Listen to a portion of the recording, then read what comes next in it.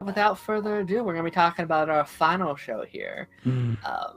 It's been taking up all my mind space during the week. Look, I'll be honest. Like going into this week's episode, us filming today, I kind of forgot about Daredevil because I've been so obsessed with The Last of Us these last 2 or 3 days. Man, this was probably end of the year. Going into this year, like Last of Us and Daredevil Born Again were like my 2 most anticipated shows. Those were the 2. I'm like, I cannot wait to talk about the Last of Us. Tell me your history with The Last of Us, because I know you have like a little bit of history, right? Yeah. So I wouldn't consider myself a massive fan of the games, but I know about them. Like I played like maybe half of the first game. I've seen, my brother play the second game. My brother is the one who is the big Last of Us fan. Like, he will talk my ear off, my dad's ear off, anybody who will listen about, how great the games are. He's actually a big fan of The Last of Us Part 2, which is something that most people are not. You find, Last of Us purists, I guess, and a lot of people love that first game, and that second game is a very divisive point, I think, for a lot of people. But he loves both games. I think he likes the second game just because of the updates to the combat system. It's a larger open world. It's a longer game as well. I think it's like a 30-40 hour game versus like a 10 to 15 hour game, which the first one was. But yeah, he's definitely more so the Last of Us guy. I, again, know a little bit about it, but not a massive fan of the series. I ended up watching the show after it had fully aired. I watched it at some point last year. Did you say that you weren't, or you are? Weren't what? A fan. Oh, so again, like, I'm intrigued by it, I guess, is the best way to put it. Like, I'm not necessarily, again, I wouldn't say I'm a fan, but I'm not a fan, right? So I can't consider myself a fan until I've actually finished the game. Right? So I mean, I think you could be a fan of just the show. Right. Yeah, okay. So then, yeah, I enjoyed the first season. Like, I think as somebody who didn't know a ton about the game, I enjoyed the show for what it was. Like, again, I picked up on a lot of stuff from early on, the stuff that I had played, but I was in for a bit of a surprise in kind of the back half of the season. I didn't know a ton about it. But yeah, I think that initial watch of that first season, I ended up binging it. Like I said, is after it had come out. It had been out for like 6 months or something at that point. But I enjoyed it. I think of the 2 big the 2 big video game TV shows last year, though, I was a much bigger fan of Fallout, which again I have a very similar history with, as far as I've played the games very sparingly. My brother was a much bigger fan of them. He kind of told me everything that I know about the lore of those games. I've watched videos and stuff like explaining all the vaults and things like that. But I think that the Fallout series was, in my mind, a much more fun watch and a better show than The Last of Us. Even though, again, The Last of Us was very well put together, very well made. I draw the comparison. I actually had this conversation with my dad last night before we started watching the show together. For the season 2 premiere, is that The Last of Us feels in the same vein as much of a watch as like Logan, right? Like, it's a very tough watch. It's a good show, but it's very emotionally draining. I think is the best way to put it. Yeah, I mean, and that's just how the games are. Like, I love The Last of Us. It's one of my favorites, and like I'll talk about my history with it in a second. But like, I love it. I also have to be in the right mood to play that game, because if I'm like down in the dumps, not feeling well, I'm not playing Last of Us. It's kind of a slog to play. Yeah, like, it's tough. It's sad. Yeah. Like, you will. I think that's probably why I haven't finished it. Although, like, elements of Part 2, and you can probably see a little bit of that in this first episode. A lot of, like, the first half of Part 2, a lot of it is almost like this, like, coming of age story that I really, really enjoy about that portion of the game.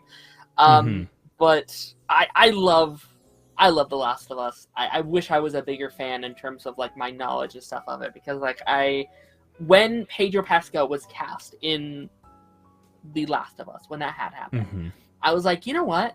I'm gonna play the game for it. I'm gonna get ahead of the curve. I'm gonna check this out because something about it just kind of drew me in, and I don't know if we ever talked about this. I love like apocalypse stories. I love end of the world stories. I love The 100. I love Walking Dead. I loved Fallout. I loved The 100. I love even like Hunger Games. Like I love like the world is over and now we have to rebuild kind of stories. Like those are so fascinating to me. And so stepping into a game like this, someone who doesn't really like scary movies and games and stuff like that, was such an interesting experience. And that journey through me playing the game was like one of my favorite like fictional experiences probably of all time. Like that journey for that first game was incredible. And I said when that show, or like when I was playing that, I was like, if this was a TV show, it'd be one of my favorite shows of all time. And then they adapted that show perfectly, like one for one, basically. I was like, well, I guess I have to put it on my favorite show list because that story is incredible. And then I played most of part 2. I played, for those who have played the game, I played up until Abby day 2. I played Abby day 2, which is there's several more hours on top of that I haven't played, but I played a good chunk of part 2. And I only haven't finished it because, like, I'm just not a good gamer. Like, I suck at games, and sometimes I just get stuck on a level or stuck on a point where it's like, I guess I'm done here, but I'm trying to replay it. I feel that so much. Sometimes, like, there are games, like, I always mention this. I got to, like, 80 hours into Assassin's Creed Valhalla, which came out in, like, I think 2020, 2021. I still have about 20 hours left in that game, and I'm just kind of, like, I wouldn't say stuck, but I'm just, like, I just got bored of it after a while, and I just never went back to finish it. It's always, like, puzzle stuff that fucks me up. Like, it's always, like, the simplest thing, and it's so embarrassing. Like, I was playing Last of Us Part 2 the other day, and there's a point where you have to, like, throw the rope over, like, a ledge, and you have to climb up the other way. Very simple task. Had no fucking idea what to do. I was, like, walking around for, like, an hour and a half, being like, where do I go? All right, we got to get you to play. We got to get you to play Tomb Raider then one day. That'll be fun. I've heard Tomb Raider's great. It's so. Oh, dude, Tomb Raider's so good. It's so frustrating. Like I've thought about like streaming games on here. I think that'd be fun, but it's like no, it'd be so embarrassing. I'd be stuck on a simple ass thing, and people would make fun of me for like an hour. But no, dude, we got to stream games more, especially if I get a new PC at some point, one that I can actually really fully stream games on. Then hit me up. We got to do some games. A little series is like Taz teaches Darren how to play video games. Yeah. Oh, dude, I'll teach you how to play Call of Duty Zombies. Oh god. And we'll do the Easter eggs, and those are all puzzles. That would be kind of fun, actually. Puzzles. There's Morse code. There's like all this stuff. No, it's crazy. But Ciphers. Going into season 2, like I've known the main story. I've known the big thing that was going to happen. I know the big thing too. I know the big crux. Whew, I've been just so excited to see how they adapt it. I love this story when it's like I love this main story and what they do with it. And my favorite thing about this, like I'm a little just like slightly more backstory a little bit. I started the pipeline I think when season 1 was airing, and that was one of the shows I wish I was covering more. Like I wasn't doing this yet. I wasn't doing full on reviews yet. Like I think I started the pipeline November of 2022, and this aired in January of 2023. So I was just getting started, right? And like I felt like I had just missed the Last of Us conversations on here. Like I didn't dive into it as much as I wanted to. So I've been really waiting for it to come back because I wanted to do these live discussions. Last of Us is such a strong conversation show. There's so much conversation for sure. For sure. One of these days we will have. I'm really excited to have. Once we talk to Darth about this season, because he's binging it this week, I'm pretty sure. I want to hear his thoughts on the finale and that leg run of like who was right in this situation, because so much of our conversations these last couple months are like, are these characters morally right? There's the big moral dilemma, and this is a show where no one is morally right. They all kind of suck. No, it's just you have to choose a side. You know what I mean? I don't think any. Yeah, literally, there is nobody that is all good, really. Oh my god! Out of any of it, and I think that again, that you're right. That is a very good point to bring up. Is there is no good guy or bad guy. There is just people trying to survive, and you do what you got to do. And like, even in this episode, where not a ton of stuff happened, but we even had a few like kind of bigger decisions to make of Yeah. like, do you help this person? Should we try to do this thing? Like that. Yeah. I do like, you're right, that kind of moral dilemma there as well.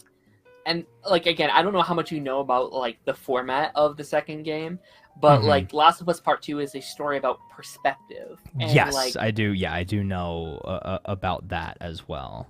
and I'm being very curious how they're going to adapt that into the story. And I think already they're doing a really interesting job at kind of making you care from the very get go. Like they are the first characters you Yes. see this season, which is very Yes. interesting. In the games, they don't really give you that. They kind of just throw you in, and when this thing happens, it's like, oh, I fucking hate these guys. Like, what the hell? Why am I playing as them? Right, and then Um, what the throughout the course of the game, then they try to make you sympathize and care about them you and play, yeah, why they did what they did. you play the same day, but from their POV, and by the Uh-huh. time it happens, it's like, oh, oh no, I don't know how I feel. Oh no, this is awful. Um, Yeah. but yeah, Yeah, no, that's awesome. it's very exciting, and I think this first episode, I liked this first episode a lot. I really did. And one thing I think is very interesting, and we won't go into game spoilers, but this game kind of takes place right before, I'm sorry, this episode takes place right before the start of the show. And we know a lot of the context, we know a lot of those things, we see some of those scenes, but you really get the extra context for where this is taking place. You're seeing all these things that you already know if you played the game, and you're like, oh, that's what it looks like. Oh, that's the headspace they were at. Oh, that's the way they're going about how they're adapting this story in a very fun and interesting way, I thought. Nice. Yeah. Again, so How do you feel? I thought, again, this was a great start to the season. I think it did exactly what I expected it to do, was kind of reestablish where we were. I knew there was going to be a bit of a time jump. I knew we needed to see kind of how everybody has evolved and changed and matured since we last saw them. But also, as much as things change, things stay the same as well.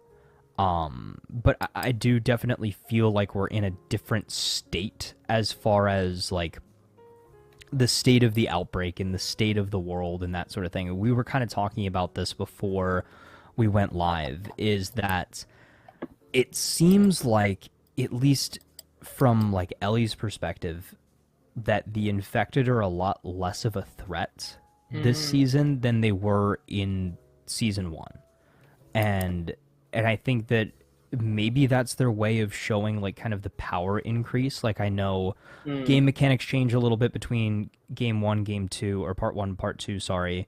And like the movement was a little bit more free, and the combat was a lot better in the second game and everything like that. So maybe that's their way of showing it, is like, our point of view character is a lot less scared to go out and get her hands dirty and kind of, get up close and personal with the infected and stuff like that. And I think that that's cool. And I think that was one of the big aspects that people wanted to see more from that first season, is we didn't get a lot of fighting. We didn't get a lot of combat. It was more so like avoid the infected as much as you can and fight people. Right. And I think we're also going to get that aspect here in season 2 as well. I don't know if you saw the little sneak peek of like, what to expect this season, that sort of thing. Like, I think that gives me a lot better of an idea of where this season is headed. And I think, again, it's going to be more so a person-focused season than a zombie-focused season.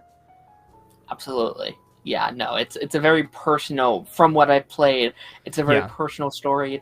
It's a story about dealing with our consequences and what is the repercussions of our actions and what are the consequences of these things that we've done. And, Joel makes a very big decision at the end of the season. Where does that go? And, how does that follow him into where we are? So absolutely. And I can't tell either, too, so I don't know if I'm supposed to be in the dark on this, right? Are we supposed to think that somewhere in this 5-year gap that Ellie figured out that Joel lied to her? Or did she know he was lying from the beginning? Is that something that is going to be explored, and that is why they're kind of butting heads right now? Or again, is it the simplest solution is the correct solution? Is they're just butting heads because Mm. she's, you know, I'm an adult now. I don't have to listen to you. You're not even my dad, dude. Like, I think I think that's kind of the point a little bit is that they want you to ask that question. It's like, right. is that it? Like there's game stuff I could be like, oh, actually, I think that's actually a big thing on the game part because there's a scene in here that resembles a big scene in the game that they don't go to here. So it's like, are they going to adapt that, or have they changed it and they're not going to put that in the show? And like it does have you wonder, like, does she know? And I love the opening, and this is just like how like there isn't a right or wrong answer to this, but like I love that opening scene and like how the show like last season ends, where it's like, tell me the truth, like, did you do this? And it's like, no. I was like, okay, I believe you. And I love Bella Ramsey's performance and also what they do in the game. I think even more in the show though, it's like she knows. Like she knows what he did, but she is so scared to accept that reality. Right. She is in denial about it, of like, okay, all right, I have to trust you. Yeah. And it's been 5 years, like a lot, like she's had a lot of time to think about it, a lot of crucial times. Like your entire reality is broken. You, like in your mind, you're born to do this one thing. It is the most important thing that may ever happen in the world. And when you find out that that was all a lie. Yeah. So, okay, let's, I guess, stop beating around the bush as far as that goes, right? Do you agree with the choice Joel made at the end of last season? Like, if you were in his shoes, would you have made the same decision? I guess. And those are two different questions. I guess. Yeah, they are. They are. But do you agree? I guess. Do you agree with how he left things by lying, and do you agree with what he did? That's the thing. That's so. And again, I'm so excited for when Darth gets here because I'm so excited to ask him that same exact question. Do I think it was the right decision? Again, that's hard because like, was it the morally right decision? Probably, right? Like he saved a child from being killed. Was it the right decision? I do not. I do think, as fucked up as it is, I millions of lives, the Earth would potentially be saved. You know, we could start a new future, but then there's the aspect of but what if it didn't work? Right. You know? Right. Yeah. So he had the exact same dilemma as the end of Spider-Man at the end of Spider-Man PS4, right? Do you give Aunt May the cure, or do you let Aunt May die and save everybody else? It's so good. But like but again, I think if you put yourself in Joel's shoes, he lost his daughter before. He's not going to go through that again. He sees what's going on, and he just it's selfish. He snapped. Yeah, exactly. He made, in a lot of ways, yes, he made a selfish choice. He also took away Ellie's choice from wanting to be that person that would save everybody, regardless of whether it meant did she live or did she die. In a perfect world, you take Ellie, you take her away from there, and you wake her up, and you're like, hey. Here's what's going on. Here's the situation. Yeah. Are you in or are you out? Yeah. Do we kill everybody, or do we continue? It's like, if you want to live, I will make sure you live a full life. But here's are the consequences to those actions. And it's like you asked me what would I do? And it's like, well, I don't know. You know, like I don't even know how to begin to process that. Like again, that is that.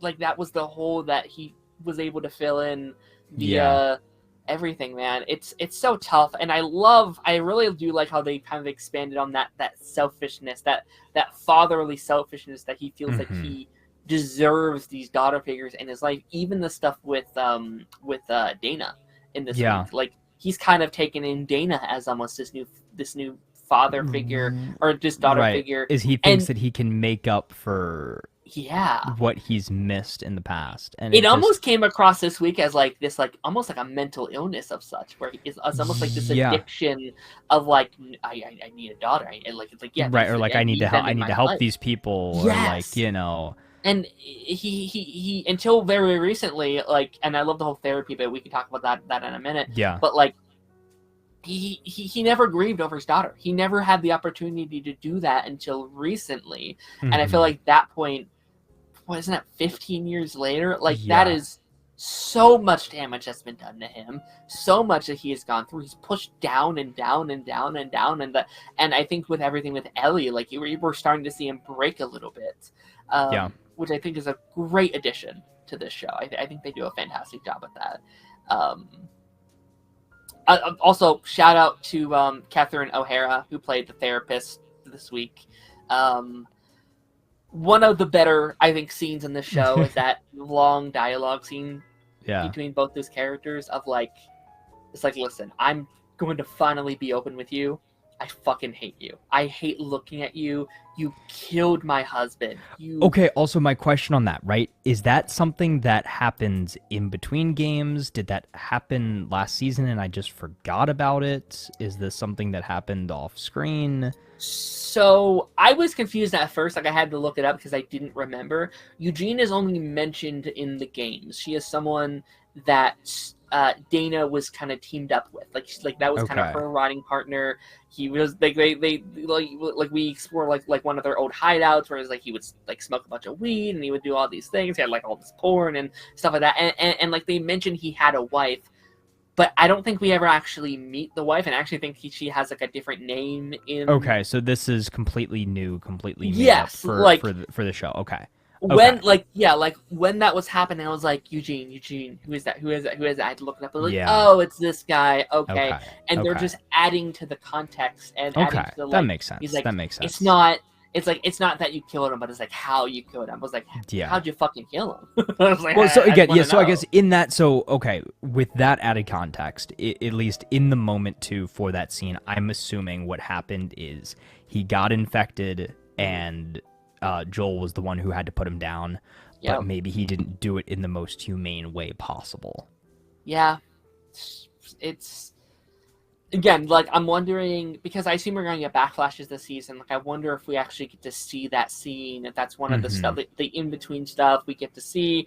I imagine again, like we could talk about this later, but it seems like they're wanting to maybe fill in the gaps a little bit. So I would not be shocked if Yeah. it's another backflash themed episode or something. That would be really Hmm. cool. But like I loved every aspect of that. Of like I'm just getting out how I truly feel about what's been weighing on me. Is like she's the only therapist. Like when you're in the end of the world, like I know that this community needs you. I know that you need my help through this. So I am going to put my needs aside to Yeah. help you through this, even though it's tormenting me every day. And like I like that she ends it being like, okay, that's how I feel. Now let's work through this. Let's work Yeah. past this. How can we come to terms with what all this has happened? Right. And it's so interesting to Joel because again, like that's just one of his one like that's just a simple example of his consequences coming back to him, like the things Hmm. that he's done showing up in his present day and haunting him a bit, even if Right, it's is he under his thinks control or that not. all of this stuff that he does for the greater good, he does for his survival, but doesn't ever really think about Mm, the results or mm, what could happen. yeah, And I think we even got aspects of that last season to an extent. Like certain things would still, come back to bite him. But but it is again such an interesting dilemma too, right? This is somebody who's been living through the apocalypse for 15 years, who has become very, I guess, reserved, very jaded, mm, changed his worldview, and again, is somebody who really only looked out for number one, looked out for himself for mm, as long as he can remember, and it's tough to then learning to care for other people and wanting to protect these people, yeah. and he's already a person that is willing to go to these extreme lengths to protect himself. Yeah. So how far would he go to protect those people he loves, number one, and those people he loves who he feels like cannot necessarily protect themselves as well as he thinks he can protect them. Well, Which I think is also a different, another aspect too that we saw is Ellie's very capable of taking care of herself now. And I think that is another reason why they're butting heads. And we saw that this episode when Yeah. Seth, I think his name is, like, when there's that whole sequence, he instantly doesn't give her a chance, pushes him out of the way. Yeah, I saw the comparison between the game and that. He like shoves him to the ground in the show, but in the game he just like kind of pushes him to the side. Yeah. But I thought that was kind of fun.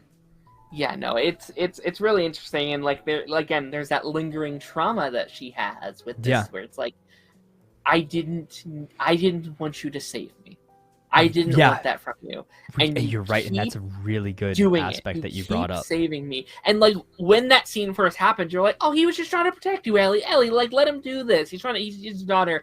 But like once you see it from that lens, that like again, Ellie has trauma. I don't think she's worked out. And and maybe that whole thing wasn't about that situation. It wasn't. Right. Yeah. It's like it was very much so in reference to the big thing. Of I didn't ask you to save me.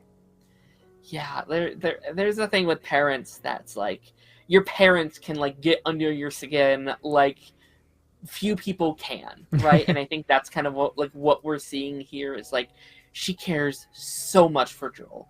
She cares so much for what has, their journey and that stuff like that. So that's why it hurts so badly.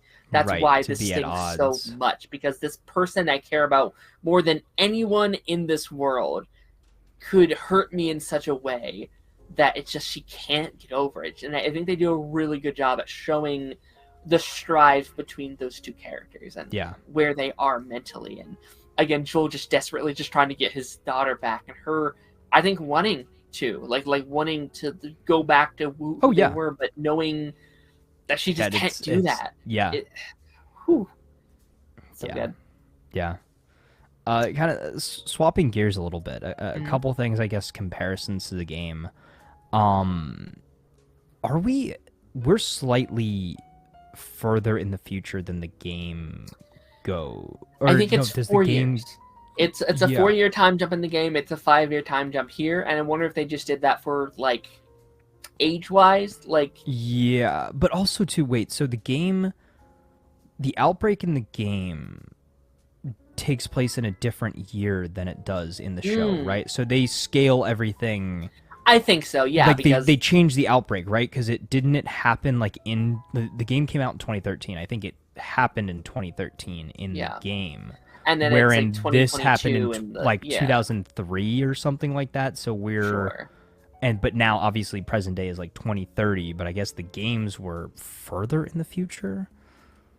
Yeah, I don't know the whole timeline of it all, but I think I do remember it being slightly altered for the show and where everyone is at. And I think also just like, because like, again, like in... Yeah. So here, I found it. So HBO's Last of Us takes place before Last of Us, the game. In the games, the cordyceps virus outbreak took place in 2013, the first game taking place in 2033. Meanwhile, the cordyceps virus outbreak took place in 2003 in the HBO series, with Season 1 taking place in 2023. So they moved it back to then make the present day of the show the present day of when the show came out. And now we're in the future with like the and 5 now we're in the years future. Later. Yeah. Right. And also, I think 2029, I think is what it was, the new year. And again, I think the whole switch, because like in the game, it's a 4-year time jump in part 2. This is 5. I'm wondering if that's just for the Ellie and Dana stuff, so you don't have like them be 18 now they're 19, right? I think it's a little bit of a buffer, just if anyone has kind of a problem with that.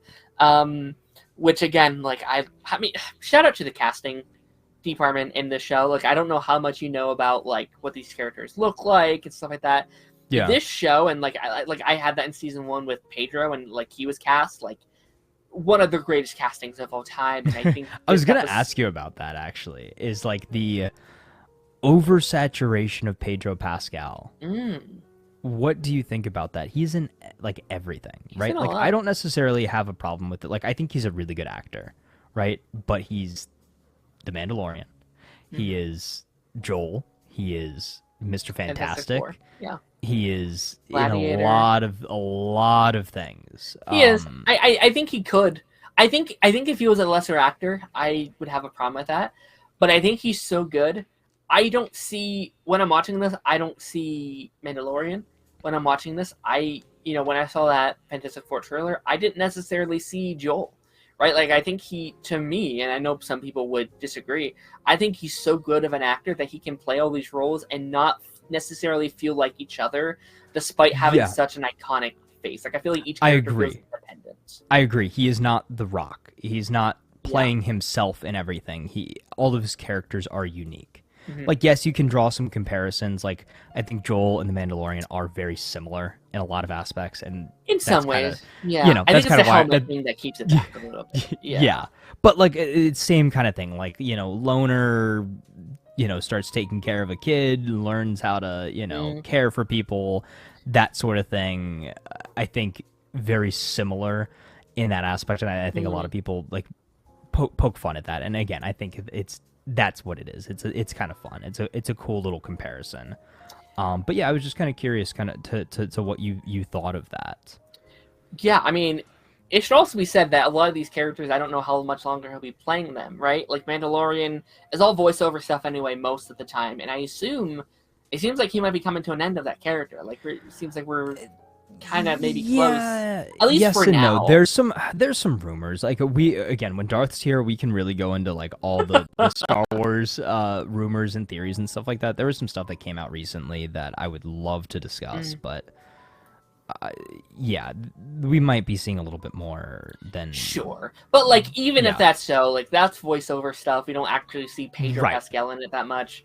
Last of Us, we'll see. We can talk about that I think probably The Last of Us is the most, I guess, intensive for him because there's a lot of makeup. There's a lot of, prosthetics and cuts and bruises and wigs and all that stuff. Sure. I can't remember. Did this show win something for costuming or anything last year? I don't know, but it or a should. Couple years ago. Yeah, I think it won a lot of awards. It did very well in award season. I think the Infected actually look better this season than they did last season. Oh, it looks incredible. It looks really good. When like the Stalker was kind of coming up, and that's actually something I kind of wanted to go back to. When you were saying they feel weaker this season, I think that might be to contrast the different types of clickers in this show because. Part 2 really expands upon like what kind of clickers are there. This episode expands on like they're getting smarter, they're getting stronger, they're getting faster, which is in the game, but they don't really talk about it, right? Like they just you just start to meet all these different ones, and I like that it's them being like, "Hey, they're evolving, guys. What the fuck are we going to do?" Like I like that. That's an undertone to the story. Yeah, I do too. But go back, I guess, to something that I know from the first game, right? So the Bill and Frank episode of last season, which was probably my favorite episode of the show that has nothing to do really with the main plot. Fantastic. Very Brilliant. Different in the game. Like you go into the school and stuff like that, and that's when you first fight the bloater, right? I just remember fighting off so many more zombies in that portion of the game than we ever saw throughout season 1. And like I guess up until going through that in the game and then seeing where we are in season 2 where the whole town is getting scared of a couple extra infected and one smart zombie. Yeah. Like that's a little I can definitely see where people who are the frustration. Game purists are upset with that. I don't have a problem with it because, again, I don't have that emotional tie to the game as much as other people do. I thought it was a cool scene. I thought, actually, really, that scene, I guess the whole way that scene developed was probably my favorite scene of the episode. Like, it felt like a game. Like, we got that kind of perspective behind Ellie and Dina of them, like, they pull out the knives, they, like, crouch, and they're, like, or they pull out their pistols, and they're like, wait, no, we got to do this quietly. So I just, like, in my mind is, like, new objective, take out the infected, but quietly. It's, like, that whole scene was so game coded. Like, I felt like I was playing the game, whereas, like, you have to crouch to go around. Right, you throw the bottle, do the distraction, go up, get a little stealth kill, and like It was I was very so cool. happy It was with that very bottle. It well was so done. stupid of just like, because like they didn't do that in the first season. Like they No, didn't throw a bottle or throw a brick. And they I was really like, leaned into the yeah, aspect of, yes, this is a video game. Like, yeah. let's treat it a little bit more like a video game. And when you like when she falls down the wood Yes. floor, Yep, that and happens it's like, so oh, much fine. in Last of Us. Yes, yeah. It's like, all right, you've gotten trapped in a new area. Find a way to escape. Yeah, no, for sure. And I like that they, again, I'm not someone who likes a lot of like horror movies and stuff like that, but like I think this is easily the scariest Last of Us has been. Season 1 Yeah. isn't really scary at all. Like No, which I'm it's okay more. with. I would say it's more so a thriller Yeah. than horror, but they That- did kind of lean into the horror aspect here with Yes, the design stalker, and just yeah. but I mean, it does what it's in the name. It's a stalker. Yeah, like it disappears, and like they really lean into the scary aspect of that. Like clickers that can just disappear, that can run. Yeah. Like that's terrifying. That Yeah. is like, especially if you don't know what they are yet. You're like, Yeah. what the fuck? Like, I like where yeah. is this? And she almost Well, dies.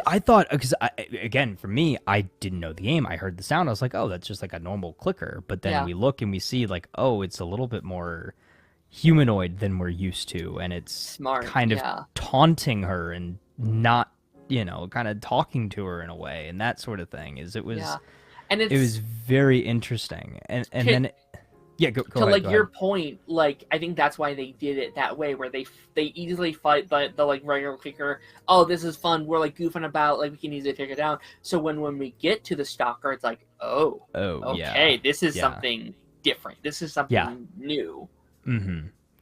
And so I'm interested to see your opinion on this as well. Is I have a very firm stance on this. Okay. Is I think Ellie, while she has gotten more proficient, I think she has also gotten sloppy in this season as far as she thinks that she is invincible. She allows herself to get bit because she knows she can't get infected. She's what? However, what? She's what? I said she allows herself to get... And then messed it up. Fuck. I know. I was like, what? I was like, did I misspeak? Shoot. Damn it. She thinks, okay, fine. She thinks that she's... Okay, there we go. So, no, you're good. So, yeah, like, yes, she can't get infected, but, like, in my mind, I'm like, can't she still get, like, an infection from having an open wound in the middle of an apocalypse? Yeah. Like, you gotta still be careful with that. Like, we had a whole episode last season where Joel was, like, dying from a gunshot wound because it got infected. Like, you've got to be a little bit more careful than that. I kind of was like, oh, is somebody going to find out that, somebody that shouldn't know that she, can get bit and that sort of thing? Like, I wonder if that will be an addition, like an additional thing, because I do, Jonathan, we will answer this question in a second because I think that's a fantastic question. But I think you're right. I think they're going to wait till the end of the season. So maybe that's an element of the season, because there is a theme of her having to keep this a secret, her not telling people, even Dana, someone that she considers her best friend. Right. Like, I would person in her assume, life. again, I don't know a ton about the game, but I would assume eventually she tells her, because from what I know, she's a big part of the game. She's kind of like your companion, your sidekick. Yeah. In the game. So I also know there's a bow and arrow, so I'm waiting to get to the bow and arrow. But yeah, I thought that was a very interesting aspect, and I think maybe once the big crux of the season, once that happens, maybe that will be the big shock to her, to realize like, oh, hey, I need to lock the heck in. No, I think that is going to be what is the big mindset tonal shift for her. Like, this isn't a game anymore. Yeah, no, I think like I think what you're saying is maybe the point of at least the first half of the season, or maybe even the whole season, is that maybe she doesn't care anymore, right? Because she was supposed to die, right? Like, she's not supposed to be here. So maybe even if it's like subconsciously, she's like, fuck it. I can't get him, like, I can't get sick, I can't I can't get infected, I can't get other people infected. I'm really strong. Well, I actually kind of thought about that too. I was like, when in the scene at the dance, right? I was like, is she a carrier though? Like for the zombie I virus? don't. Like, I don't think so. can it be? Yeah. But is there an aspect of it of like someone? I think it was Real Readers brought this up maybe, where they made a good point. Is like, how does she know she couldn't eventually not be immune, right? Is Right. there an aspect of like, if you get bit enough time, you will slowly over the course of time be infected, like an right allergy, the final bite? yeah, like sometimes you're not born with an allergy, but if you have that thing enough times, you could be, or you might Yeah. develop one, right? If whatever is in your body that was preventing you from getting sick is now gone as you get older, like that is an aspect that I wonder if she sometimes thinks about, or like is fearful about. That's something I'd think about. Like that's something I Yeah. would worry about for sure. Most likely, it's not something though that she's thinking about, at least not currently. Because again, I think too, maybe that shows the reckless, rebellious, young adult side of her now too. Is like, again, kind of like you said, it's like, I don't care what happens. Like, Yeah, yeah, it's interesting, and yeah, I'm excited, and like there is like a tonal shift, like I don't know if I want to say this, but like the first like 30 minutes, 40 minutes of the game are really fun. Like they're having a good time. They're chilling. They're being teenagers, and then there is a shift that happens, and it's like, oh, okay, and it's not, we don't completely get rid of that tone, but it is a different tone. So, oh, and I guess again, dancing around that thing. Will that thing happen sooner or later? yes, let's talk about that. Yeah. I'm 50-50 on it, because if it happens because like right now where we are, if they stick to the pacing of the game and where kind of we are continuity wise, I would say it would have to happen probably episode 3, episode 4, at max episode 5, at max. Mm-hmm. But will they stretch that out? Is this a 10 episode season or 7? 7 episode season. Okay. Yeah. So throw in a couple fillers or something, like throw in a couple of things. And the reason I think they might wait till the end is because they like all the reviews I've heard was like, this is a really good season of television, not necessarily a good adaptation of The Last of Us. Mm-hmm. And yeah, to like me, I heard it's very different. And to me, that screams, and I don't think that's a bad thing. Actually, in some aspects, it could be a really cool thing. I like the idea of spending a little bit more time in this era of the game, add some new elements to the game that game fans were like, oh, this is really cool. We get to see new stuff we've never seen before. I don't think that's a negative inherently, unless it does feel weird in execution. I don't have an issue with them expanding upon a thing that was maybe not as drawn out in the game, right? So doing another comparison to a different video game adaptation is, I don't know how much you know about Halo, but the Halo TV show, there was a lot of backlash on that Halo TV show. One of the big things is the Fall of Reach. The Planet Reach, there's a whole game, Halo Reach. There's the Fall of Reach book. They did the Fall of Reach in Halo Season 2.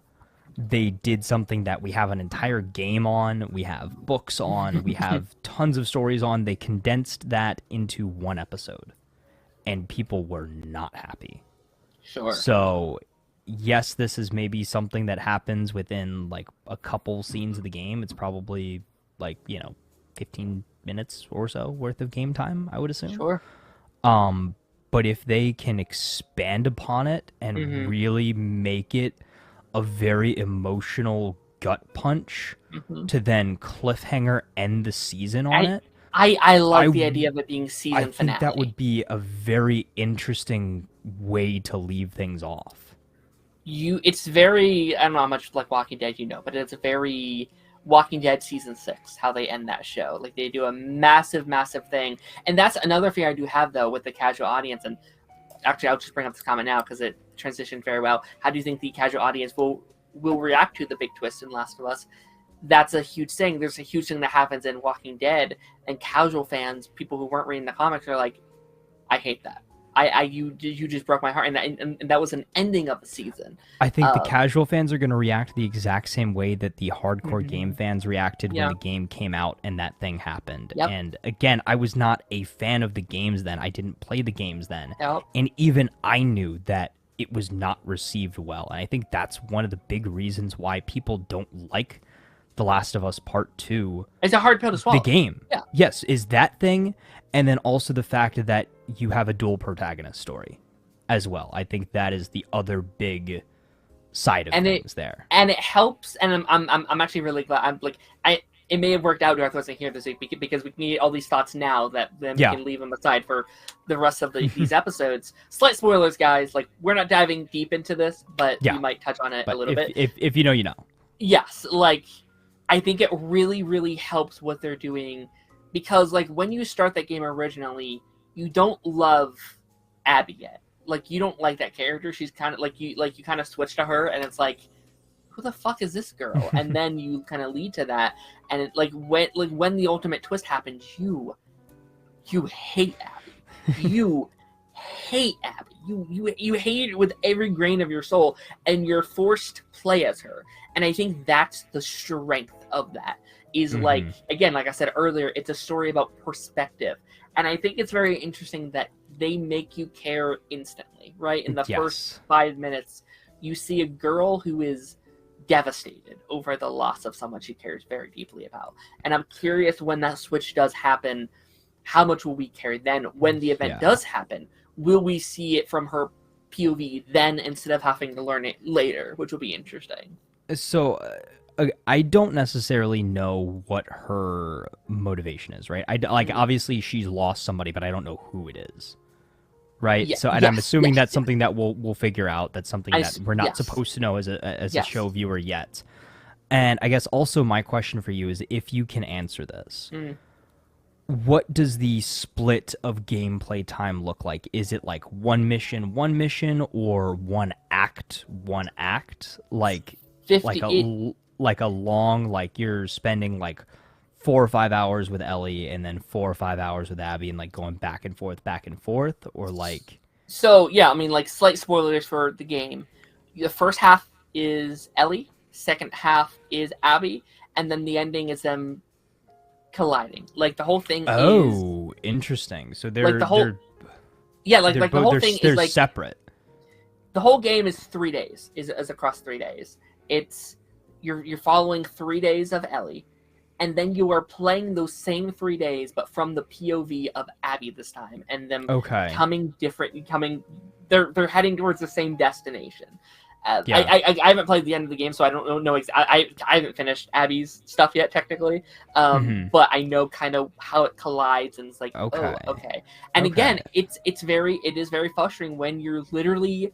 At first, when you're literally forced to play as Abby, this character. Spoilers, guys. Spoilers. Massive spoilers. If you've not played it, you don't want to know.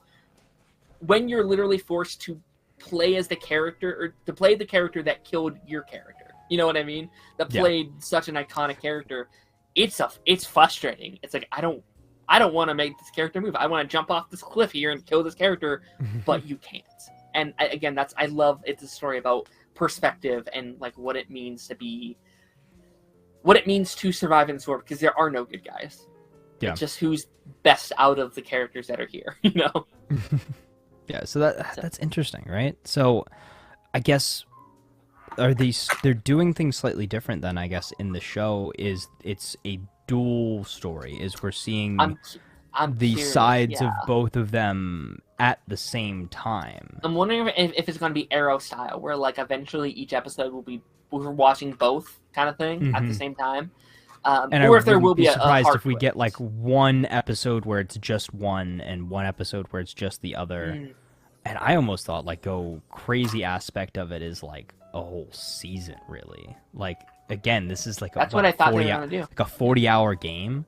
Like you have your Ellie season, your Abby season, and then your like that's I what think, I think. Again, from what they said, like again, they can make like 3 or 4 seasons off of the 2 games.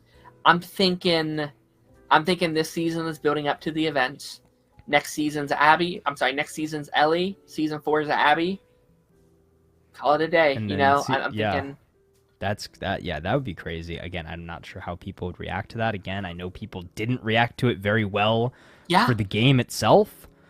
But I'm curious. I'm interested. I'm here for it. Again, like, I don't know if I want to play the game before the end of the season. I think I'm gonna let the season play out and then go back, and I'm probably gonna just restart the first game. Like, again, I think I'm like halfway through. Yeah. I can't remember, where am I in the first game? I think I'm in Chicago. Like, so I'm right after the shootout in like the convenience store, and then you go across the street, and then I've picked up a sniper rifle. That's the last thing I remember. Is I think you're kind of towards the end then. Yeah. I got my first sniper rifle. Yeah. So I'm somewhere in there. Was Ellie kidnapped? Was that the whole Ellie kidnapped stuff? No. Okay. No. This is before that. This is like, I think episode 3 or 4 of the show. Okay. So it's not super far in. Gotcha. But it's after Bill and Frank, but it's before some of the later stuff. Gotcha. I'm trying to think. Is there? I mean, you know, there's stuff I could go into. Like, I mean, I started mentioning like the whole casting stuff. Like, there's so much casting in here. I adore. Dana is such an incredible casting. Like that was one of them where I'm astonished at how good I think she plays that role, and I maybe even like her potentially more. Like, that actress is so likable. I know she's going to is it Isabella Marcez, I think is the actress's name. Something like that, yeah. She's going to be in the upcoming Superman movie. She was Madam Web. She was Dora the Explorer in that live action movie. She was in what, Alien Romulus too? Romulus, like she's slowly becoming a household name, and I'm here for it because she's fantastic. Like, feel bad for her for the whole like Madam Web stuff. And what was the crossover with that, right? So I heard something about like her character in Alien had some inspiration for Last of Us or something. I can't remember what it was, but I have no idea. There was some sort of crossover, some sort of inspiration. I don't know. Again, I don't know the full story, but I know that there was some sort of connection there, or like I haven't seen it, so I can't say. Yeah, I can't say, but like, I thought she was fantastic. I think it's very interesting. They gave her a connection with Joel as well, which we talked about a little bit, but like, I don't think they share screen time in the game. Like, they don't have a connection at all. So that stuff is all new. Like that scene when they're like making the battery thing, and they're having that conversation. Not a thing. It's just non-existent in the game. So it's like, oh, that's interesting. The dynamic between her, Ellie, and Dana, and their whole like coming of age stuff in the episode, I adored. That's some of my favorite stuff of the second game. I think it's just like the cutest stuff, and again, like seeing kind of the origin of some of the stuff that they kind of jumped over, like where we start, is really interesting. I think it's really funny, and like, this is me getting on my soapbox a little bit, but like, it's so funny to me still having like homophobia during the apocalypse. I think is freaking crazy to me. Like, we got clickers outside, but we're like, oh, but 2 girls kissing? I don't think so. Can't have any of that in our apocalypse. Yeah. Zombies are okay, but not those damn queers. Like, it's so funny to me. I know it's such an iconic part of that game. They had to obviously adapt that stuff, but I thought that was very interesting, and like, great chemistry. Like, I think those two have so much chemistry right off the bat. Like, 100%. That scene is so good. Like, what was the line that they said? And it's also in the game. I just don't think I've reached that part of it where it's like, you know, like, it's okay because like, I'm not a threat, and it's like, oh, from where I'm sitting, they should be terrified of you. I was like, okay, that's one hell of a line that would work on me 100%. Like, that's so good. But then there's the stuff from like her point of view. It's like, oh, but it's just because she's high and she's drunk, and she's, like, I'm drunk, she's high. How much of this is real? How much of it, like, that's the stuff that's going to be going through her mind. And then the whole Joe thing, the piling on top of it. And like, that's where the game starts. I'm very curious next week. Like she wakes up and being like, okay, all this went down. how do I deal with it? What's this day going to be looking like and stuff like that. So I'm curious if that's where we pick up next week or if we play around a little bit. Will be interesting. Yeah. No. I think as somebody who, again, knows enough to hold the conversation about the games, but is not super well versed in them. I'm really enjoying it. Like, I think it's a fun time. And again, as I was kind of talking about this briefly as well before we went live, is my brother's the one who's big into the game. My dad ended up kind of getting into the story and everything with it. Is he watched my brother play the games, and he ended up watching the first season, and really kind of convinced me to watch it. He was like, "Hey, you don't have to have really played the games to appreciate the show." And now we're watching season 2 together, and it's again a very interesting perspective. Is two people who haven't really played the games, don't know a ton about it outside of what we've been told. And then we have my brother, who is like the biggest Last of Us game fan of all time, but he's like, I think I'm gonna sit the show out. Like, it's not, it just isn't appealing to him as much as the games are. And again, I think that will be a very interesting conversation. As I want to finish this season of the show, go back, play the first game, play the second game, and then really kind of develop my opinion and see where everybody's coming from. Like, I think that will be very, very telling. And see which version of the story I like more, if I prefer one over the other. Sure. And like, that's such an interesting perspective, because like what you said, he didn't like the show as much because it differed too much from the adaptation. Right, is basically his arguments that he said to me were that he feels like the characters were nerfed a little bit, is there's not as high a quantity of infected, and that just kind of like the deviation from the story of the game is too great for him. Like, again, he just, like, I don't think he hates the show or anything like that. It just, he prefers the story told by the game and in the style of the game. See, because like that's so interesting to me, because like I've had many conversations with people on the other side, in which I kind of agree. I think it's such a strong adaptation, sometimes too strong, where it's like people are like, well, I've seen this story before. I've seen almost the exact same story.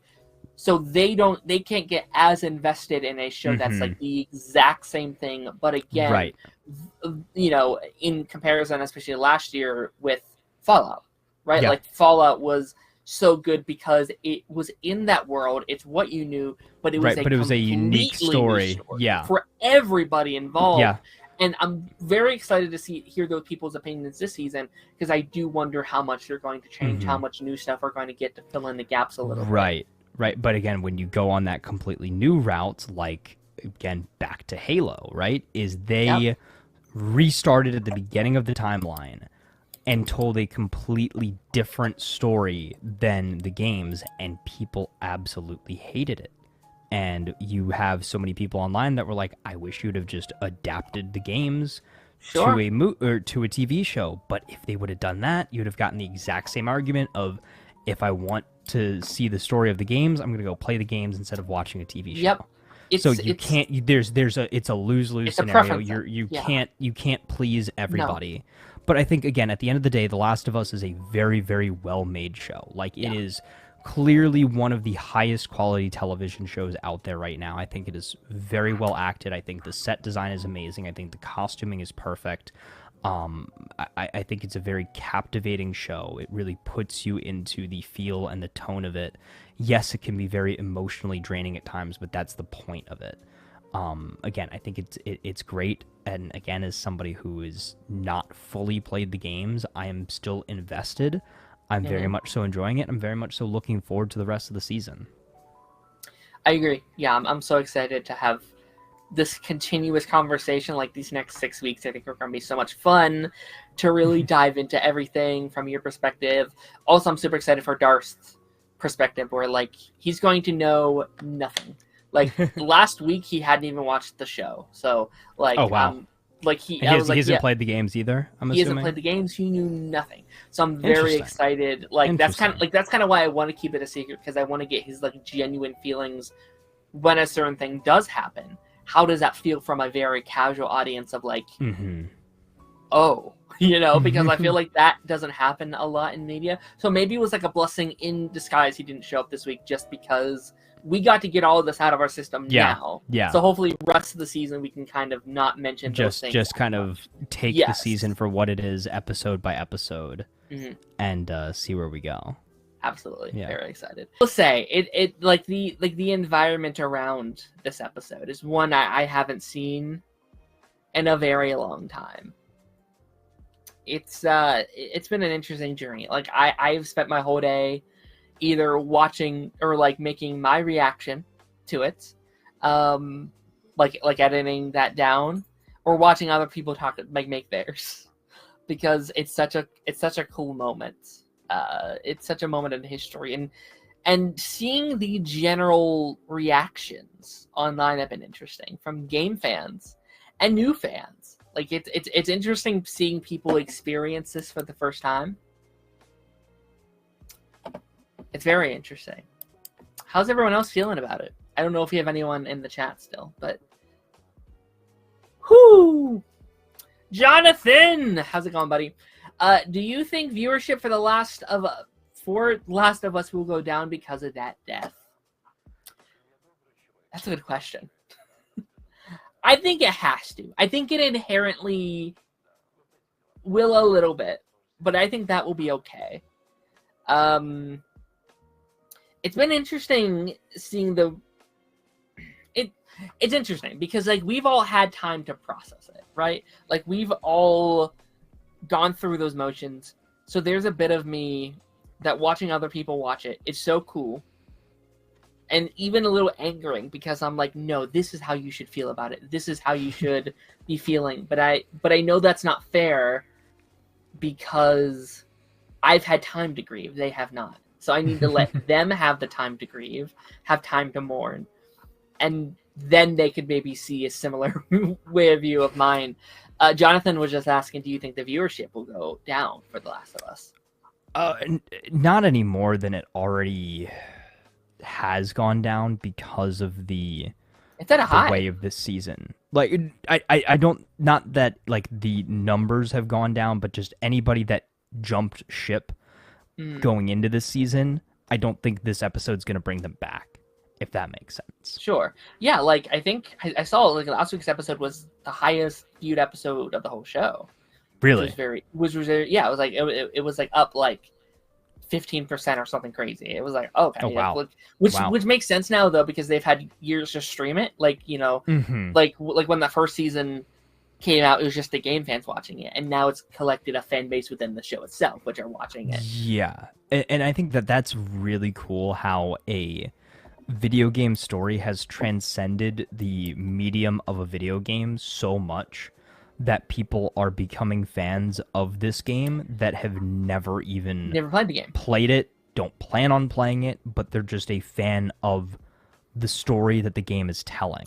Well, that's the reason to do something like this, right? Yeah. Like, hypothetically, like, I'm a game fan, and I'm loving the show to death. Like, I'm enjoying it. But, like, you do this, and you do, like, book adaptations and stuff like that, to not necessarily for the people who've read the books who already love that story, but it's to bring in people who aren't book readers, who aren't gamers, who aren't going to be, you know, consuming it that way, bringing it to an entire new audience. Yeah, that's why I think IPs like Fallout was so successful, and I think a lot of people that didn't play the games are big fans of that. I think, and it brought so many people to the game. Yeah, I think if we ever got a good Assassin's Creed movie or an Assassin's Creed TV show, I think that could be very big. Think about how popular those original Tomb Raider movies were. Sure. You know, I think movies and shows in that vein, or what is it? Arcane is based off of League of Legends. Yeah. So tripled all of these things. That like game, like so many people didn't even know it was a thing. I mean, obviously it was huge, but like the amount of people that came to that. I mean, same with Minecraft. Like I might shoot a Minecraft movie, but like Chicken it's Jockey up for the first time in. I can go down a rabbit hole. I hate the movie so much, but like. It's helping the game. Like people are playing the game again. It's either bringing people back or introducing people to it for the first time. Yeah, dude, it feels like 2000. It feels like 2012 again. Playing like Minecraft on the Xbox 360. So how are you feeling, Taz? Because there's a lot of things I want to talk about with this one. You knew, but also okay. So you knew it was going to happen. Did you know how in the context of it? I knew Joel was going to die, and I knew it involved a golf club. A golf club, yeah. And I reposted a very funny meme with the Pedro Pascal crying video, and it was a screenshot of HBO Max with The Last of Us trending with pro golf. So I thought that was quite hilarious. I mean, how are you feeling? Because this is your official first experience of what feels like this canon event that everyone has to go through eventually. It's interesting. Like, I will say it's sad. Obviously I knew it was going to happen, but it didn't necessarily impact me as much as I thought. Like, I remember being more emotionally attached to, say, the Bill and Frank episode. Last season. I think maybe these episodes are going to be very similar as far as, like, I think still that is the best episode of season 1. Agreed. Was that Bill and Frank episode. Agreed. And it expanded on an already existing story and some existing characters and everything like that from the games, but it took it in a brand new direction. From what I can tell, yes, some things were changed up from the game as far as how this developed, what was going on simultaneously, maybe even when kind of in the timeline that this happened. But for the most part, I saw, I right after the episode came out, I was kind of scrolling through Twitter, seeing what everybody thought. I saw somebody post the clip from the game, and it, for the most part, seemed like pretty much a one-for-one recreation of that scene. Yeah, obviously with one major. Well, there's quite a few changes, but we can talk about that. But like the scene itself, you are right. Like yeah. Outside of the fact that the big thing is people are thinking it's a little bit less believable since Abby's not like a big jacked like unit of a person now. But like I don't necessarily have a problem with that. No, she's just a sad girl. Like and like people are like complaining about it, but it's like they just kind of ambushed them, right? It wasn't a situation of like oh, she overpowered her. It was like, no, she shot her with a shotgun. Like, she's like what was Joe gonna do? Oh, yeah. No, I mean, there's nothing that he could do. But, so, okay, that was maybe my big question, my big gripe, and I went immediately to the expert on this. I consulted my brother directly after the episode. Oh, interesting. And I was like, okay, so this seems to me out of character for Joel to see this girl and just be like, hey, come with us, we'll help you, kind of thing. I feel like season 1 Joel would have been so skeptical, would have been like, who are you? Who are you with? Why are you here? What are you doing here? And all while pointing a gun in her face. But according to my brother, you can, if you like listen to like the audio logs or read the intel or whatever it's called in the game, like you learn that in that 5-year gap, Joel has gone down this path of like self-discovery and trying to do the right thing, that sort of thing. So in that context, now, yes, it retroactively does make sense. Okay, Joel's trying to be a better person, trying to change. He sees this person in need. He sees this person trying to, survive in all of this. Cool, we'll help you. But it sucks that, ironically, him trying to be a better person is what gets him killed. Well, we can talk about that because I don't fully agree on that regard. But, like, we even see that, and I think that was a really good inclusion, seeing him a part of the community last week, a part of Jackson. Yeah.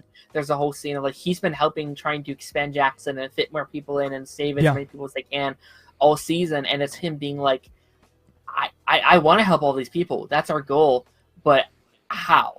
Like help me expand that. I think seeing him, and we also got to see like him being more docile. Like he became a father again. Like in season 1, he wasn't a father for 15 years or so, right?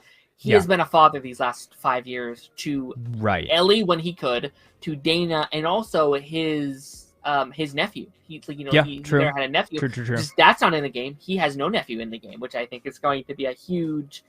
We can probably talk more about that next week because I think that will affect more stuff next week.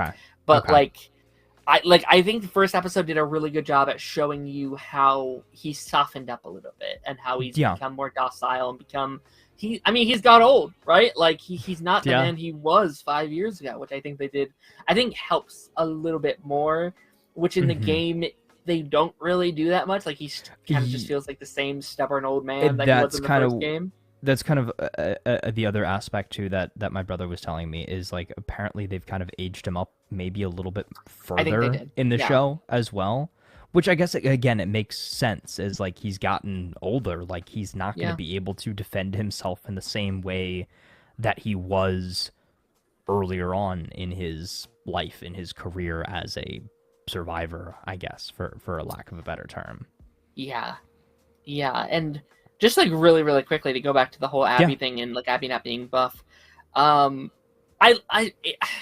feel differently about it because I do like buff Abby in the games because to me it shows her growth and how willing she was to beat Joel. Like she's been training for the last 5 years straight, nonstop for this one singular thing, and I think that makes sense for that version of the character. But I also think creatively it makes a lot of sense here to have her be a little skinnier because she's going to have to face off against Ellie eventually, and Bella Ramsey isn't like yeah, that would she's be not like she doesn't have a video game aesthetic, which is fine. Like I know she gets a lot of shit because she's blah blah blah. I think she's a fantastic casting. I love her version of Ellie, but she's not a video game character. She will never look the way that Ellie looks in a video game, and I think people need to stop expecting her to. Same way that Pedro doesn't look like Joel in the game, but no one gives him shit for that either.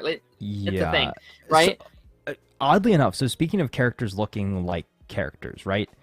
Am I weird for thinking in some ways the actress that plays Abby kind of looks like she could play Ellie as well? People say that, yeah, and I can see that, right? Yeah, but not in a way to take down. No, not at all. But I think like just like certain features like very similar to how the character looked in the second game. Well, they also kind of like they don't look alike in the game, but like they have some similar features, especially that Ellie's a bit older in this one. Like she's much buffer than Ellie is in any world, right? But that's kind of also the fun of the game is like, well, she's a little bit of the underdog in that fight. Like she's not as well trained nor as strong as Abby is. But I feel like also too that's kind of the point of like the different gameplay mechanics, right, in the second game, because you're a lot more nimble and agile and acrobatic, and you can do like crazier moves and stuff like that, because that's the kind of character that Ellie is she's a lot more mobile, I guess, than Joel was. I just remember from what I played in that first game, like Joel was kind of a tank in a lot of ways. Like the movement was fairly clunky. And from everything that I've seen in that second game, it's a lot more fluid. There's a lot more like additional movement and stuff like that. And I've seen people do like some very cool takedowns and stuff like that. But I think this episode does also give me the thing that I wanted. And we literally talked about it last week, is we got like 1,000 zombies charging the settlement. So I don't think there's ever been that many infected in the game ever. Like there's I think it's inspired by actually a game 1 thing where like there's a scene in game 1 where you're like up on these pedestals and you're with your sniper and you're like shooting down these hordes of zombies in a way. But this feels like bigger in stakes than anything in the games, in my opinion, in terms of the infected and how the consequences of this. I should also say, and Jonathan, I will answer that question in a second because I'm very excited to talk about that. That's all new, right? Everything, like that whole sequence with them invading Jackson and Tommy being like, that's all new stuff, which go ahead.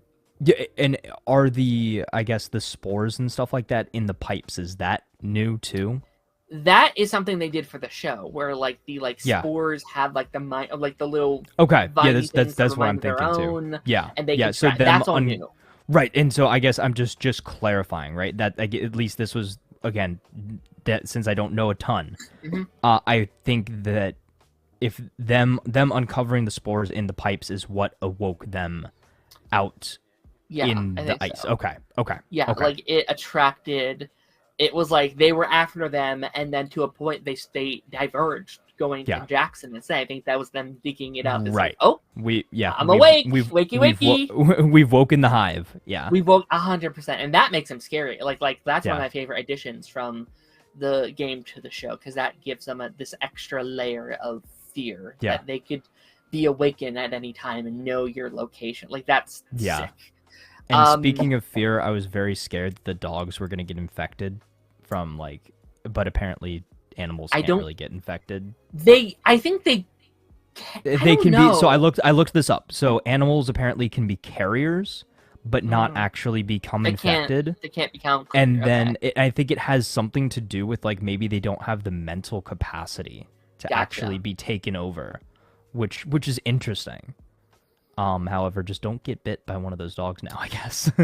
Right. And that's something Walking Dead kind of dived into that a little bit, where it's you have these infected deers where they're not trying to kill you, but their faces all crinkled up and stuff like that. It's oh, okay, yeah, they dived into that a little bit. But I do want to talk about some of these changes here really quickly, and I think that will lead into some other conversations.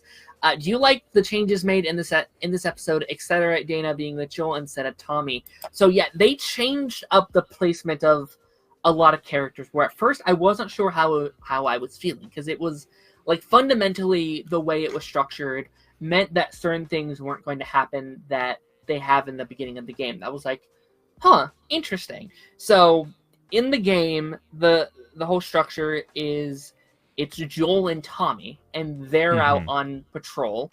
Then it's Ellie and Dina, they're going out on patrol, and Jesse goes and finds them, and he's like, hey, Joel and Tommy are gone. We gotta go find them.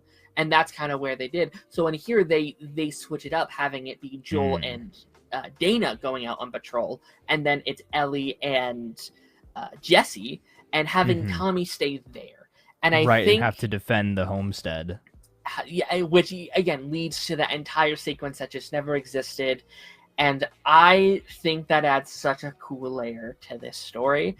I think it's very interesting that Tommy hasn't seen the death of Joel this time around, because he is there. He's there to witness him die. That's something that I feel like I remember hearing about, is that and so I guess that kind of makes it so, at least in the game world, Tommy's kind of been there and seen all the bad stuff that's happened to Joel.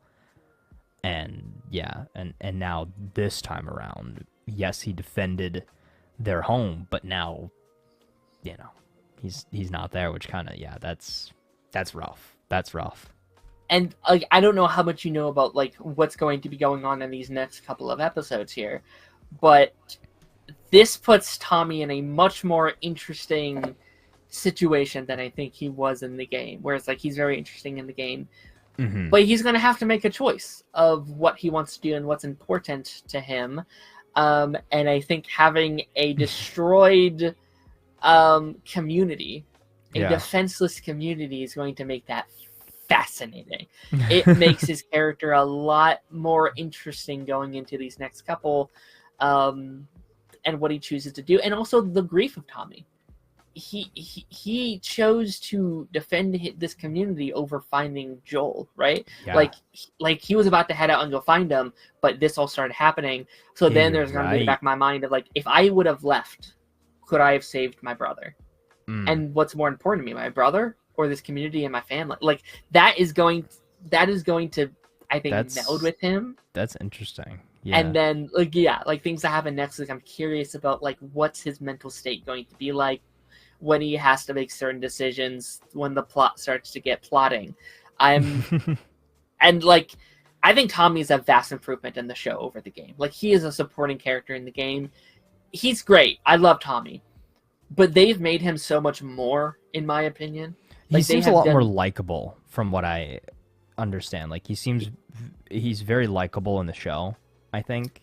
There's just more of him aspects. Here as well. He's a more supporting character. He has a much deeper connection with Ellie. And again, in the game, he doesn't have a kid. It's just him and his fiance, I think, right? So I think giving him a kid adds to that. They've been doing a good job at setting up the dynamic between Ellie and Tommy a lot more here, which makes sense because Joel won't be there. So they're going to have to add this new dynamic into the mix. and to Yeah. kind of see where that leads them in an interesting way that I'm really enjoying. Yeah. I'm in an interesting spot now because this is the point in which my knowledge drops off. Like, Sure. I know nothing past this point. Yeah. The only thing I knew about the second game, Okay, cool. outside of, again, the split narrative, was, all right, Joel dies, and Mhm. that's all I know. I know Joel Fun. gets beaten. I know Joel gets beat to death, and then you're, running the rest of the game. Yeah. I guess trying to avenge his death. Yeah, I'm like, yeah, I think starting next week is when I'll very much keep the spoilers on lock. Like, I'm Yeah. trying just to talk about the stuff in the game that we've passed thus far. Mm-hmm. And Yeah, again, and keep me updated, like, lore-wise. Like, Yeah. Give us some, like, Easter eggs and references and stuff like that. Again, this is unfortunately the one thing that I don't know a ton about. Like, yeah, and I'm oddly not an enough, expert either. Like, I Yeah. haven't beat the game, but I'm hoping to like play a little every week. So hopefully I'll keep staying right ahead, which will be kind of nice because I'll be very fresh on it each week. Hopefully, so I'll be Yeah. like, okay, but it sucks because I don't know where they're pulling from either. Because maybe Mhm. they'll pull stuff because they've already pulled stuff from the end of the game that I'm like, Yeah. I didn't see this. I'm so sorry. Yeah, so yeah, like I said, is I will diverge to you or to my brother as far as like, the authority figure on this, and even to an extent, like my dad knows a little bit more because he watched my brother play this game more than I've played it on my own. Hey, Draven, what's up, buddy? But I'm enjoying it though, as somebody It's- who hasn't played the game, who doesn't know a ton going into it. I'm enjoying it, and I'm like watching it this week. I was like, I guess this is what fans of The Walking Dead felt like. Walking Dead, and I also felt, I don't know if you've seen it, Game of Thrones. This episode I haven't. felt very Game of Thrones. This feels Really? very White Walker coded. On the Pedro Pascal was in that as well, wasn't he? and Bella Ramsey both were. Yeah, Wait, really? yeah, she was real little. It was her first acting gig. Huh. Did not know that. That's a very interesting fact. Yeah, but like it felt like on the scale, like that entire giant horde fight scene when they're all, that feels very Game of Thrones, and it felt like they were really, and because like you said, one of your big things from season 1, there wasn't enough action, there wasn't enough huge like infected battles. Yeah. To me, this felt like, okay, All right, this is making up for it. Bet. Yeah. Bet. Dude, of she's Thrones just like level, running down the side of the mountain with all of these zombies, like not your round 1 through 10 Call of Duty zombie. Like, no, this is like health cap round 55 super sprinter zombies that you need like a full perkaholic to get away from. Yeah, it feels so, like, you mentioned Walking Dead, Dead City Season 2 next month. Absolutely, I'm excited. But I think one of the things that, like, kind of sets these two apart a little bit is, like, we talked about this last week, Walking Dead kind of, I love that universe.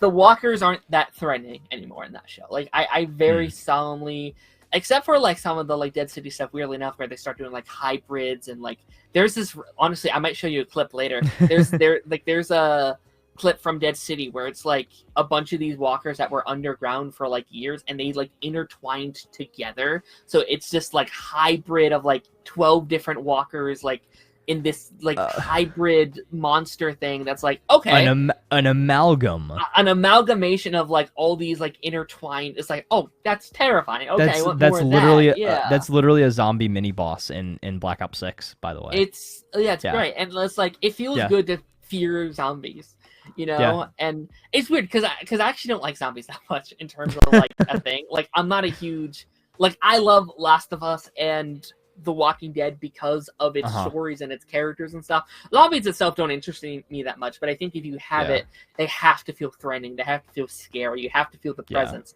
and you feel the presence this episode. You feel the stakes. Oh yeah.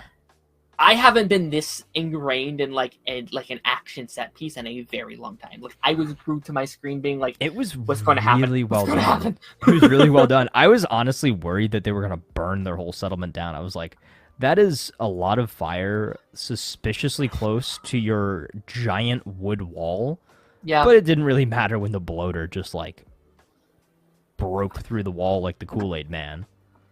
And that's such a good scene because like I knew, like, if the game stuff was any invocation, I knew Tommy wasn't going to die here, right? Like, I had it in my head of like, okay, we know that's not going to happen. But I was like, but what if it does? And I think that scene was so good because it convinces you, like, he might die here. Like, I don't know how he's possibly going to get out of this situation.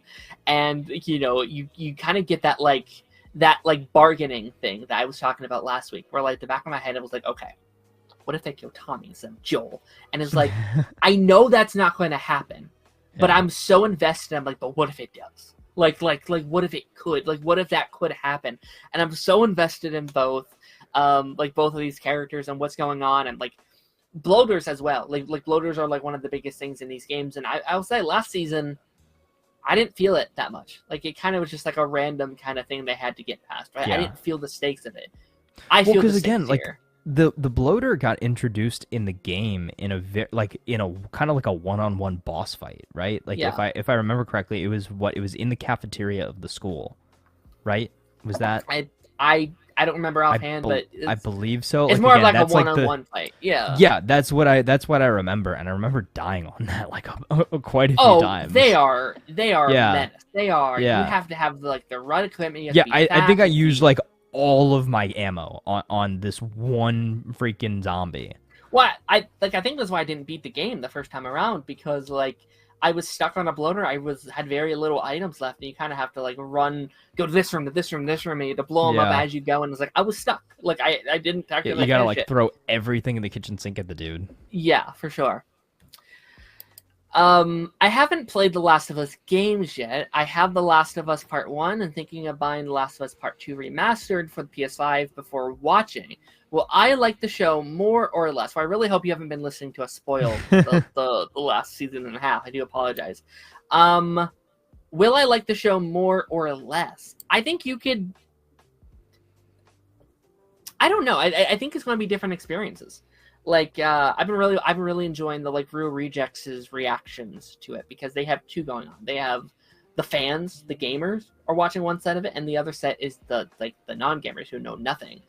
I think you might enjoy it if you know nothing. I think you might enjoy it. You just watch the show raw.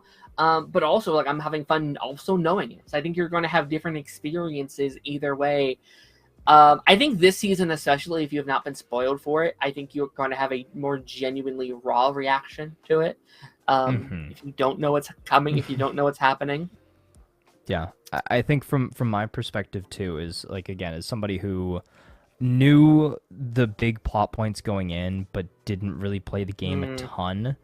I think watching the show definitely inspires me to want to go play it. Sure. In the same way that once I finished the Fallout show, like I was like, I kind of want to go back and play some of these Fallout games. Like, I want to go. Like, I literally watched a video of a guy that was like, "All right, I'm gonna beat every single Fallout game in under a week." And I was like, "Oh, that looks fun." Yeah, and this show does such a good job at like. Obviously, he does his own things. Like, there's set pieces that are different and unique and fresh, but also there's bits that are straight from the game, like ripped page for page, note for note. That scene when she is like running from the Walker Horde, she's like, she gets trapped underneath the fence. Joel comes in, shoots her in the, shoots the walkers in the head. That is note for note the game. And like, while it's happening, I feel like. This happened while watching the first season as well. There's an anxiety that hits me unlike anything else, because I feel like I've lost control of the game, right? I feel like these things are happening that I know from the game, and I can't control what's happening in the scenario. And it's like, no, run. I can't, it's not working. Why can't I make them run? And like, there's that feeling of it. And they did that really well in season 1 with the whole like car sequence when you're driving out of the city with Sarah. And I felt that same thing here of like, this anxiety, and I'll be honest, I had that anxiety the whole episode, because it did kind of feel like I was in this uncontrollable car, right? Like I knew what my destination was going to be and how that was going to hurt me, but I couldn't do anything to stop it. You know what I mean? You've been in the driver's seat for so long, it's tough, swapping into the passenger seat and just letting it play out. I knew where Joel was heading. I knew where it had to go. And like I said earlier, there's that bargaining of like, what can I do to save him?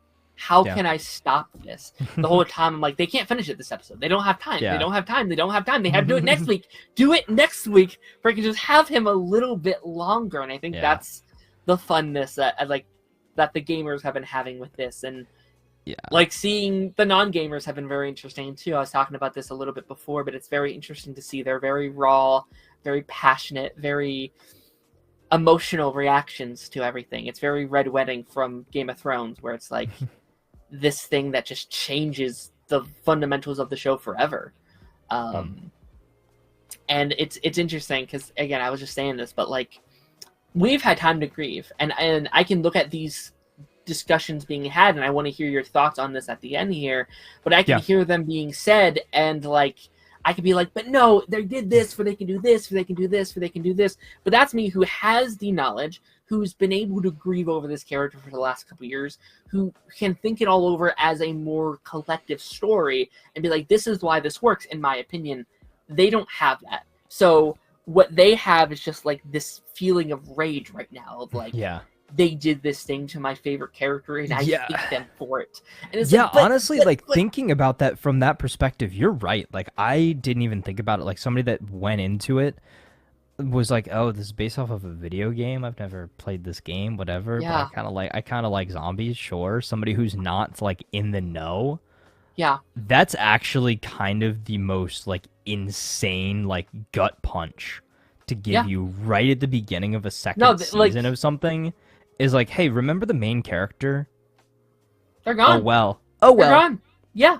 No. It's, like, in terms of a TV death, I'd argue, and I know it's a bit different because it is based on a game, but, like, if you were just watching the show, it is one of the most insane TV deaths I think you can ever do in a thing. And it works better, I think, in a game because they are separated, right? There is the main one where that's the story, but for them, it's not like a split up. It is... Yeah. It is the second season. Like, you killed the main character off in the second episode of the second season. Like, that is insane. So, question, I guess. Were you a fan of the games when they were coming out, or did you only get into the games because of the show? I got into it because I heard the show was happening. And I heard so many incredible things. And I had I bought my PS4 in 2021 when I graduated. I spent my like graduation money on a PS4 because I wanted something to do during the summer and elsewhere. So I heard how good the game was. Pedro Pascal was just cast as Joel, and I was like, you know what? This is something really special. And at that point, like, 2 had just come out like the year prior, right? So it's 2021. The game came out 2020. I knew Joel was dying. Like I knew Joel was dying before I had even started the first game. Okay. So you didn't even get to go through it fresh the first time either. Okay. I didn't, and like I think that helped me in a way because like I kind of knew that going in, so I wasn't as upset when it eventually did happen because that was his destiny from day one, right? Yeah. What I didn't know is going to happen in the first like 2 hours of the game, right? Like because like what does story structure tell you? Like these major hero deaths happen at the end of the story, the end of their journey, right? Or even like somewhere in the middle, maybe. Yeah, like he's going to be the major sacrifice in the thing. It's like, okay, yeah, but I got a whole game of Joel. Oh, I don't have a whole game of Joel. No. You took him away from me, and I do want to ask you like how you do feel about the death in general, and like the argument that's being had about like what they're doing with Abby and how they're doing Joel, like just like how do you feel about the death in general? Like, are you like? So, I guess before I answer that, I question about the background on it as well, right? Do you know that, or do you know if fans knew about the death before the game? Was this something that they advertised in trailers, or was this a day one discovery? Because I know certain things, like certain games, like think about, I don't know if you know about it or have played it a ton, but Destiny, there was a DLC that came out, Destiny Forsaken, and they killed off one of the main characters, Cade 6, voiced by Nathan Fillion, actually. They killed him off in that DLC, but the hook for the DLC, the draw for it, was that he was going to die. Like, they advertised that in the trailers when that expansion was announced. Is that the same case here, or did we not know going into it? So I don't know about trailers because I don't think I ever actually watched the trailers and stuff like that. Like I Yeah. just played the games on my own. But I do know the leaks had come out months or years before it did. Oh. So, and Oh that's the worst way for yeah. that to happen. That's the fundamentally worst way because you're not Yeah. experiencing the story. The dude bros are looking at these leaks and being like, "Oh, they killed the character in the first act, and then the female lead takes over." And you know how the internet works in that way, where it's like, I think it was one of like the first huge like Walking So Dead's gone woke. This new term that we're it's one of those huge so things. people already had the preconceived notions and the bad Yeah. taste in their mouth going into it, which is why there was so much hate for the game. Why when it there came was out. so much Yeah. controversy. And like I get not liking it. It is hard to see your favorite character get murdered in the way that they do. It is Yes. hard. This isn't an easy story to tell. It is rough. Yeah. Right? But for it to have happened the way it did, I do think it hurt the game forever. And it was still immensely popular. It's still one of the most popular yeah. games of the last Oh, 10 yeah. years. Like it did Yeah. it did fine. But at the time, and since then, it's become a cult classic. People love it now. Even Yeah. people still hate it, but like, I love it now. At the time, it was like everyone was like, "This sucks." Like, Yeah. like no, this is horrible. Like I mentioned last week, when that game first came out, my brother still really enjoyed. He loved that game. Not as much as the first one, but he was not in that camp of people who disliked it. Yeah. So I was always like, oh, like it can't be that bad of a story. No. Going into this again, I knew it was going to happen. After experiencing the death for myself, it was like a obviously very emotional gut punch. Very much so a like, okay, now the big thing has happened. Where the heck do we go from here? Yeah. Like I think that's really my biggest question is like, what do we do now? Obviously, Abby has completed her goal. She's happy.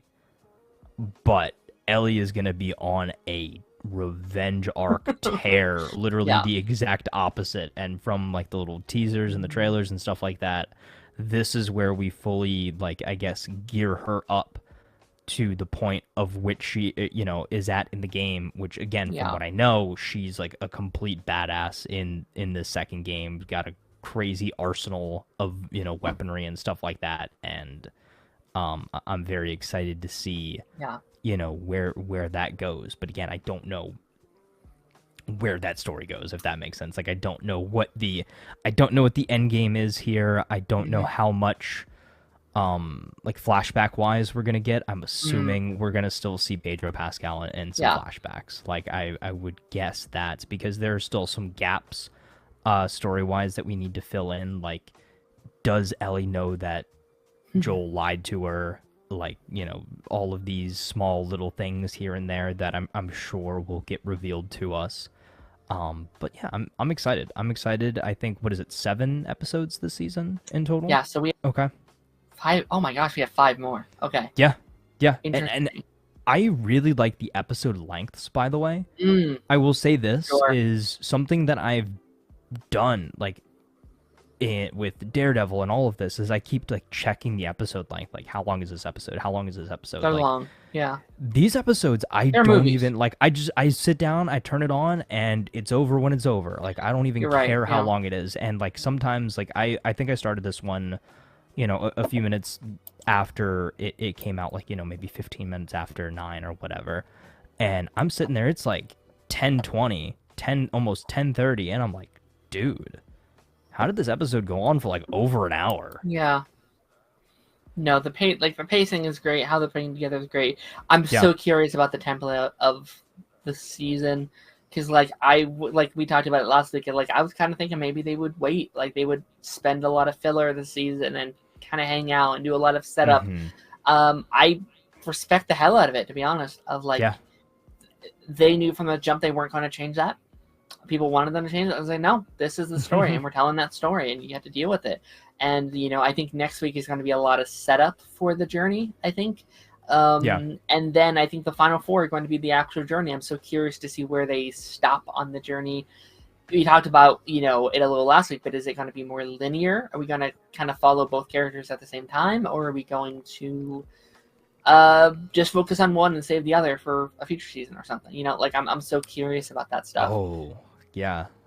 I'm guessing at least from the way that they've advertised it, is I think it's going to be a parallel story. I think we're I going to think it's get gonna be linear. Yeah. both sides of the coin there. And I think that works better for the template of television and what they have to Me do too. and trying to keep an audience. Like, it's weird because that's my favorite part of the second game, right? Like my favorite thing about the second game is it being a story about perspective, it being a thing of like, From well, a certain point of view. like, I think I can say this, like, being forced to play as the character that killed the main character is one of the most like hard things I feel like in the gaming world that you have to do. Like, that is so tough. Like, as an audience, like, I know so many people that couldn't do it. Like, they couldn't play as Abby. Like, they raged with the game because of that. Yeah, And I heard it's that. like, part of me wants to see what that would be like as an audience member, to like do this season as Ellie, and then be like, hey, next season, no Ellie. You know, like how crazy that would be as an audience member. But also, I think just trying to keep an audience together, I think it's smarter to do it this way of like, okay, they're just both, we're just seeing kind of like an arrow where you're going kind of back and forth between the two characters and their journeys and stuff like that. I think it's going to be so fascinating to watch, and so fascinating to see kind of what they do with it. I know. Oh, go ahead. Do you have a point in the second game that you played to that you think would be a good spot to end the season, where you're like, okay, I think if we end here, this is a good middle point for us, or a good, like, you know, a good end point if they're gonna split this game into 2 seasons? There's a couple they could end with. I'm wondering which one they'll choose. And also stuff they're moving around, because like there's stuff in the opening stuff they haven't shown yet. I'm wondering if they're going to be moving around, if they're going to be shifting. Again, it's been a while since I played the early stuff, so I'm excited to keep playing and then be like, oh, maybe they can adapt this or this or this and this. I might play a little bit more after we kind of get off here as well. I don't know. We'll see. Because I'm like, because I am having that like, oh, I need to keep going with the story. I'm like, oh, I have that buzz. Again, I'm gonna hold out. We've got 5 weeks left, so I'm gonna wait for these last 5 weeks to be done, and then I'm gonna, you know, dust off the PS5 controller and finally, you know, finally finish this thing. The first game, and then have to buy the second game. We're heading on that 3-hour mark, so I do want to wrap this up here. But like, I do want to ask your perspective on Abby as a character, because they've done her a little differently. We're seeing her motives. Do you think she's justified in her actions here? And what is your take on this entire dynamic? Is Joel right? Is Abby right? Is Ellie right? Like, do you think there's any justified players in this game? I don't think that any of them are right. Okay. I think at the end of the day, yes, Joel did what he thought was right in the moment to save his surrogate daughter, basically, right? So, you know, you think about it from that perspective. He was trying to save her from a very tough spot, or what he perceived as a tough and dangerous spot. However, that caused a lot of collateral damage, and Joel ended up killing a ton of innocent people. Abby's dad is not the first or only innocent person that Joel has killed, just the first one that it's actually caught up to him. And I think I wouldn't necessarily say Joel deserved what he got, but he definitely lived a very controversial life as far as taking the law into his own hands and playing judge, jury, executioner. Yes, it's literally post-apocalyptic times, but, you know, it shows just how tough those decisions that you have to make are, and you have to make those split-second decisions in order to stay alive. And I think just Joel's string of bad decisions and only looking out for himself and being a very selfish person in a lot of ways kind of caught up to him. Yeah. And even Joel thinking that he is being selfless was still him being selfish. if that makes any sense, right? Yeah. Is he wanted to save Ellie, but she didn't necessarily need to be saved. No. And so I think that that is the perspective there, and I think that that is the justification in Abby's mind is like, hey, this guy has killed so many innocent people. If I put him down now, then that won't happen again. And, you know, plus for her, she'll be getting that revenge for her father's death as well. Mm.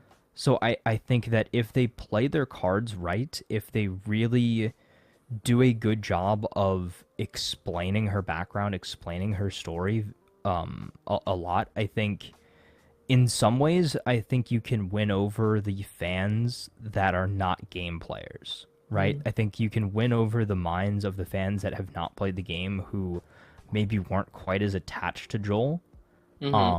But there's no way you're winning over fans like, again, say my brother who played the first and the second game and loves them both to death. It's not gonna happen. Sure. But I think there's a possibility for me to come out of this season saying, you know what? It's messed up that she killed Joel, but she's a cool character. You know, I think there's a good possibility that I end the season that way. I'm kind of like, and this is someone who's thought about this a long time, and I haven't finished the game, so there might be some more there. But like, as someone who has played as Abby, I'm kind of already there, and I think the show does such a bigger service to her and liking her as a character off the bat, because in the game they don't give you all this backstory. We don't know that it's her father. We don't know. Like, it's kind of like, oh, something with the hospital and blah, blah, blah. We don't know all this stuff yet. They just kill him off. She kills him, and we're I guess kind this of the is stuff same... that you don't learn until you play her part of the game. Yes, and which, again, makes that so much more tragic when you have to play as your player's killer. You know what I mean? Like, it's like, you know, watching Harry Potter, and, like, Voldemort kills Harry, and is like, well, now you're following Voldemort. You're like, what? No, he's killed the hero. It's such an interesting, like, perspective. But, like, I'm already kind of there. It's like, you killed her father, and you've killed her entire community and her group of people, and they don't know it yet, but, like, or, you know, they don't know it, but, like, their way of life, like, he took away their chance at survival and a bright future. Like, what he did, I love Joel. I think it's amazing. Is arguably unforgivable. Right? He had good intentions. He had good, you know, morals at the end of it. Like, he just wanted to save his daughter, and I do wonder if he would have told her there, like, hey, they were going to murder my daughter, the thing in life I care most about, the same thing you're about to do to me right now.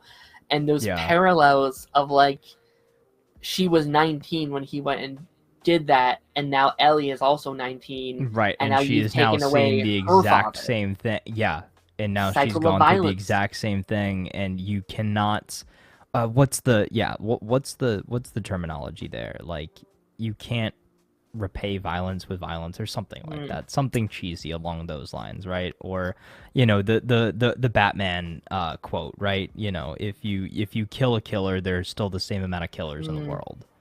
An eye for an eye leaves everyone blind. I think that's a great, like, representation of this game. It's like, well, you kill, so they kill that person, so they kill that person, so then they have to kill that person, and there's no laws to prevent these things. There's no laws to say you can't do that. It's just like, well, you kill me, I'll kill you. It's this cycle. It's a cycle, and it's so fascinating. Like, the comments right now are saying, no, like, Joe should have lived. It's like, yeah, but, like, switch, like, in any other show, she's the protagonist of the story. She's the main character, and Joel is the villain. If you just switch your lens, like what she did, like Rick Grimes did every episode on The Walking Dead, right? Like, you know, in that show, in any other realm, Rick is the big bad, easily, without a doubt, right? And so that's why I think perspective in this way is so fascinating to watch. So interesting. I'm excited to hear your thoughts on the rest of the season as we go along. Oh yeah. I mean, me too. I think again, is not knowing a ton gives me such a fun perspective on it. And once again, it makes me that much more excited to finally go and play these games that I've heard Yeah. so much about. Like, really, when The Last of Us first came out, like I said, my brother got really into the game, and I kind of just looked at it as I was like, oh, this is like the best looking PS3 game that's out right now. This looks like a movie. But I didn't really think too much more of Right. it from there. Because, again, I'm not the kind of person who loves these like survival games and stuff like that, and especially like the second game, it's like a long 40-hour, again, Long. survival Yeah. and crafting and all that sort of thing. Like, yeah, I play, Assassin's Creed from time to time. I've dabbled into a little bit of like, a little bit of Fallout, but that's why I've never finished a Fallout game. That's why I've played very briefly a little bit of The Witcher too. Is like, these are big in-depth games that I don't have the time or the patience for a lot of it. And when I do, I end up putting 80 hours into Assassin's Creed Valhalla and never finishing it. So, that's why I usually stick to, my single player games and stuff like that. Like, or, my Call of Duty Zombies, or quick, easy multiplayer games, or something like that. Like, or more linear games, that sort of thing. But Sure. this really does make me want to kind of branch out from my norm, because again, I'm really enjoying the story. I think, the cast and crew are doing a great job, and I think it's a fun way too for the creatives behind the game to tell the story in a slightly different way, because they don't have to worry about players playing through the story. Like you kind of said, is we are out of control as far as Yeah. that goes. We're not in control of the story now. It's we just have to sit back and watch it play out, for better or for worse. Yeah. We got to get out of here, but there's Yeah. just two things I want to mention first before we do.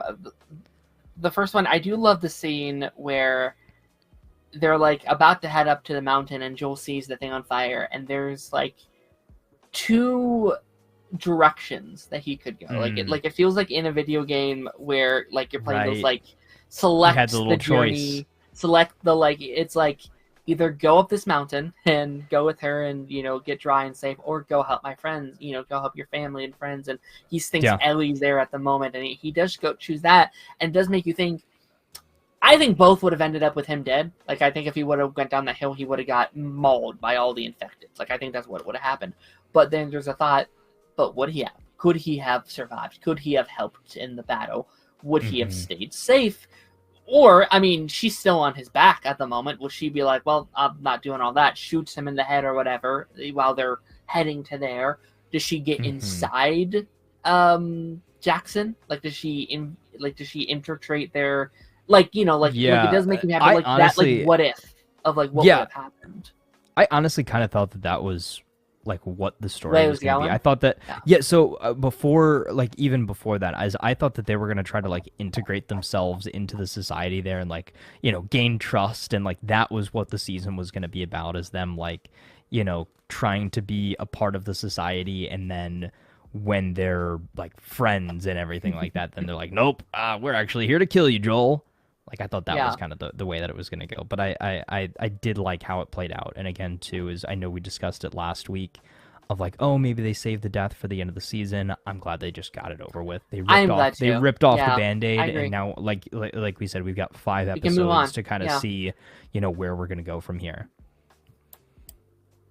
This action will have consequences. Stuff. It's all about, this whole game is about actions having consequences. Yeah. Everything characters do are these domino effects that kind of spill over. The last thing I want to bring up, and this was, I think, one of the most emotional parts of the episode for me. Ashley Johnson singing at the end nearly tearing me up. So Ashley Johnson obviously is the voice of Ellie in the game, and that's I think that's a song they played in the trailer for the second game. It's Ashley Johnson's song, but like them playing it there at the end while they're rolling him away, to me felt like it was like Ellie saying goodbye to Joel in this like weird way. It was like her leaving her mark on the character that she loves so much in a way that our Ellie can't do right now because she's grieving too hard. But it's like, and the song they happen to sing about like the like valley of death and how breathing works. And like I was listening to the song at work today, I was like, man, this is such a powerful song. Like she does such a good job in this song. It's incredible. But That's awesome. Yeah. the great stuff. Taz, we did another 3-hour stream. We did. Oh boy. Which I had a feeling would end up happening, but I did not think so much of it would be Star Wars. Yeah, I'm sorry, dude. When you gave me permission to talk about Star Wars Celebration, you had to know that it was going to be at least like 30, 45. I'll be curious how Andor looks over the next couple of weeks. I'll be curious if you can stay on track and yeah, be interesting. You'll be hearing from me tomorrow night after I watch a little bit of it. I might only have time to watch like the first episode tomorrow when it comes out, but seems like it might be like a maybe like a one episode a night or some sort of thing. Yeah, sure, yeah. But Taz, thank you for being here. This is a blast. Of course. Thank you for having me. Where are you? YouTube.com/ToxicTaz, and I will be hiding myself from all of the infected. Very, very smart. Shout out to Ronan. I don't know if his live is still going on, but he was live a little while ago talking about Last of Us. Our streams will be overlapping for the next 5 weeks or so. So yeah, that'll be a thing. But still, go check out that stream. Darth has a channel. Go check him out. We had him for a while. He dipped before we got into Last of Us, but that's all well and good. Check out the second channel as well. We just uploaded our reaction to the second episode. I cried a little bit, or got a little emotional a little bit, so go check that out. After credits, next week, we said goodbye to Daredevil, but we still got Doctor Who, we still got Last of Us, and we will be adding Andor to the pile of shows. And then I would assume the following week after that would be you, probably, in some capacity. Yeah. We'll be talking about you. Okay. Me or them? Or you? You. You all. Pipeline this Thursday as well. We will be talking about Sinners, the new movie with Michael B. Jordan and Haley Steinfeld, and it looks really good. I'm seeing it tomorrow. It should be fun. It should be a fun talk. I will see you guys on the flip side. Bye.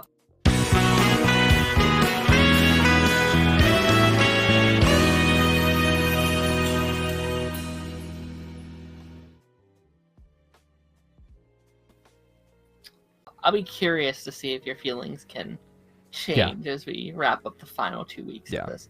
But I did swear I would have you out of here by 9:30, so I want to talk about Last of Us a little bit for the final 15 minutes or so. Okay. Did you watch this week's episode of Last of Us? Yes, I did. Episode 3. What did you think of the third and just third? I almost said final episode. I was like, that's not right. I was like, no way. That's it, guys. Wrap it up. I enjoyed it. I think it was certainly the least exciting of the first 3. Agreed. But it was more so like a picking up the pieces kind of episode. It was, we love the term bridging episode. I think that's exactly what it was. It was kind of, okay, this is where we stand post Joel's death. This is where we stand post, siege of the city. And how do we respond? How do we recover from here? Something that I really liked as well was in the intro. If you noticed, usually it's, both Joel and Ellie standing there at the end of the little intro cinematic. At this time, it was just Ellie, which was, It sure was. I didn't notice that at first. And then so my dad and I were like looking online, seeing what people thought about it after the episode. And then he was like, "Did you catch that?" I was like, "No, did you see it?" He's like, "All right, let's rewind it. Let's see." And then I was like, "Oh shoot!" Like that's that's a sad moment. I'm proud I caught it on camera because I was like, "Are they gonna change the title? Are they gonna do it?" They did it. Let's fucking go! Oh, wow. I was so happy. I mean, I should have been happy because it's a very sad thing, but I was like, "I'm right. Let's go." Yeah. Also, did you see the meme that people have been posting now? The Adora one? Yeah, the Dora meme. That's so funny. Yeah. That is great. Can you help us find Abby and her crew? I mean, she brought us the map, right? Yeah, the map. She mentioned the boots. Yeah. Yep. That's funny. That's great. Now all we need is Danny Trejo to bump into them on their He would fit well in this world. I 100% could see him just showing up and... here's a machete. Take it on your adventure. Just like a random quest giver. But so as from your game playing perspective, are you in a place where you still know what's going on? Yeah, I mean, I feel like this is like I've kind of reached the point of my like replay over these last couple weeks where it's like, okay, I'm starting to know less. Like characters showed up this week where I was like, I knew them once I kind of looked them up and like, oh yeah, I do know these characters. The tribe of people that had the cuts. And Yeah. like I know that. I was What like, were they, like the Scar? yeah, like Something? I know of them, but I was like, oh yeah, I'm gonna have to play a little further to really like get ingrained with some of these things. So I'm starting to lose Yeah. my knowledge a little bit, so I had to keep playing. I need to hurry up.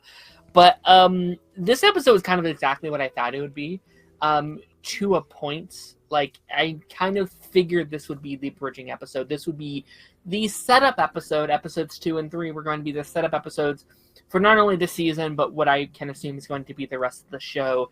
The setup to where, like, this is, to me, like, we're kind of done with the introduction of the game, and now we're on the game. Like, we're on to the point of the actual game now. They're on their adventure. So I was really curious how they're going to go about it. And what was so exciting, I think, as a gamer, as someone who has played the game a bit, most of this is new. Most of the stuff that we got this week is new. Because a lot of that stuff is, like, within the 5-minute spam of like her waking up, her talking to Tommy about what happened, something else happening, and then them going off on their adventure. Like it's very it doesn't take a lot of time in the game. So for the show, they were able to be like, okay, let's actually spend time in this. Like let's see how they are. 3-month gap, I think, is new. Like it kind of happens kind of similarly, like very straight after, relatively. So it's like, okay, jump, see how characters are doing, how is Jackson doing, let's everything with like the voting, like that stuff doesn't exist in the game whatsoever. Like there isn't a council, if there is, I did like the town hall. It was pretty nice. All that is brand new, and I think that was a very, very, very good inclusion. I think that's one of those examples of like you didn't have to, but I think it helps everyone in favor. I think it helps Ellie's character and Dana and Tommy, and just like Jackson is such a more lively community now. Like you know, you like Jackson in the game, but you don't care. Like it's just kind of a place you are for a little bit of your playtime. But you get to live there. It's this living, breathing character that you get to live in.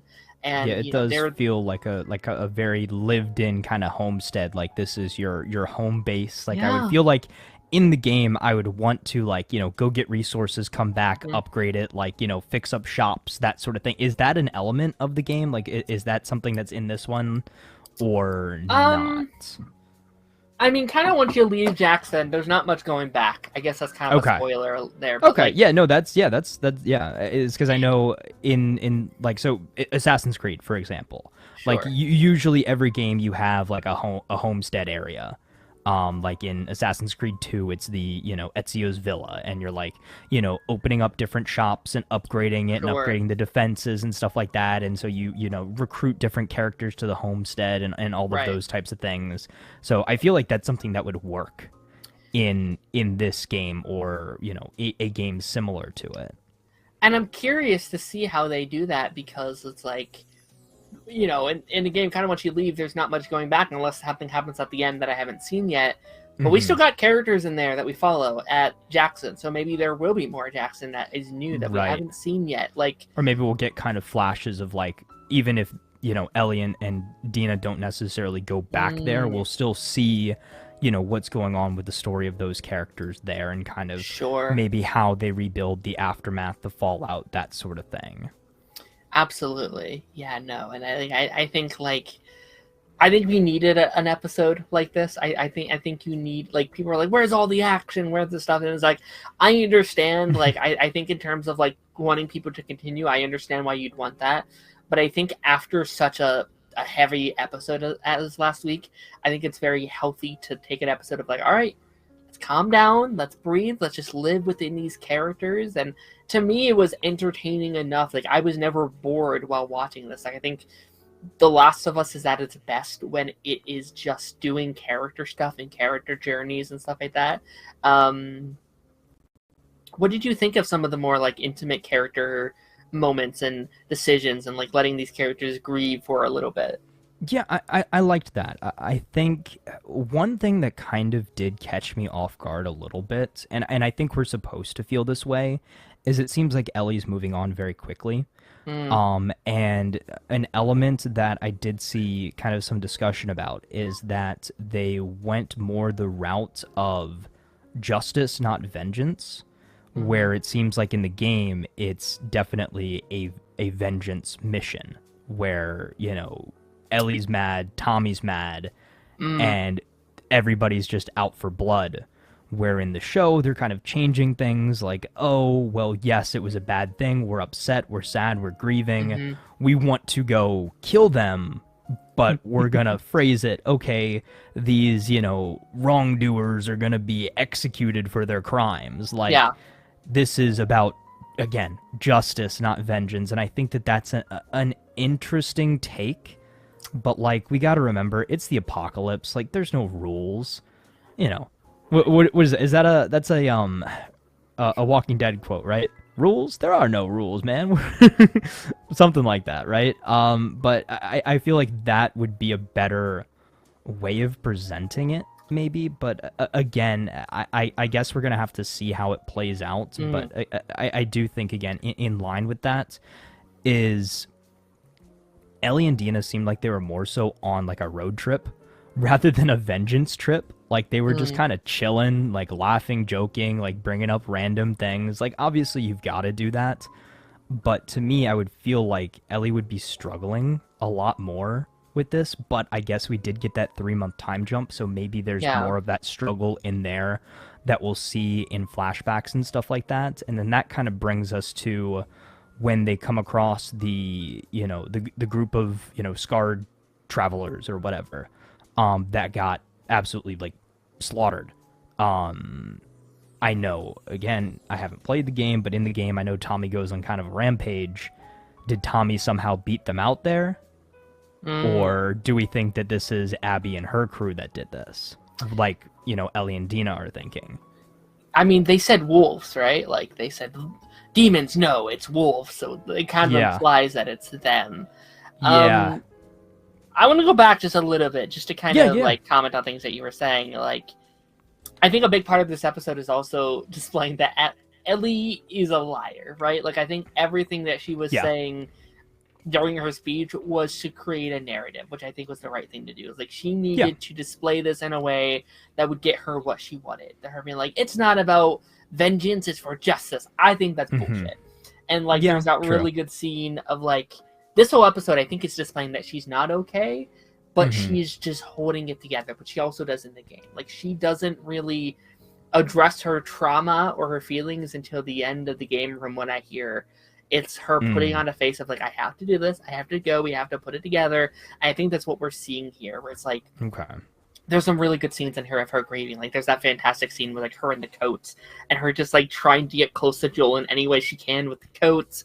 And Yeah. then Dina Yeah. comes in and she's like, I got to get myself together. I think that's such Yeah. a good display of grief of like, no, you can't let anyone see how you are or they will doubt how strong you are. Like, I think that stuff is so good. And Mm-hmm. I agree. Like, I think she's compartmentalizing her trauma, what she's going through. She's been locked up for 3 months.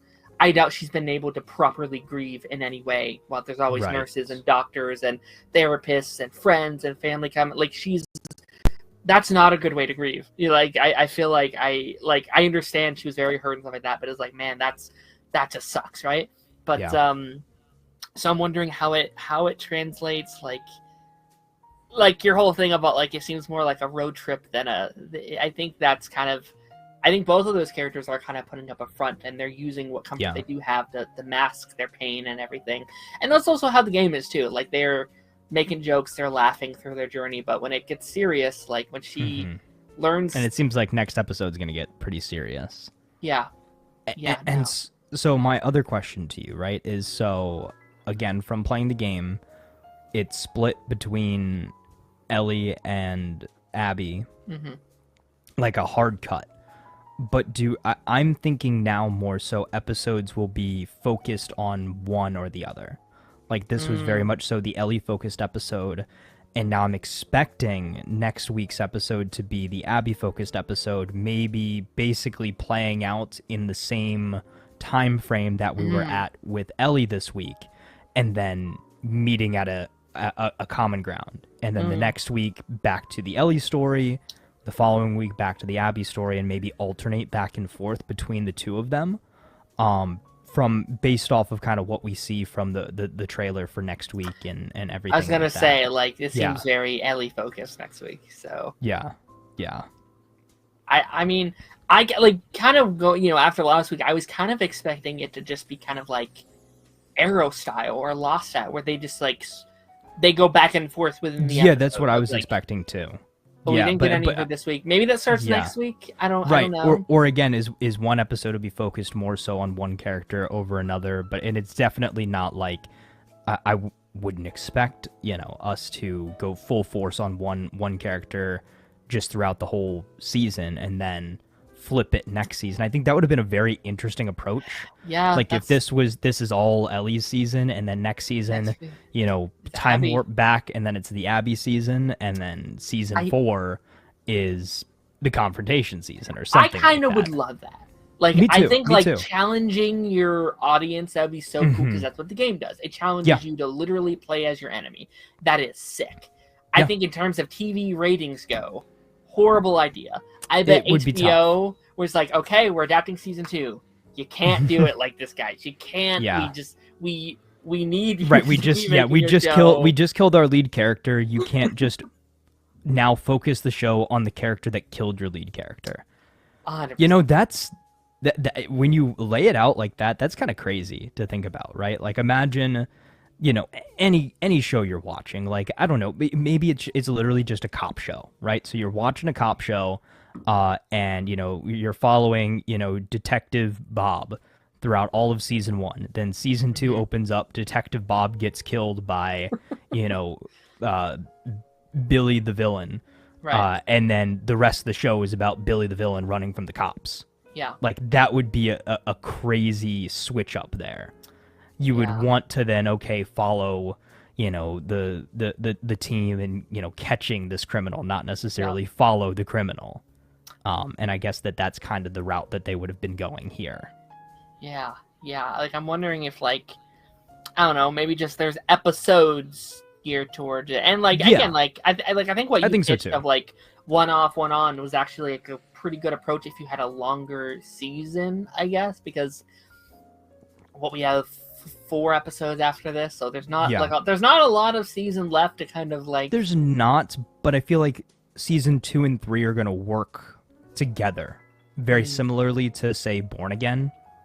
Season 1, season 2 are basically gonna be one long season, so I'm kind of thinking that that's how these two are going to play out. It's 2 shorter seasons. This season's going to be shorter than the first season, right? I think the first season was what, 9, 10? Yeah, it was 9. This is 7. Yeah. So actually quite significantly shorter. Yeah. I'm trying to speed run some thoughts because I know I got to get you over. That's okay. That's okay. Seth. I really enjoyed Seth this week. I thought that was a fun position to put them in, way more than he does in the game. Really? Like they fundamentally changed, and I don't want to say fundamentally changed, but they changed. Like Seth isn't really a character. Like there's that one scene with the sandwich, right, where he's like, "Okay, here you go. I'm sorry, blah blah blah." But I think I'm sorry. Take an apology sandwich. Yes, and then to have him be one of the only ones that's like, "This is fucking bullshit." No, like what? No, and and he's actually on their side. Yeah. Yeah. Oh, that brings up. So finish this thought, and then I've got a question for you.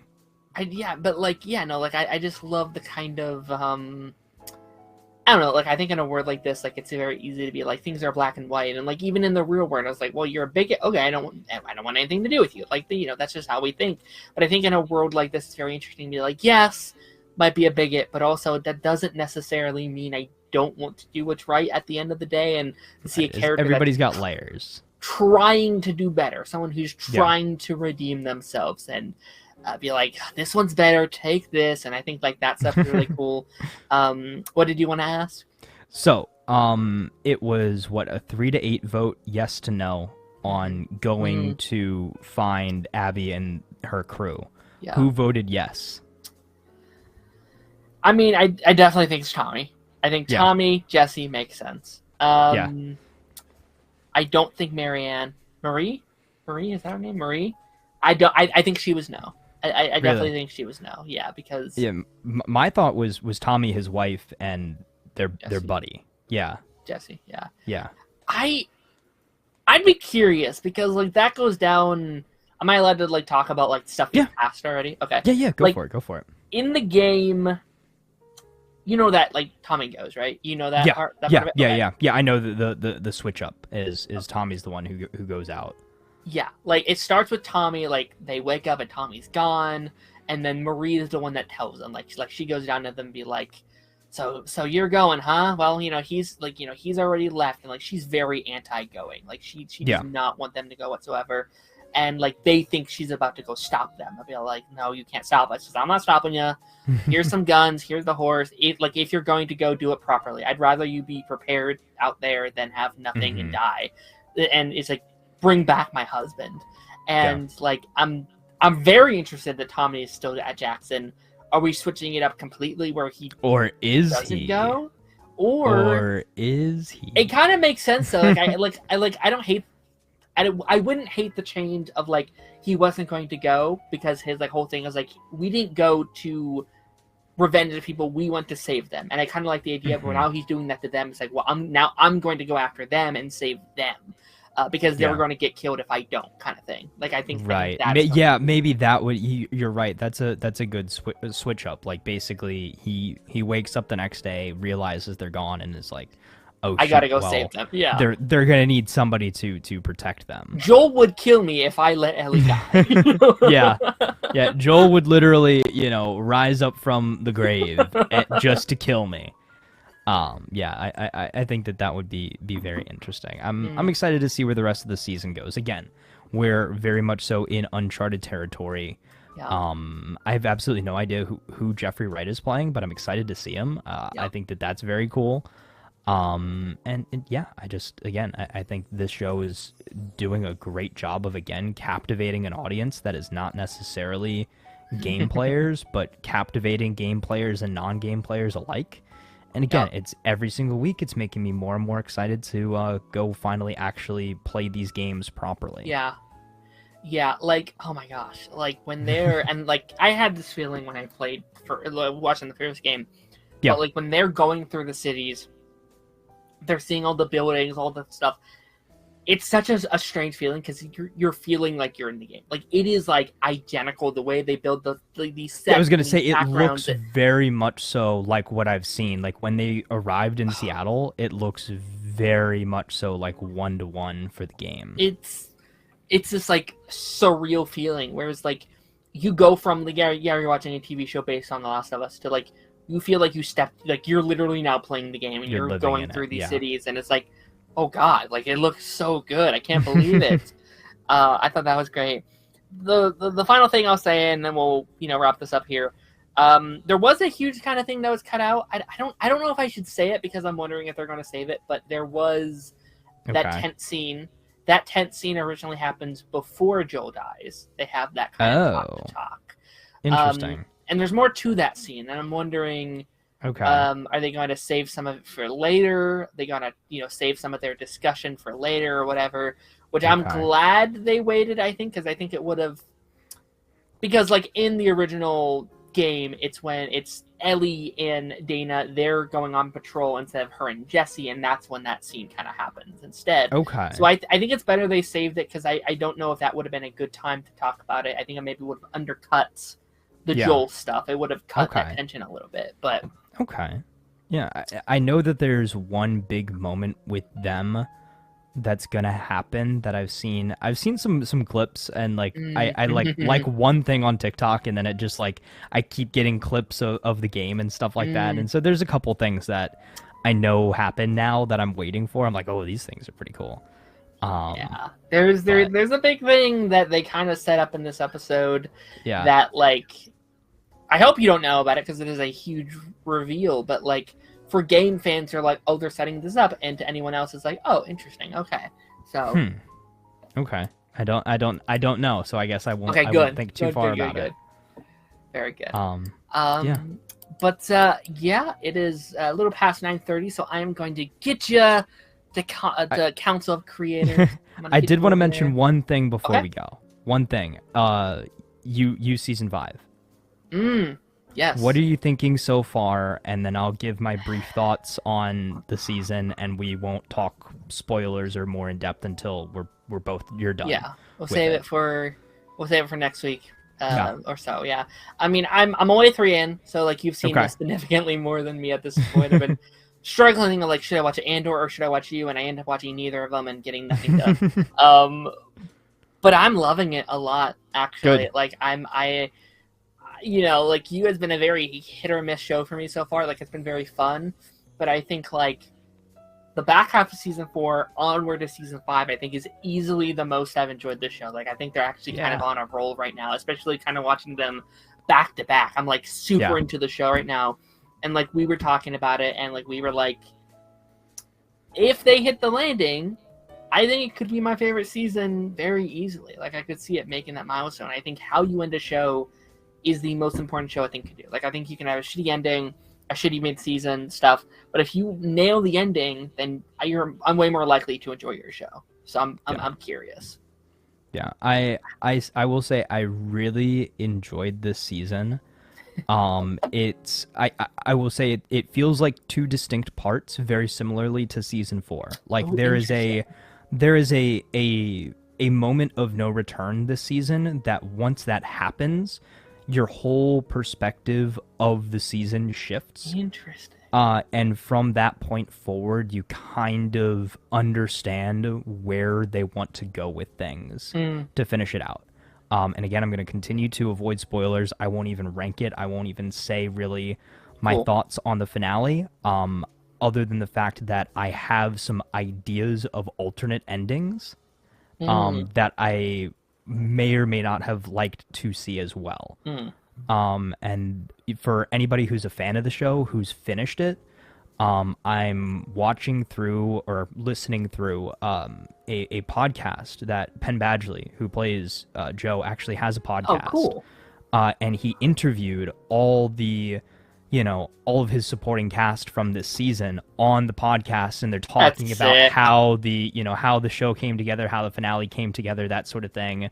So highly recommend looking it up and going and giving it a listen after you've finished the show, but don't even dare click on it before you've finished the show. But yeah, I think it is going to be, interesting how the ending ages, I guess is my question, is my answer to that. Sure. But I enjoyed my time with the show quite a bit.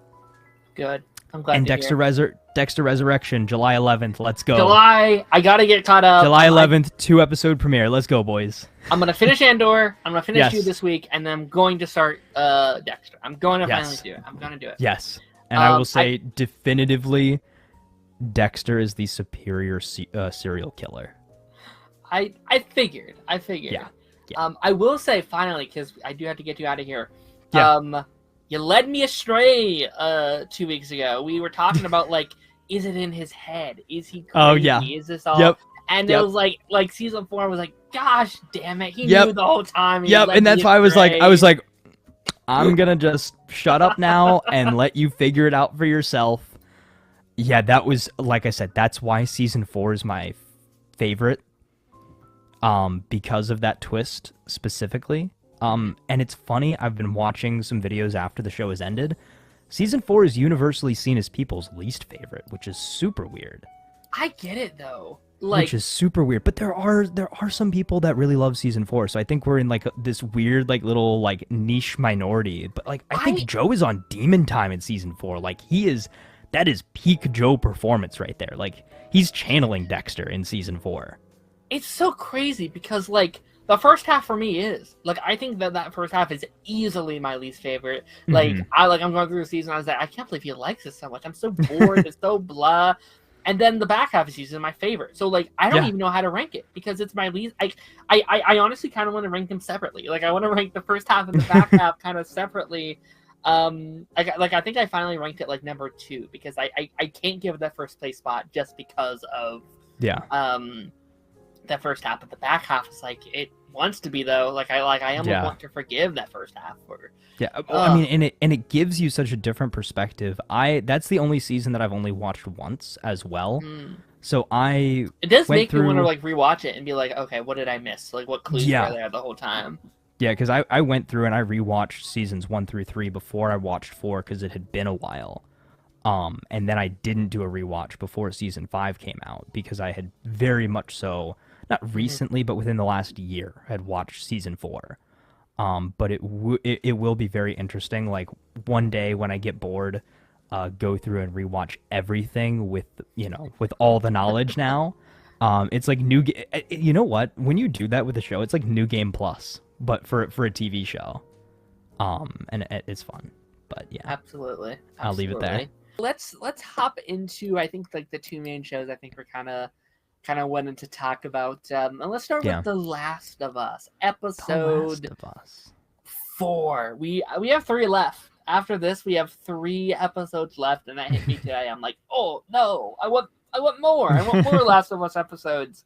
Yeah, and I think one of our theories might have been confirmed. I feel like from this week, at least, Mm, that's how I thought coming out of it, especially with there only being 3 episodes left.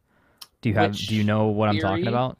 Which theory are you Is referring that we're to? not going to see Abby again until next season, I'm wondering that too because I and was she's going to be the thinking focus next season. maybe They're really doing the same thing that the game did, I think. Like they started all the stories connected, mm, and now we're branching, and at least from what I saw online, it seems like they're accelerating the timeline of Ellie and Dina's travels.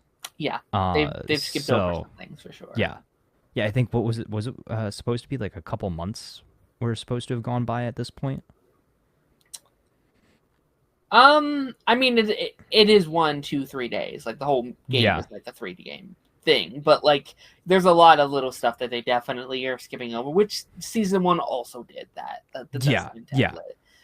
yeah, Um, so this episode's interesting, and I think starting this week, I really want to binge through a lot of the second game because like this was the first episode I kind of found myself being like, I don't remember some of this stuff, like everything with like Isaac and like the scars and the like wolves and like all this war stuff. This stuff is lost and was like I know I've played this stuff, but I don't remember what a lot of the context is and a lot of the things that they're setting up, and it was kind of driving me crazy a little bit because I felt like I had went into like the fog with everyone else a little bit. I was like, oh no, I welcome, can't, welcome back to I the can't land of the see. normies. I can't see. This is crazy. Yeah.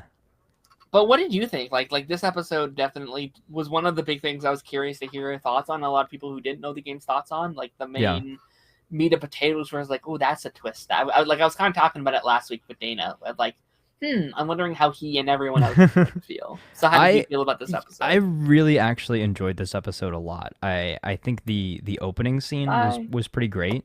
I was not expecting the Josh Peck cameo. I think that was maybe the most surprising thing.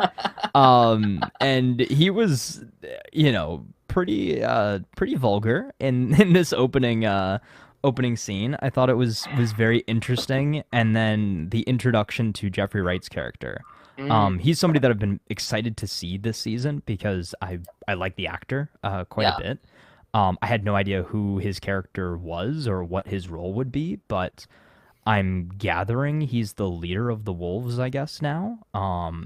So he's like the big boss. Um, Even though obviously Abby is kind of like Ellie's main target. I feel like he's going to be the guy that they stumble into having to take down because it seems like maybe the sort of power has gone to his head. Like maybe it kind of started off as a good thing, but they seem kind of like fireflies, but like more extreme fireflies, if that makes sense. Yeah. I feel like it's very interesting to see kind of this dynamic, the warring factions and things, and I'm guessing this episode is leading us to believe that it was either Jeffrey Wright himself or some of the other wolves that took them out in the forest. So I guess that kind of puts a wrench in our Tommy theory, which where was Tommy this week? We didn't see him at all. No, I hope we get to see him again soon. Again, I hear I'm he does some fun stuff in the game. I'm wondering how they incorporate him in, because again, like I feel like this part in the game, like you kind of like have them stumbling upon his actions. You know, like this Okay. part you would see like, oh, he did this thing and this thing and this thing, and like I'm wondering when he gets introduced into the story, if it's even this season, like maybe it's If at all, next yeah. season. Yeah. Um, Interesting. That's an interesting point because again, if they do go down the route that it seems like they're going down again, using my context clues of how the game is laid out and how we've seen this season so far, I'm guessing we're going to maybe get like little mini again, what I've seen in the game, little mini encounters with Abby's friends. We're going to come across them and Ellie's going to yeah. start probably taking them out one by one and slowly kind of going down this darker path. And then next season is going to kind of flip everything on its head. We're going to get Abby's perspective and start trying to at least, the show is going to try to make us sympathize with her and Mm, kind of paint Ellie out to be the villain in a way. So then by the time we get to season 4, I'm guessing, is when we're going to really have the confrontation, and then it's up to us, the audience, to make the decision who's right, who's wrong. Or yeah. I think what this episode really shows us is that nobody's good or bad, really. Yeah. Everybody is just working in shades of gray. Hmm. And, yes, because they are our point of view characters, I think, Ellie and Dina are the most pure good characters right now, but they're on a revenge murder quest. Like, Yeah. that's not good guy behavior. So it's going to be very interesting. And I do think, I guess, so the big reveal of the episode, how close to the game was that? Um, Pretty different from what I'm Okay. remembering. Like I haven't replayed that part, so like that part's a little fuzzy to extent. But I will say like the location and how it like its presentation's pretty different. Also, Ellie's reaction to said reveal is also Yeah. pretty different. Like to the point where I was actually kind of really thrown off the way she was reacting. Like, Yeah, so I did a little bit of research and I saw uh, I saw the clip basically, yeah, and she kind of crashes out a little bit. It seems like in the game. yeah, it's kind of like a negative to her, Yeah, and like it's kind of she's like a like, different thing, which I don't have a personal problem with. Like I like when the show changes and does a different yeah, kind of story with these characters. Totally fine with that. But it's there is an annoyance. but they I were in a always much had that. different spot though in the game, Yeah, right? Like because they had again, from what I understand, they had been like officially together for a little bit longer and things like that as well. Am I right or am I? um, I don't know if they were official, but like they've Okay, been they hooked up a little while earlier. Like they first hook up before Joel dies in the game. okay. Like it's that giant snowstorm. Is like they like get out of the like snowstorm. They get in the Oh, barn. They okay. hook up, and then So there is more like romance brewing, I guess, before y- then. yeah, and like that's the thing I've been Okay. shaking around the last couple weeks because I was wondering if they were gonna skip out on that whole thing altogether. Like Yeah. because they really do completely split it up into three separate scenes. Like you have the like in like the second episode where like there it's her and Jesse instead of in that Hmm. place. Like that's where it happens. And then you have the like rainstorm last week where they're in the tent together and they're talking about it. That's part of that scene as well.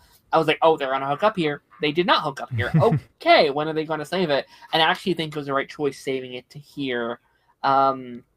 Which I bet we'll go into more Yeah. details about that sequence. But like, two characters that have kind of like both fearing that they've lost each other, um, Yeah. just being like, "Fuck it, whatever." Like, this could be the only chance we get to do this ever, kind of Yeah. thing. Which was I thought really cool. Yeah, it was definitely the song that won her over for sure.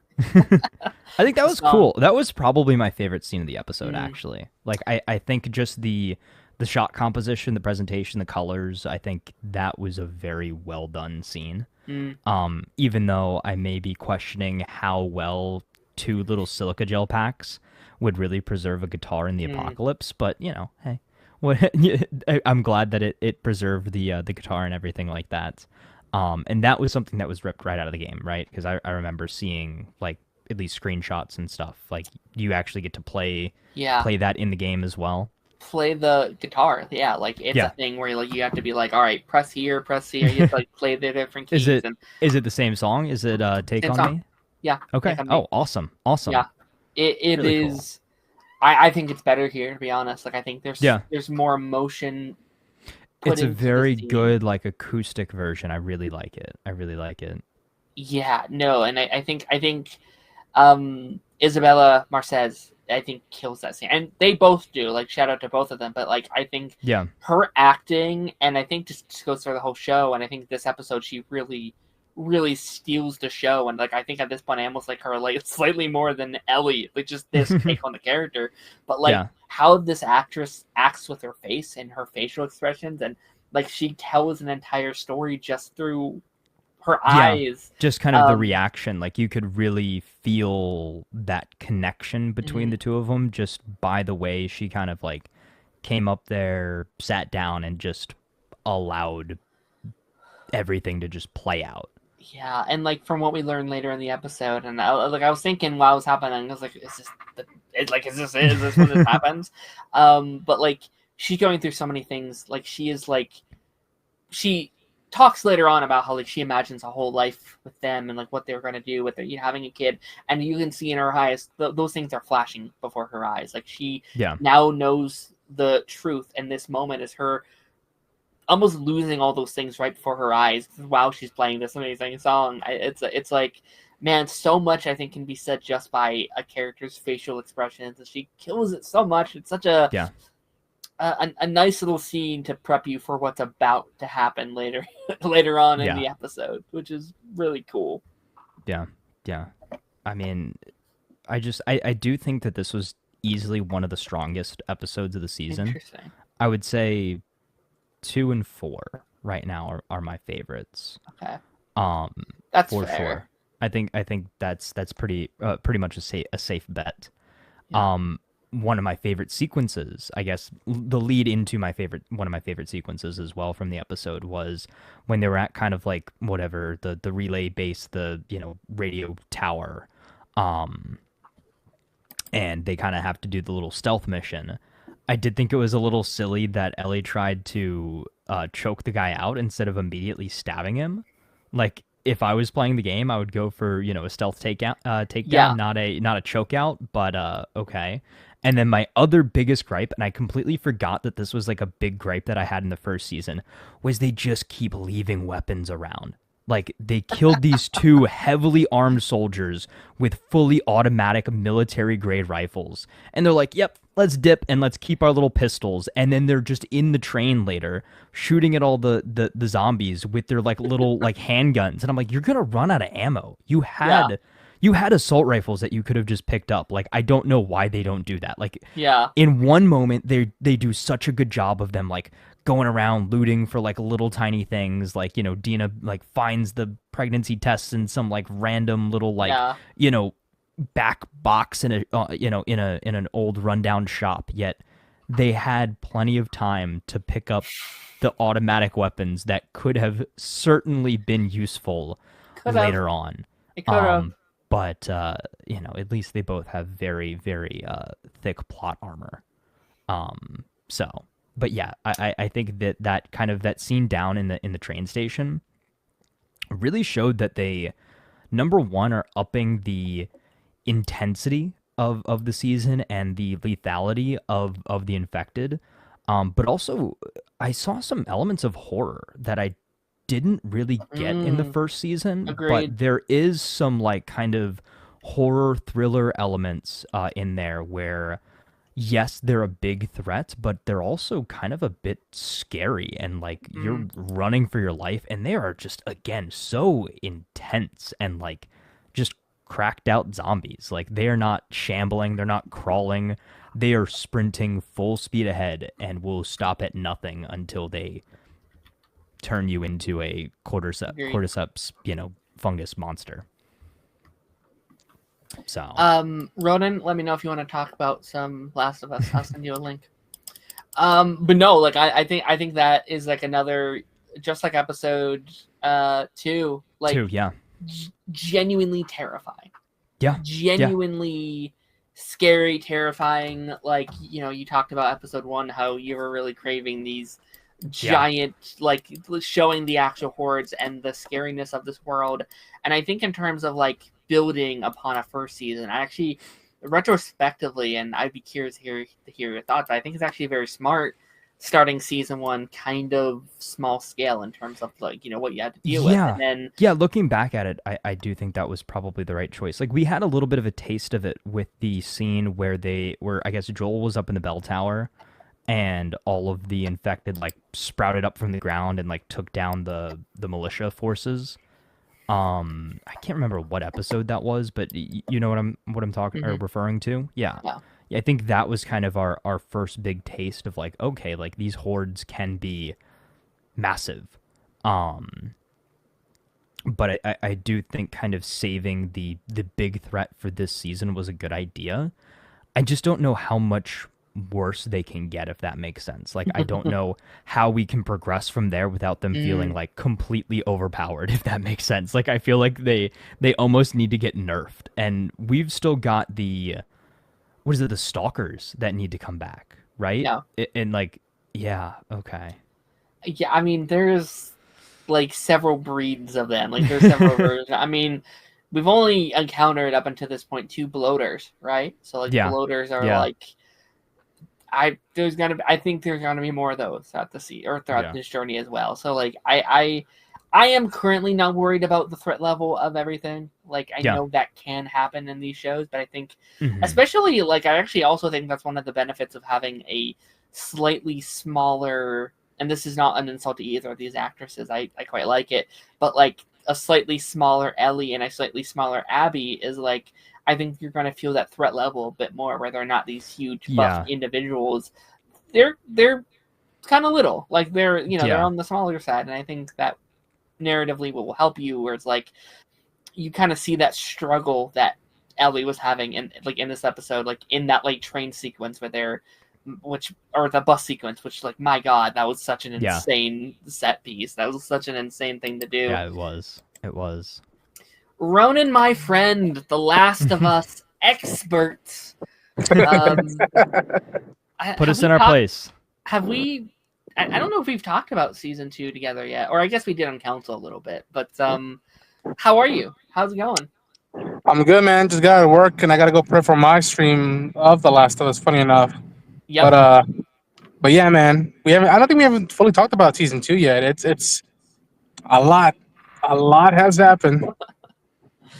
It sure has. I mean, Taz here hasn't played the game, so we're kind of like talking non-game spoilers. But like, just based on this season, like, how are you feeling? Like, are you enjoying it as much as you enjoyed playing the second game? I believe so. I think so. Like to me, and again, I come with the package of being a fan from the game. So playing the game, it was tough because I was pissed and I wanted blood. I wanted Yeah, blood. I was like William Wallace. I was like, no, let's go. You know, Scotsman. You know, let's go. yeah. And I think I'm digesting the story better because Sure. a I'm not having to like I don't know like spend 20 plus hours on gameplay. And although I love it, the story is the thing that's keeping me adjust. And the stuff they have changed has worked for the best part for the better part. I believe there's some stuff I still Great. prefer in the game, but you know um I don't know if you guys talked about it yet, but like the sequence when it's a tense, the most tense Dina and Ellie have been together. That sequence like was very um beautiful, bleak, Yeah. sad, and like for me organic. Yeah. Agreed. Yeah, Yeah. like I think I 100%. prefer the like Ellie Dina stuff more in the show so far than I did in the game. Which the game is still Hmm. very, very good. It's very passionate, but I think just like how, especially Isabella is playing Dina and how she's Yeah, portraying the character, and yeah, I think they're making things more cinematic and more which has downsides too. Like, I think things are a lot more casual in the games, especially with the way they did the stuff this week. But like with the show, like things are being done a lot more cinematically and a lot more dramatically, which I personally like. I'm really enjoying. Like as a fan of like romantic drama, like fan who watched many seasons of like CW shows and stuff like that. Like I love them like rolling up the drama of this situation that should be very drama filled. Like this, I adored the scene with Dana being like, I gotta kill you. Like anyone in your situation is going to beg me not to kill you. I've done this thousands of times. But what if you are actually telling the truth? What if I get this to kill one you time? now. So Yeah. okay, my question, right? So as people who have played the game, as fans of the games, right? So how/why has it gotten to this point where she hasn't told like her best friend that she's immune? Like Tommy knew, like I'm sure a few other people in town knew. Like I think what did Tommy's wife know, I guess, as well? I don't Oh, even know about that. Yeah, that's no. the one Really? still that I'm like, No? I don't know even if Maria knew. Like, because again, Okay. and that's a Okay. valid point. That's a Yeah, valid point of like I why kind of should I would just kill assume Dina like at again? least like the family would know. And like I feel Yeah. like Dina Blood. was basically Yeah, like family to Yeah. them.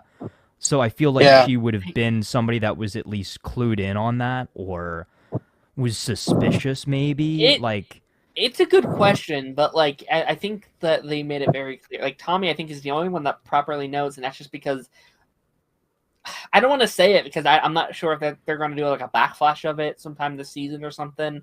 But yeah. like that's kind of how you open the And game.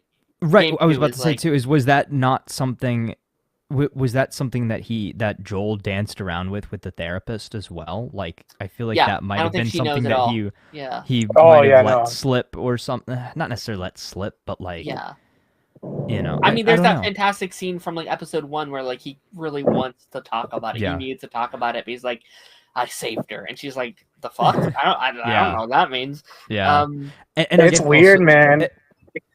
my other question too is whoever gave her the tattoo had to have known that she was immune because she Oh, got the tattoo to cover up the bite. So dude, Taz, I literally have that in my notes. I was like, huh. I want so okay. So here, I'll tell you.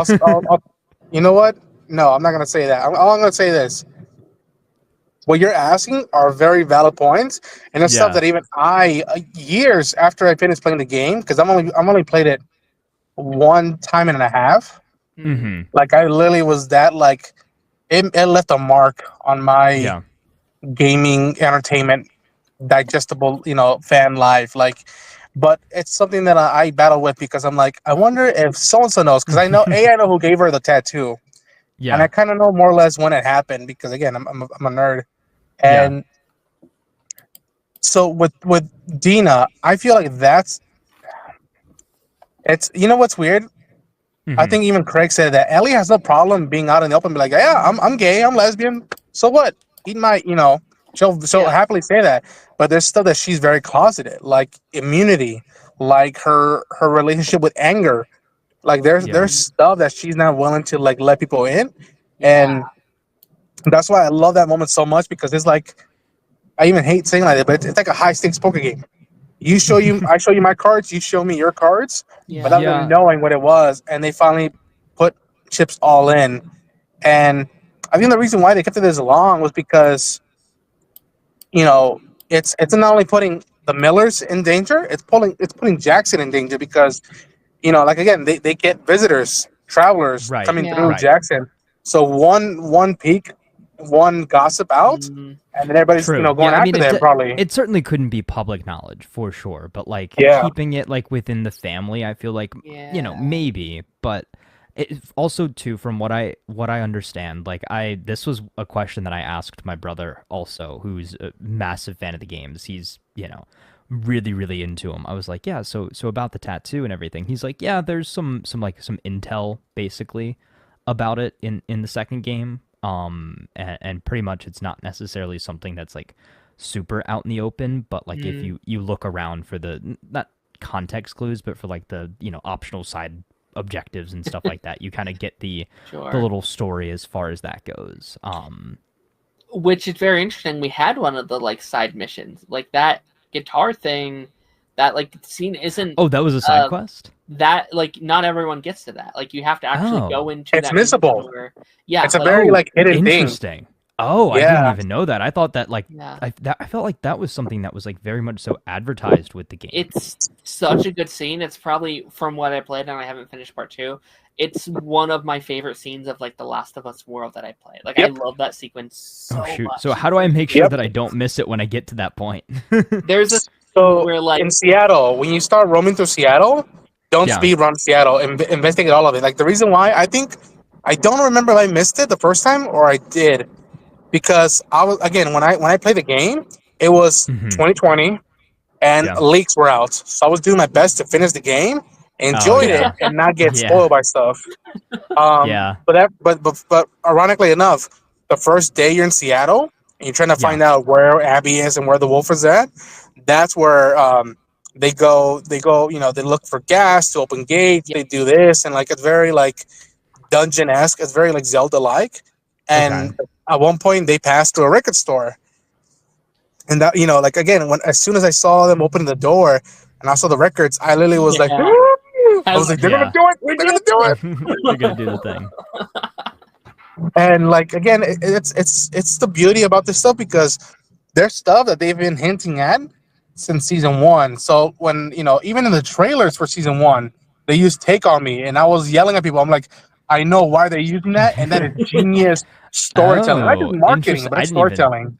Didn't even think about that, and that was something I had asked Darren when we first started talking about it. I was like, did they use "Take on Me" in the game as well? So that's interesting. That's interesting. And again, they made it even a pivotal thing of not even just the song, but the band, because in the Left Behind episode, which is also the DLC name for the game, when she and Riley have their adventure, the first song that pops in is "Take on Me."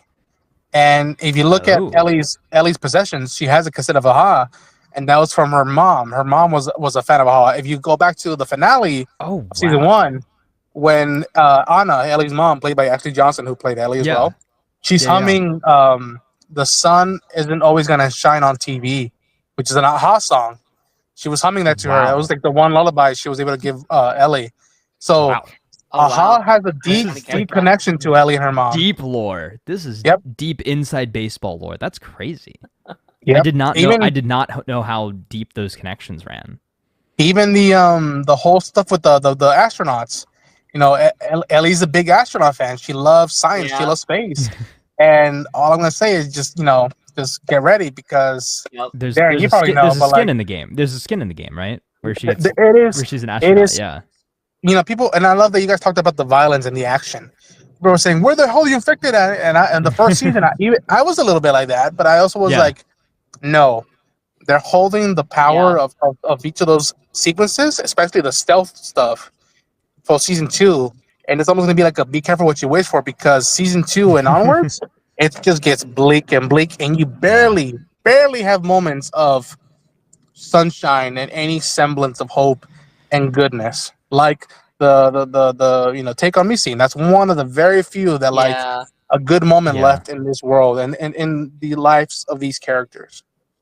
Agreed, and I think that's what makes this franchise so special, is like the contrast of those two things. Like you can have these very dark, scary, action-packed like set pieces, and then it's those little moments so that like makes it all worth it. That makes it so relieving that you did make it out of there. It's like, oh, these character moments that we can just spend and live it like within them is so special. I know you have to go and like do your show here soon, Roden, but like, what's your thoughts on Isaac? Because like Isaac was one of the big elements that like I haven't played the game in a couple years, and I haven't reached that place in my like replay yet. So my memory on it's a little bit foggy. But like, what was your thoughts at him coming back to play this character a second time? Because it's they've done that a couple times now, where they bring people from the games over to the TV show. Wait, Jeffrey Wright was in the game? Yes. I didn't know that. He was, yeah. This Yes. is his second time playing the character. Okay, Similar awesome. to, oh my gosh, what's her face from season 1? Merle Dandridge as Marlene, Marlene, that's it. Yep. and the guy who plays Tommy in the games came back, but he didn't play Tommy. He played someone else in that Kansas City militia group. Yeah. But I was like, And then as soon as I heard his voice, I was Troy like, Baker was in the first season yep, too, right? yep. He was Yep. he was Pretty Boy. Yeah. Yeah. Yeah, he got killed, didn't he? I'm pretty By sure. Ellie. Yeah. Yeah. Yeah. Um, That's cool. bro, again, another thing I have in my notes. I was like, the opening sequence and the scene with the pots and the sheriff fight. That alone itself, this might be a controversial take. That alone already is better with that character than what we got in the games. Wow, in my yeah. opinion, that's already Interesting. better. Like I was talking to our fellow friend Gianni, and he was like, that was one of his letdowns, and I'll talk to him about it with this episode. Like Isaac in the game, he's a figure, he's a shadow, but his presence and his impact isn't as deep as we would hope and thought. And I mean, you have to you have to be a scavenger of finding notes and notepads to hear and find out the lore of the wolf and Isaac to see how he came to power and rise. So the fact that you see the dichotomy of him as a federal soldier, and then you see the switcheroo, and hey, it was nice to see Josh Peck in that cameo appearance. I was like, what the hell? Yeah. Drake, where's the door hole? Yeah. Open the door. Yeah. Door's right there. So yeah, with the magic marker. to me, I think even I've said it. I love Craig and Neil, but they're freaks. They are like slimy because that whole monologue of the pants and how he wanted to like impress women, and like you hear subtly a great sound design of the crew for the episode. You subtly hear the chains in the background, so you hear someone's tied up, and then it just pans right, Yeah. and it's just like, God damn it, and like. Again, I just loved it in the most effed up way because it's building up lore, it's building up his mentality of like, you made us do this. And that whole, again, it's why he's so slimy and such a fascinating character of like, because you broke the truth. You broke the truth. Like, I'm not playing your chicken and egg game, Scar. And he keeps calling him Scar, Yeah. which again, once you get into more of the story of those people, that organization, that culture, it's going to be fascinating seeing perspectives. They're already laying groundwork while telling a story Yeah. within that scene and this character and these sequences already. When both stories of part 1 and part 2 are told, people are going to look back at it and be like, wow, there was so much foundational work laid upon per episode, per line, per scene. Yeah. And like making you care about both sides is so impressive that I feel like you can't always do in a game format. Like typically when you're playing a game, it's typically from one POV. And so I think when you're adapting it for a show, it's like, well, you can switch to Jeffrey Wright's character, to the, this person, to this person, and seeing how each person from their perspective are the good guys. They're just trying to survive. And I think that's what makes a story like this so fascinating. And speaking of Ronan, I specifically have a question for you. Is Darren and I kind of talked about this, but again, as somebody very into the game, Yes. we're now 4 episodes in. We've got 3 episodes left. We haven't seen Abby since the big golf swing. Do we get back to her at all this season, or do they do the same sort of thing like they did in the game? This is Ellie's season, and then next season is Abby's season. All I'm going to say is this. I have a very strong feeling where the show's going to end, and dare I say maybe the last scene or shot. I kind of know. Yeah. I have a gut feeling of where it's going to end. I'm not going to ruin it for folks. And let's say that, like, I think for first-time viewers who don't know the games, it's going to be there, I love the franchise, but, there are friendly rivals, but the way season 6 of Walking Dead ended, I think it's going to be in that same vein of, like, you could bleed, you could cry, hell, you're all going to be doing, and then, you got to wait a year or however long it was. I feel like it's going to be like that. And it's by design. Like, and again, the one thing I've always been saying out of like, my immediate reactions or streams is that like the structure, it was blowing me away. Besides Isabella, besides Bella, besides Gabriel Luna, the structure is like I want to interview Craig, Neo, and Haley who co-wrote the game and they're helping the writing. And just talk to them for like an hour about structure. I'm like, how long did it Yeah. take you to set up this, and this, and know where it's gonna land? Because I also had my worries about a 7 episode season, but they did, in my opinion, they did so good in season one, and it's just like okay, especially that story from that game, you have to go out of your way to f it up. With this one, take your time with it. Even if at first it looks odd and seems odd, take your time with it. Now, pacing wise, at the whole nother ballpark because I have friends who I'm watching the show with, and they also have issues with pacing one out, which is ironic because in the game, the second half, I have issues with pacing beyond just storytelling and choices. The pacing was always what worried me in the second half. So it's going to be very intriguing to see where they go from here in terms of structure and timing because I've heard people say, "Where's Abby at? Why the hell did they introduce her?" I'm like, "That's by design. Whether I like it or not, whether people like it or not, that's by design, and it's the most way they're trying to be faithful without following the same beats of non-linear. Because for the most part, they're being linear, and Yeah. just hold that question for me until the season ends, and then get back to me Okay. because again, Okay. I know stuff, and I don't want to let the cat out of the box. Yeah. Like I said, I know certain things. I'm not necessarily as like adverse to spoilers. Like I know this game's been Yeah. out for what 5 years now at this point. Yeah. If I really, if I really wanted to play it without spoilers, I would have. But I do want to again go back and kind of like fully experience them. Like I'm about maybe a third of the way through the first game, and I don't remember what happened as far as like why I stopped playing it. But like I just got busy, and then I never ended up going back to it. And I started playing it around the time that I watched season one. But I guess I'm putting myself in this position now. I'm gonna stick to it. Once this season's over, I'm gonna find the time. I'm gonna go back and I'm gonna finish the first game, get the second game, play through that, and then see how I feel. See how I feel for sure. It's a lot, man. It's a lot. Like Yeah. it's.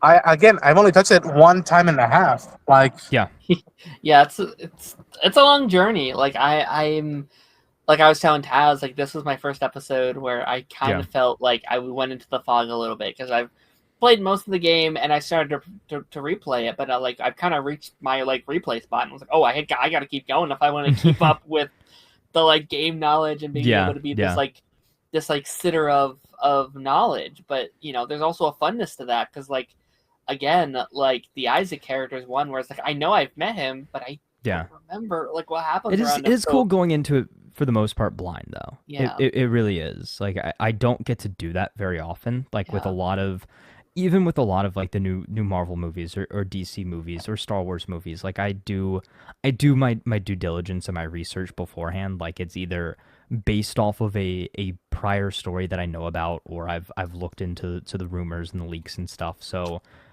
not a ton nowadays surprises me as far as that goes, but when you get a show or a movie that is something fresh, something brand new, something that you don't know a ton about, it is certainly a very different and I guess a refreshing experience is the terminology there. Yeah, like we're not to go off topic here because we'll probably transition to our next show here shortly, but like we're dealing with that with Thunderbolts right now, where it's like I didn't look up Bob. I had heard of Bob, and I figured who he was. For those who don't know, what the character is and why he was chosen and why they're going with Bob. But I went out of my way to not look into the character, and as soon as I got out of the theater, I'm like, well, I want more. I want to see that guy more. Hey, the actor did a phenomenal job, and I'm like, there's so much potential they can do with that character of Bob. You mean Bob? And dynamic wise, like so much more. But again, I am so happy for people who are going in blind. But then I feel bad for them because I'm like, oh yeah, hang tight, like tighten the seatbelt. But also, as fans of the games, I'm still getting surprised.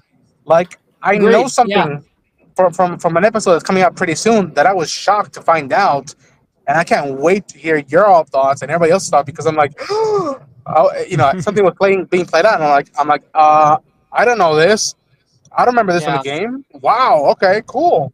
So much new stuff, and I think the show has kind of Yeah. cracked the code in terms of how to do an adaptation, in my opinion. Because I almost rarely ever want a one-to-one adaptation of a thing. I think that's so boring. I think that's so lame. Like I think I always think you want to make an adaptation that can make the fans love it and have something new and have something fresh, along with the new fans being able to jump on it for the first time. Like I think a balance of those two is always what I want to strive for, and I think they've done that perfectly. Of like hitting all the notes that people are looking forward to, but adding like episode 3, basically all new stuff.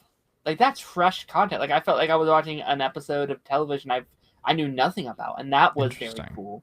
Interesting. Adding on to what was there. It's not replacing stuff. It's adding extra context to things that you maybe wouldn't have had otherwise. It's like reading a book based on a movie that you saw, or like finally reading the book of like I've been reading the like Hunger Games books, and it's like it's not that I like one over the other. It's just I'm getting all this extra context that I didn't have because the movie can only be 2 hours long. I think it's a very similar perspective. idea. I think that's why Fallout did so well, is because it's a story within the established universe. It is canon, but it's not stepping on the toes of the canon of any of the games. I hope more stuff does its that. own thing. Yeah, cool... I think Assassin's Creed should take notes for that Netflix series when it ever comes out. I think Halo needs to take notes from that when we maybe get a reboot, revival, another season, another show entirely. Like, I honestly... so randomly off topic, but I really do hope that they give Pablo Schreiber another chance to play Master Chief, even if it's like a complete just reboot the entire freaking like show and just start over again, and just say, hey, let's forget about those 2 seasons that were on Paramount, and try again. But they could have done something so great with that show, and I still enjoyed it for what it was. But I couldn't watch it, man. I understand the criticisms. Like when I heard the stuff they did, I was like, "Yeah, are you kidding me?" I'm like, "Just do Dread." Fucking Carl Urban did it. Like that's all you gotta do. Like wow, that's literally not like, even heard that comparison. Stuff. But or Mandalorian. Right. Yeah. Like it was, or just like I agree. Like call it Halo, but like don't make him Chief at that point. Just make him some random Spartan. Yeah, wasn't it like I feel like. Sorry, go ahead. No, go ahead. Wasn't it a theory that they wanted to make like a Mass Effect show, but they couldn't, so they quickly changed it to Halo or something? No, boy. I've not heard that, but that's an interesting take. A Halo show was something that they were trying to do and wanted to do for like 10 or 15 years, like something ridiculous like that. Like it had just kept getting like shopped around. Different directors were thrown in and out of the project. I think it was supposed to be a Spielberg thing at one point. Like there was some just really? like crazy. There was just some random stuff. Like they announced a Halo movie back at like a really old E3, like long ago. Like what was it, like when Halo 2 or Halo 3 came out, or like around at the height of it. For the longest time, I heard Peter Jackson or the District 9 guy was gonna do it, and I was like, yes, all right. I didn't play the games, but like from what I had seen, and then like that makes sense. But then I graduated out of high school and nothing. I started college, nada, and it's like by the time this show came out, I was like, eh. I still think the best live action Halo thing was the Halo Forward Unto Dawn, the little like mini series before Halo 4 came out. That was probably the best like live action Halo content, or the Remember Reach trailer. That was really good too. Yeah, which sucks because like stuff like that is like how I consume a lot of these game medias, because I'm not a gamer. Like I don't have time, nor am I good at all. So like when a project like Halo gets announced, it's like, oh cool, I can experience the story via this new adaptation, very similar to what people are doing with The Last of Us right now, or like what I did with Fallout and stuff like that, or like Five Nights at Freddy's. But like when people are like, this is nothing like it, do not watch this. This will tarnish your image of Halo. And I'm like, okay, I would say, I'll wait. In a lot of ways, like if you could sit down and like read like large novels, like I think getting into the Halo novels would be a good entry point for you. I've heard that of The Witcher as well. Yeah, I liked The Witcher, but I am not excited for the new season, especially without Cavill. Like I I dug season one out, and season two felt a little bit odd, and I was like, I'm good. Like to me, I became a Castlevania fan because of the anime.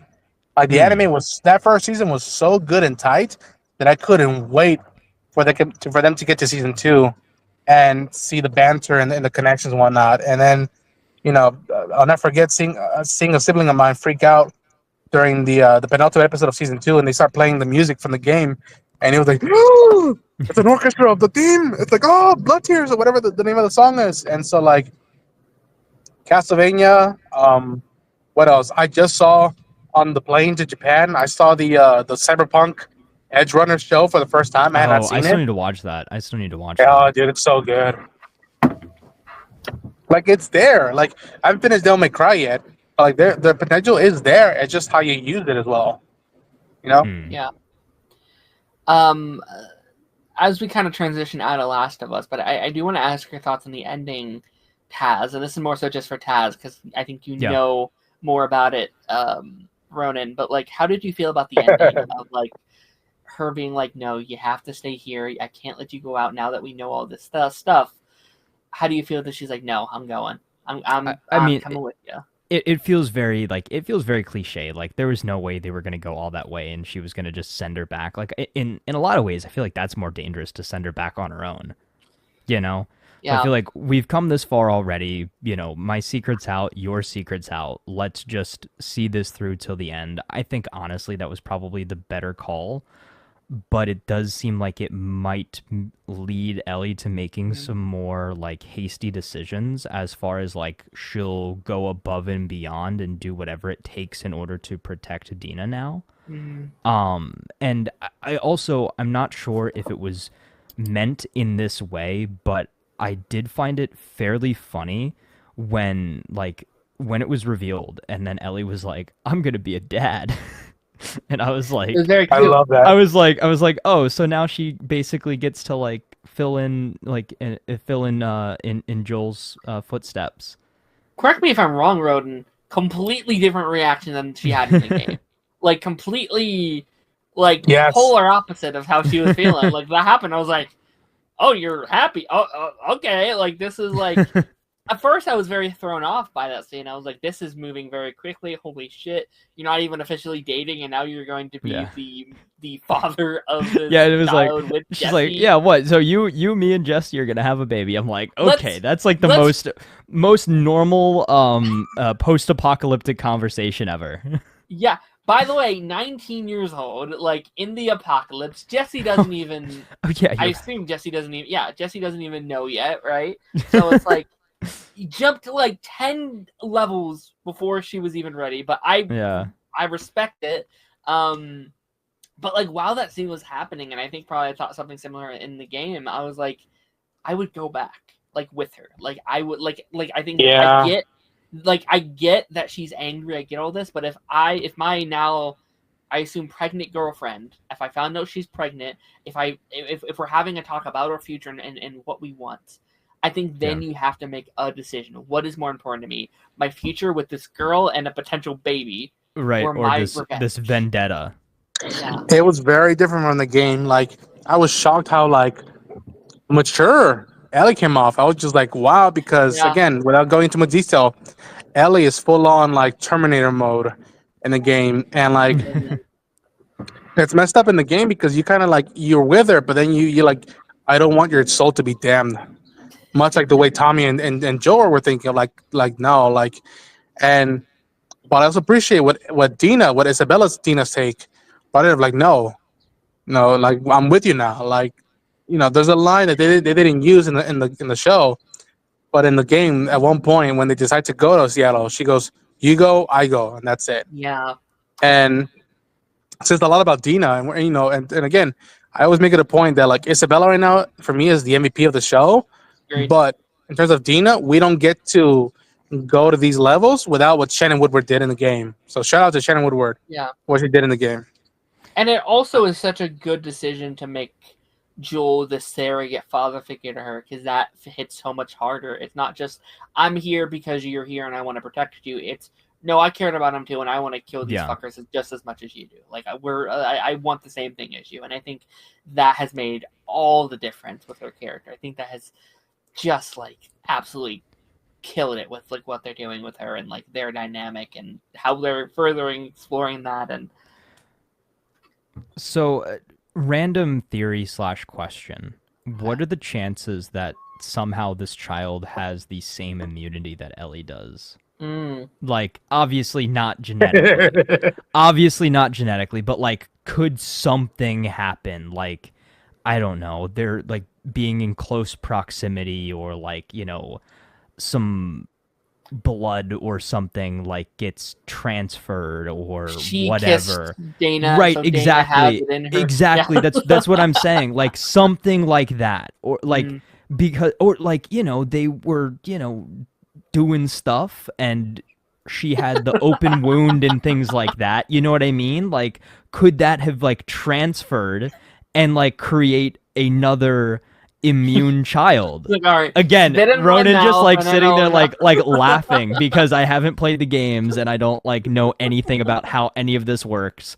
But like crazy tinfoil hat theory, like I don't know. I don't know how likely that is. That was probably the dumbest thing ever. Well, you're gonna clip it, post it, and then somebody on TikTok is gonna tear me to shreds. This dummy. But no, I mean it's a valid question to have just in terms of Ellie, because if that is a possibility, then right, that's what I'm saying. Like, could there be a simpler could there be a simpler way for her to pass on her immunity than killing her and taking her blood? Right? Like, there's got to be some way. Like, they've got to, like, it's almost like they have to just find the trick. Like, you know, like if you're not getting a good connection on something, you got to like wiggle the antenna in just this certain way, and once you get it in that position, then it works. So like she's got to find like the cheat code. She's got to, you know, press like circle, square, up, down, left, and then, you know, you make an immune baby. I don't know. Somebody clip that. Amazing. To quote Dave Filoni, interesting. That's. I'll leave it at that. Okay. Okay. We are going to be transitioning into our next show. I know, Ronan, you have to probably prepare for your Last of Us live stream in a little bit. So everyone, go obviously check out his stream once you're done here. I mean, do you want to shout out anything, Ronan? You want to do all your things? Sure. It was fun talking to y'all. I gotta go prep stuff. Yeah. I'm dropping my Tales of the Underworld reactions pretty soon. I did the first 3 with Assad's Adventures, and then I'll drop the next 3 that involve another bounty hunter. And what else? I'm still prepping up some stuff for my vlog in Japan, just because there's a lot, and I want to add some cool stuff. So keep on the lookout for that. And then I know Taz is gonna love this one. On Tuesday, prep for my Andor stuff, and then on Wednesday, I'll do a stream talking about Star Wars related stuff. So, got a lot of stuff cooking down the pipeline. Do you want to talk about some of The Last of Us? Kind of, yes, sir. Let's to wrap up this shorter episode, this more kind of all over the place episode. Yeah. It does feel like a classic pipeline, though. Yeah, we're kind of like, oh, here. All right. We got all the topics. Last of Us, episode 5. We're in the back half of the season now. I spent some of my week trying to get caught up, and I feel like I'm playing the game. Like the game. Like, I am in a very weird spot because the show is jumping around quite a bit in terms of like they're not going chronologically necessarily. They're nitpicking. Yeah. So I am both ahead and behind of the game right now. Right. Where I'm playing right now stuff we're seeing next week, and I'm also behind on like some of the stuff that we're seeing now. Like, I just started day 2, but I've seen some of the stuff from stuff we haven't seen in the show yet. So that's been very interesting. And now also trying to keep both straight now is kind of getting right. It's hard. Like what's going on in one versus the other. Like, I was like, wait, I'm talking about this. Is that happened in the game or that happened in the show? Because it is such a good adaptation. It's like, wait, which one was which? But I'm gonna let you mainly lead this just in case I do say something I don't mean to. But like, what did you think of episode 5, the 5th episode? Well, okay, I'll give my think thoughts, it and was- then you tell me what the controversy is, because I'm not sure what the Okay. controversy is. I think that the beginning of this episode was kind of more the same. It felt very much so like just a carry on from last week, but that back half of the episode went crazy, and I really liked it. I really liked that back half of the episode. I was not expecting Jesse to be the one that saved them. I wanted it to be Tommy. I wanted it to be the Seattle Reaper or whatever the heck they call him. But that was a very cool scene. But also I think very dumb of Ellie and Dina to think that they could just take on all these stalkers. It reminds me. Have you seen somebody posted a clip on TikTok, Twitter, probably all over the place, of going into a building with a bunch of stalkers in Last of Us 2, and they saw where the stalker was. They reload the checkpoint, go put 10,000 bombs on the floor, then go reactivate them to go by, so they run by and then just get caught in the trap and blow them all up. And that's kind of what that's what they needed to do if they wanted to get out of this unscathed. Right. But yeah, once again though, Ellie thinking that she is hold on. Go ahead. Yeah. Once again, Ellie thinking that she is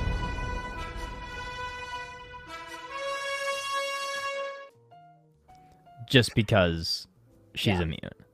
A little ridiculous. Do you mean at the end where she's go hide in the cage and I'm gonna take them on? I Yep. think that. Did you see the behind the scenes part of this episode? No, I didn't. So their take on the episode was a bit differently than I thought, because I didn't read it like that at first. But they were saying she was planning on dying there. Like in that scene, she's you hide in the cage. She was planning on you escape while I take these guys on, and I will kind of Which kill myself. to save doesn't you make in this sense, scene. because being in that cage is honestly almost worse than being out in Right. the open, because you're in a confined space that the infected can very Right. easily break through. Sure. And also, too, my biggest issue, Jesse's been in Seattle for all of probably 5 minutes, and he's got himself an automatic rifle. Yet Ellie and Dina just have pistols that run out of ammo very quickly. Please get better at looting. Just please actually loot the weapons. Take the weapons from your enemies. Craft better weapons. Craft some ammo. That's all I want.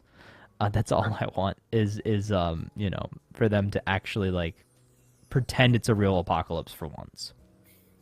Also, where's the horse, dude? Did they leave Shimmer in the record store, never to be reclaimed ever again? I don't know if I should. There's game stuff where I'm I don't know if I should mention. Oh, okay. I didn't realize that it went that deep. I thought that this was just a joke that How everybody's much game where'd the spoilers horse do you go? care about? I really don't mind at all. Shimmer's supposed Tell to me. be dead right now. Oh, wonderful. Last week was the moment where Shimmer gets shot in the leg and falls over, and they have to so the fact that they're alive, people are what are we doing with Shimmer? Why is Shimmer still alive? Just chilling. Is there enough food? Is Shimmer okay? Did Shimmer swap sides, working with the enemy now? I don't know what's happening. I'm afraid to mention that because I don't want him to die them to die next week. And I'm well, I spoiled it for Taz. Holy shit. But well, maybe it's Geralt's horse, Roach, right? Is every horse he has is named Roach. He's had tons of horses named Roach. He just calls them all Roach. So maybe that's what we're going for here. Yeah. Maybe. But we had the big climactic piece at the I guess before we get to that, the kind of coming to a head a little bit with the scars. They're a little bit more dangerous than we thought. Yeah. Just firing a stray arrow. And then that kind of put Ellie into beast mode and is all right, get out of here. I got this. And I definitely do the look that she gave where she turned back around and she was I could take you guys on, but I've got a mission to go on. Yeah. So that was very interesting, and it kind of gave you a little bit of a teaser as to what to expect from her a little bit later on. Early on in the episode, we got the big reveal that something from the games actually does carry over, which is interesting because if I specifically remember the creators last season saying they weren't doing the spores because it was tough to visualize on screen. Yes. But lo and behold, they did a immaculate job of presenting the spores on screen, and I think they looked great. So looked really it's in good. the air. I completely forgot they weren't in season 1. So when I saw people freaking out about spores, I was like, why? Like, there's a common thing at this point. It's like, oh no, it's not in the show. In the show, it's this big reveal. It's this big thing, and I think that's smart to use it as a point of like evolution for this infected, if you will, this evolution of this world. And I think 100%. The season's done a very good job at showing the evolution of like the dangers in this world in such a good way. We've gotten stalkers this season and spores. Like I think stalkers, that's great. Like everything with the stalkers, I think especially this week has been so good, and how they've just built up those stakes because like we see this in The Walking Dead a lot. It's like there's only so many times you can fight zombies and make it fun and make it interesting. And I think with this being a shorter show in terms of episode lengths, you can kind of build upon these threat levels. And it's like, okay, we've already fought these stalkers. Why is it so hard this time? And it's like, well, now there's 11 of them, and we have someone with us that's not immune, and they're just taunting them too. Yeah, like I really like that. And okay, so that's the other big part of it that I really liked this season is they amped the horror aspect up quite a bit. Like the stalkers are actually scary. Like they're actually kind of making it very much so in the vein of a horror movie, and I really noticed that too in episode 1, I guess, when they first encountered the stalkers, and then again the week before last when they were down in the subway tunnels. I think that was again kind of some horror undertones. Like it's almost like Sam Raimi's working on this season or something. But I love it. I really do. And I'm not necessarily, again, a big horror fan or anything like that, but I think kind of changing up the genre a little bit, I think, the game can get somewhat scary in certain points, but for the most part, it's kind of a, action adventure, looter shooter sort of game. Not looter shooter, but like crafting survivalist game. I think part 2 is a lot scarier than part 1 for sure. Okay. Like there's a lot that makes sense. A lot more jump scares. I think there's a lot more like maybe it's just this time around. Like I didn't find that scary the first time it's kind of going through, and this time there's so many like holy shit. There's just some jump scares. Yeah. So much of these like very dark sequences where like you can barely see, and then those like a freaking bloater will come up and you're like, holy shit, get the fuck out of here, go away. And like I think that's such a good way to tell this story, because I think just like subconsciously season 1 there feels like there's a safety for Ellie because she has Joel. Joel is like that protector in her life. There's that safety net there, and now Joel is gone. And the world is scarier for her because she is the head of this pack. She's leading this crusade, and things are going to be scary. And the world is evolving. The world is getting. I love that take. That is really, really cool. I think. Yeah. I think they're doing a really, really good job about that. I know a lot of people weren't liking this episode as much because this episode definitely does a lot of like we are. Doing some things differently from the games. There are some changes to be had, and I'll say, like, going back to the last episode a little bit, like, I reached the point in the game where that reveal happens, where, like, she tells her she's infected, she tells her pregnant. Yep. And on that side of it, I prefer the show version of that specific scene a lot. I think I think they do it a lot more cinematically. It feels like a much bigger deal. On the flip side of that, though, I'm still on the flip side with Darren. Oh. On the flip side of that, though, I'm not sure I'm in love with the Ellie switch up with Dina being pregnant. I'm still not completely convinced because I'm playing the game, and I almost thought about like sending you like a clip of the scene because it is So Yeah, different. I've seen it. It's very drastically different, but in a lot of ways. So I feel the same way. I kind of loved the switch up that we got at the end of this episode. We'll get to that in a second. Yes, yes. But if Ellie was acting more like she did at the end of the episode throughout the whole season, it would have made more sense for her to react like she did in the game. However, from how Ellie has been presented throughout the season so far, still being very silly, kind of childish in a way, it made more sense in the fact that they presented it like they did. Sure. Maybe we'll get some sort of take a little bit later on in the season that gives us more so that game take on it, where she's like, okay, no, you need to get out of here. You are, Yeah. what does she say? You're a liability, right? Is that the line? Yeah. And I think the Ellie that we saw that was kind of stone cold at the end of this episode might have said that same thing in the show. But again, that's an interesting swap for me too, right? So she goes down, she goes after Nora, which is very fun to see a character or an actress from you. Let's get our you representation. She's a fantastic actress. She's yes. in so many good shows. Yeah. I knew her back from The 100, back when that show was on the CW and stuff like that. Yeah. Yeah. She was also in Sabrina. Sabrina. She was Yes. in what's the Tom Holland movie? I'm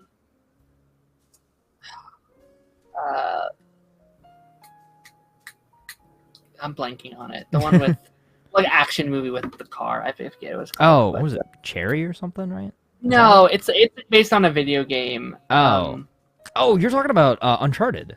Uncharted. Thank you. You're like, it's based on a video game. It's a little known game, Uncharted. Yeah, just that one. Yeah, it's that like one. Yeah.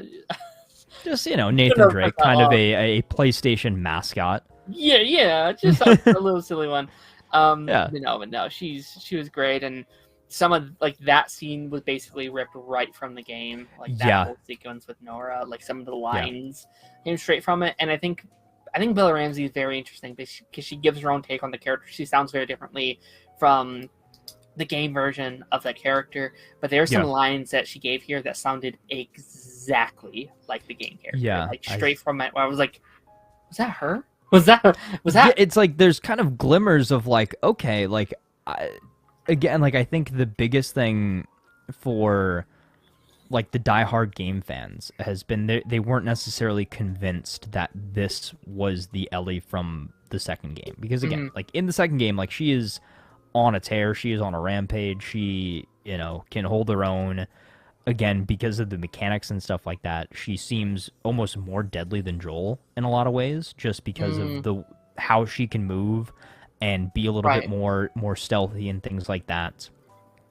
But I really do think that this adds a very interesting layer, and something that I have seen as well is that they changed one little thing here in the fact that when it is revealed what Joel did and why Abby killed him, she's like, I know.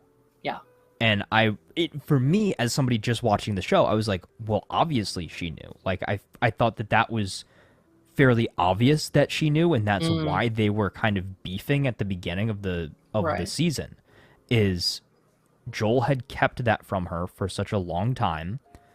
Eventually, he cracked and told her, most likely because of a result of the therapy that he was going through. Ellie got upset, even though I think deep down she always knew what he did and why he did it. I don't think she was upset with Joel because of what he did. I think it was just more so she was upset with him because he lied and kept it from her. And she took away her choice of doing it. Yeah. Yeah, and I think, again, in a lot of ways, I think maybe she sympathizes with what he did and why he did it and agrees with him, and maybe given the same choice would have made the same decision. And it seems like currently she is in that mindset where she would make that same decision. Like, think about it if, like, Dina was strapped to that hospital bed. She would, yeah.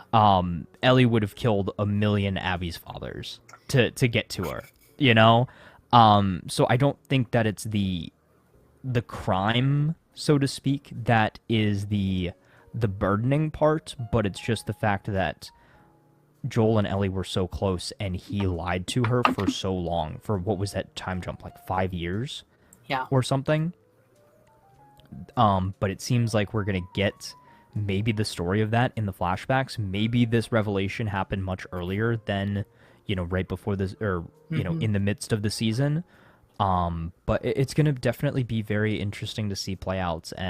But yeah, I mean, welcome back, Pedro Pascal. I think everybody was you know, very excited to see that. And I love the memes of everybody saying, "Oh, all right, guys, the whole season was just a bad dream. Now we're back to normal." So. Yeah, and it seems like, have you seen the promo for next week? Yes. It seems like next week is going to be entirely flashback. It seems like what they've done is This is our Bill and Frank episode. This is our Bill and Frank, and they have compiled all the flashbacks from this portion of the game, and they put it all in one, because in the game it's like a little bit here, a little bit here, a little bit here, a little bit here. But now they're just like, you know, it's one long episode of all the flashbacks, and I think that's a brilliant decision. I think that's so good. You're right. It is our Bill and Frank episode, which is not only one of my favorite episodes of the show. I still think it's the best episode of the show. Best episode of the show. Still my one of my favorite favorite episodes of all time. I think that episode's a masterpiece. Yeah. And I just got done today playing some flashback stuff, and oh boy, oh boy, I am so excited to see people's thoughts. I think people are going to have it rough next week. I'm super excited to see. Something that I'm going to be very interested to see if they put in there. Did you see, I sent you a clip of, I guess it was Druckmann talking about a cut level from the game. I saw something about that. I wasn't sure what that was. So it was like basically like you were going around playing carnival games, like at the, you know, the Christmas festival pretty much, and that was supposed to be close to the end of the game apparently. But they cut it because it was too like momentum stopping.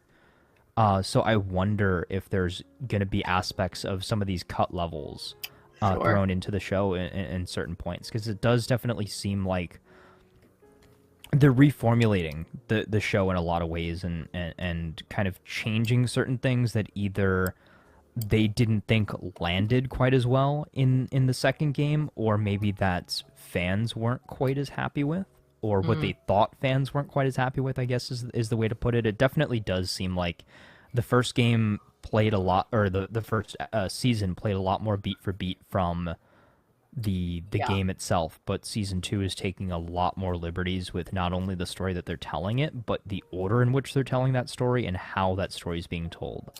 But I do still think, once again, this certainly proves that next season is all Abby. I think we're getting that, you know, shown to us every single episode. That is crazy to think that she was there for one episode. Well, an episode in the beginning of the first episode. Yeah. I'm so curious. It's going to be interesting. Going to be so. It is man. So ballsy. Yeah. It is so risky. I would not have made that decision. Not only is there no Joel, there is no Ellie, there is nothing that we know. Like I don't know how that's going to go down, because there's already like controversies with this season from casual fans, and I want to talk about that in a minute here.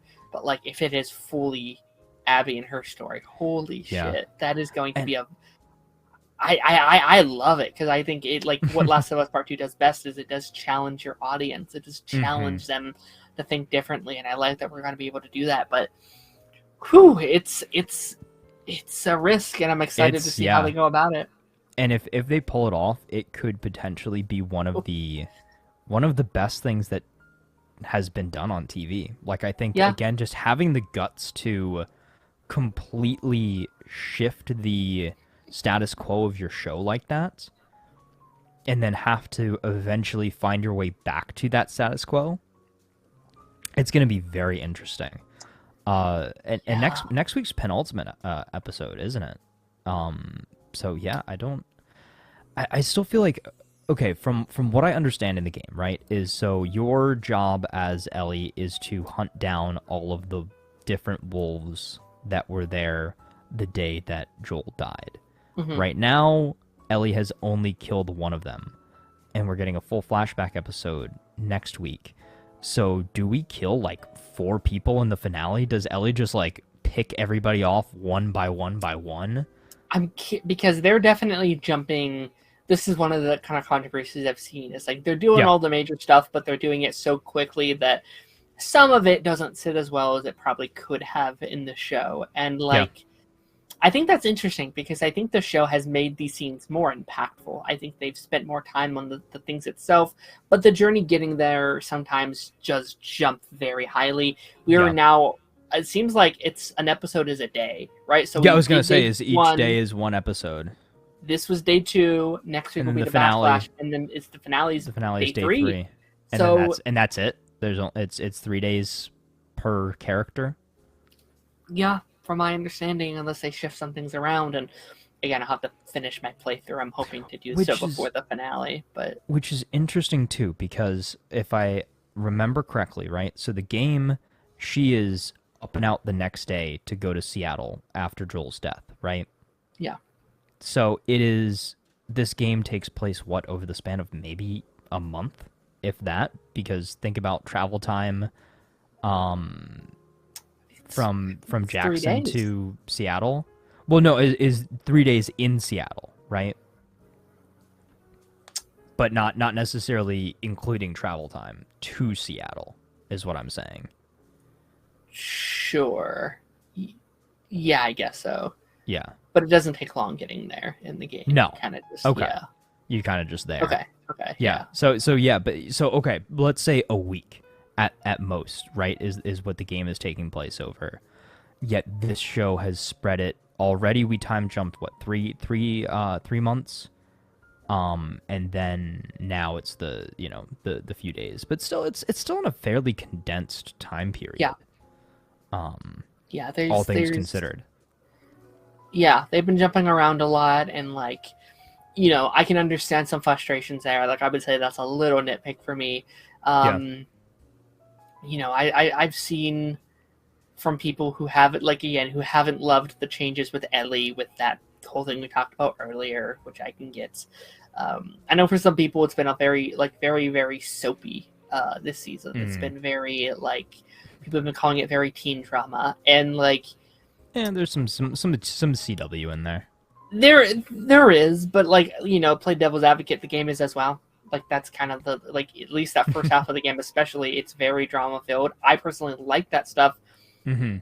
Was this episode over the top to you though? Because I would say in some aspects it was kind of, but I also think that was probably the point. Like, Ellie and Dina are in their honeymoon phase, which I feel like they never go this far in the game in terms of that relationship, because they've shifted the dynamics around with Ellie. Like, she's at this point in the game pissed. She's like, fuck, this shit sucks. And now it's like, I love you. And it's like, okay, this is definitely different. Yeah, it is interesting. Yeah, it was a little goofy at times, I feel like. And I think not necessarily even just their interactions. I think, like I said, I think the thing that stuck out the most to me was when they were hiding in the woods and then that random arrow just comes out of nowhere, right? It's like, I think there were some interesting choices to get to where we needed to be. It did seem like, in a lot of ways, it was a little less serious until that end point of it, right? But maybe that was to kind of give us a little bit of levity. Like, there were some serious moments. They did have some serious conversations. But you're right. It was more so like, oh, haha, like, we're together now. Like, it's fun times. Let's go, kill a bunch of zombies together and, Yeah. But then when stuff hit the fan and they had to actually like lock in, then it was all right, back to okay, we're in the apocalypse, like, we gotta keep moving. And yeah, to like play devil's advocate to my own point, because it's like, Yeah, yes, it's very lovey-dovey, it's very goofy, they're in their honeymoon Yeah. phase, but also part of it, I think, is also maybe the point, and we see that at the end of the episode, is that she's kind of been burying those feelings deep, deep down. Yes. I think she's on this revenge quest, but I don't think she realizes it's revenge yet. It's a She's revenge just like, quest. Yeah. yeah, it's like, we're just going on this little adventure, and once it's done, we can have this happy ending, and I think something broke inside of her when she officially met Nora, when she officially met someone where she has association with her, and I think something clicked in her. Something and it was like, snapped. Something inside of me. She went from, in this game, game 1, or like season 1 Ellie, to game 1 Ellie, like all this season, to now she is game 2 Ellie, in my opinion. Like that, it was like, oh, that's the character people have been asking for all season. Not me, because I've liked this, but like this is what people have been wanting in terms of like the like very hardened badass. Yeah. And I'm after this, after the flashbacks, I'm wondering, what is finale Ellie going to look like? What is that like? How is that change going to shift? You know, Jesse's here now, and Tommy's going to be kind of entering into the fray as well. Yeah, like, I'm excited to see Tommy again. Yeah. Yeah. I also, right after I finished this episode, I texted my brother and I was like, hey, like, let me know when you've seen this episode. I think you're gonna like this one. And he told me that he was going to wait to watch this episode and the next episode back to back, which I think is going to be a very interesting way to see it. And again, like I said, he has had his gripe. He's like I said, he's had his gripes as somebody who is a very much so avid on the game side of things. He has not liked some of the liberties that this season has taken, but like I said, I will be very interested to see his opinion on the tonal shift that they took with Ellie at the end of this episode. And I will report back once the Last of Us master has spoken. Very nice, very nice. Yeah, I like this episode. It was probably my least favorite, just, in total, not because I disliked it, just because I had these little tiny nitpicks here and there of like, some of these little tiny things didn't work as well for me, but I've been adoring the season. I think it's probably my second favorite show of the year so far, unless these final two really drop the ball. Up next to Severance, I think is still the king of 2025 for me. Anything that we haven't talked about that you want to bring up? Because I feel like we no, I think we pretty much covered everything. I guess my only question for you, right, is do we get more of the story with what's his name's character, Jeffrey Wright's character, on this side of the story, or is that going to be Abby's part 2, or I guess season 3 story? We should get more Isaac in this part, I would assume, but also my memory of Isaac, like I said last week, I don't really remember Isaac that much. Yeah. Although I think the more we're getting into it, the more things are starting to unlock, like everything with like the scars, right? Like their side of it. This episode was like they're so impactful, fairly interesting. Yeah, so brutal. Like the hanging this week, it's like their guts are like rushing out of their body. Yeah, I completely even forgot about that. Holy shit. Yeah, it's like, and we thought Kingpin like smashing a guy's head was a little intense. Like that's it just adds. Like they're like I said a couple weeks ago when like they were first introduced, I didn't remember them. And then they whistled this week, and so much rushed back to me, like their whistle noise. Oh, that's like an iconic game thing. Yeah, like they do their like whistles. You had like the dogs to come through and stuff like that. It's like, holy shit! Like it just came, so much came back. Like, oh my gosh, yeah. I remember being afraid of those whistles as I'm trying to dodge them and go around and stuff like that. But yeah, no, that's awesome. I'm curious how they wrap it up. I'm curious what they do. We're gonna get out of here talking about some Last of Us. The Last of Us. I saved this weeks ago and I haven't used it once. Taz, what are we watching here? The Last of Us? I saved it to use it like we did Invincible, and I haven't used it once. So did you notice in the intro this week that they went back to the intro with Joel? I did. Which was wonderful. I really liked that. I sure did. I really liked that. So, all right. once again, kind of a controversial week, I feel like. Once again, the game fans, very much so, the game is superior. The show fans seem to still really be enjoying the show. Again, I sit somewhere in the middle. I have my brother who is big game fan in one ear. I have my dad who has not played the games but only watched my brother play the games and is enjoying the show in the other ear. And he's like, "Oh, this show's pretty good." And again, I sit somewhere in the middle. I see the arguments on both sides of the coin there. Like, I definitely understand how, as a game fan, you can be, or why you would be disappointed by some of the stuff that they're doing in the show, some of the liberties that they're taking. But from my point of view, it is the same creative team behind the game. And they're presenting the same story in a different medium. It is a TV show, so they have to change certain things so that it works on TV. And they're telling a more streamlined version of this story. It's not an interactable story anymore. It is a story that we see played out in real time. And this is something that we talked about, weeks ago, where in a lot of ways, though, it still does feel like you're along for the ride. Like you're, still in the driver's seat kind of playing through this show in a lot of ways. So I don't know. I again, really enjoyed this episode this week. And I think, though, the biggest thing that it showed me is that we are severely missing the heart of the show without Joel. And for better or for worse, like I think that it serves its purpose to show us, hey, this is what you're missing. But also from a quality perspective, I haven't had as much of a connection to the show without Joel being there. Like, I missed his kind of like snarky remarks. I missed how sometimes he kind of plays dumb to certain things, and his his Texas accent and all of that. Like, I thought that was all great to finally have back. And they told a very interesting story here this week, all told through flashbacks. Literally 99% of this episode was a flashback.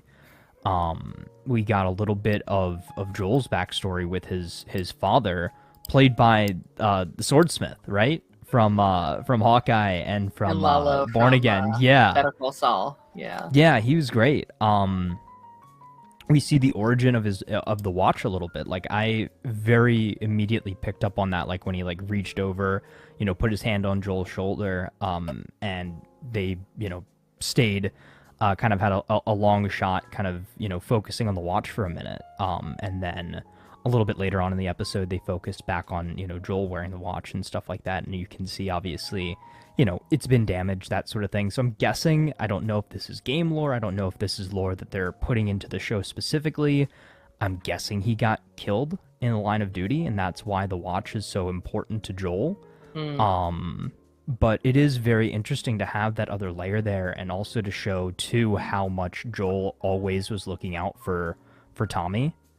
And I hope that shows kind of how Tommy is going to potentially go down a different path and try to avenge his brother eventually, but we haven't seen any of that yet.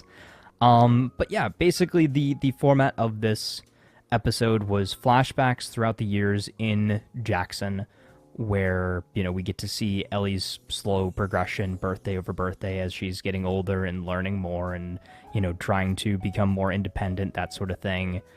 We see the origin of the tattoo finally, and then what a lot of people, I'm sure, game fans, it seems like that the spaceship scene was a very big one. And then we get kind of, flash forwarding towards the end of the episode, a different perspective on the New Year's celebration and everything like that, and finally get the extended version of the scene on the porch where everything gets laid out. And yeah, I mean, I kind of skipped a few things in the middle there. Just a good old recap. Yeah. Yeah. But yeah, it was a good episode. It was a good episode. And again, I want to hear your perspective on it as a game fan, and then I will let you know my kind of perspective as far as who is in the right and who is in the wrong, or if anybody's in the wrong. yeah, there's a lot of really interesting things here to jump into. There's a lot of philosophical discussions to be had. And this was actually a very special episode this week for me because I'm no longer watching the channel for reasons. And I went downstairs and I put it on, and my mom was still down there, and she sat down with me and watched an episode of The Last of Us with me. Oh, wow. She's never played the games. She's never seen a single other episode of the show. So her only ever context of anything was this episode, and I'm trying to explain a lot of this stuff, and like it's almost a really interesting way to perceive the show is from this perspective, this yearly perspective. She's like, wait, what? Like, what's up with the arm? And like, oh no, she's not, she's immune and blah blah blah. And it's like I felt like she had this like almost like journey, like she almost had like almost a whole context of kind of a crash course story. Yeah, in a very weird way that was very, very interesting to see. I adored this episode. I truly did. I think this is up there for me as one of the better episodes of the show. Not that I've enjoyed every single episode of the show. I've loved the show. I really have. And I think, you talked about how you miss Joel and you think that like it's slightly not the same without him. And while I agree, I also think that's entirely the point of this story. Yep, I agree with that. Yeah, it is. It's continue. Yeah, like everyone coming out of episode 2 of like, I don't want this anymore. I don't like this. This doesn't feel right. I want what I had back. That's also what Ellie is feeling. That is what that is the exact like. And that's to how me, the audience should be saying that is me thinking, okay, so they're doing their job. Like they are writing this in the exact way. Like they're making you feel the exact way everyone involved is feeling. Like there's that beautiful scene now out there with like Joel saying goodbye to the cast, and it's like it breaks your heart because you don't want that. But I think this episode is such a good epilogue to Joel, and I think a lot of people, at least for me, I felt a lot of closure with an episode like this because that death is so sudden. It hits you. It's episode 2 of a second season. Yes. You're not expecting to say goodbye to your main character like that, and I personally think it was a really good idea the way they did this. They could have easily spent once an episode like sprinkling in a Joel cameo, and that's kind of what my maybe unpopular opinion was for this episode. I loved the episode, but I think it unfortunately did what we talked about last week with the deleted scene from the game, where it was supposed to kind of flash back to the festival and be kind of like a reprieve from the fast-paced nature of what was going on. I feel like unfortunately this episode did that for me. Like it felt like a speed bump in getting to the finale in a lot of ways, and not necessarily a bad speed bump, but I feel like it kind of killed the momentum a little bit. And for it being such a short season, for it being only 7 episodes, I would have almost them rather taken what they did this episode and sprinkled those flashbacks throughout every episode leading up to this point. Interesting. And given us an entire other episode.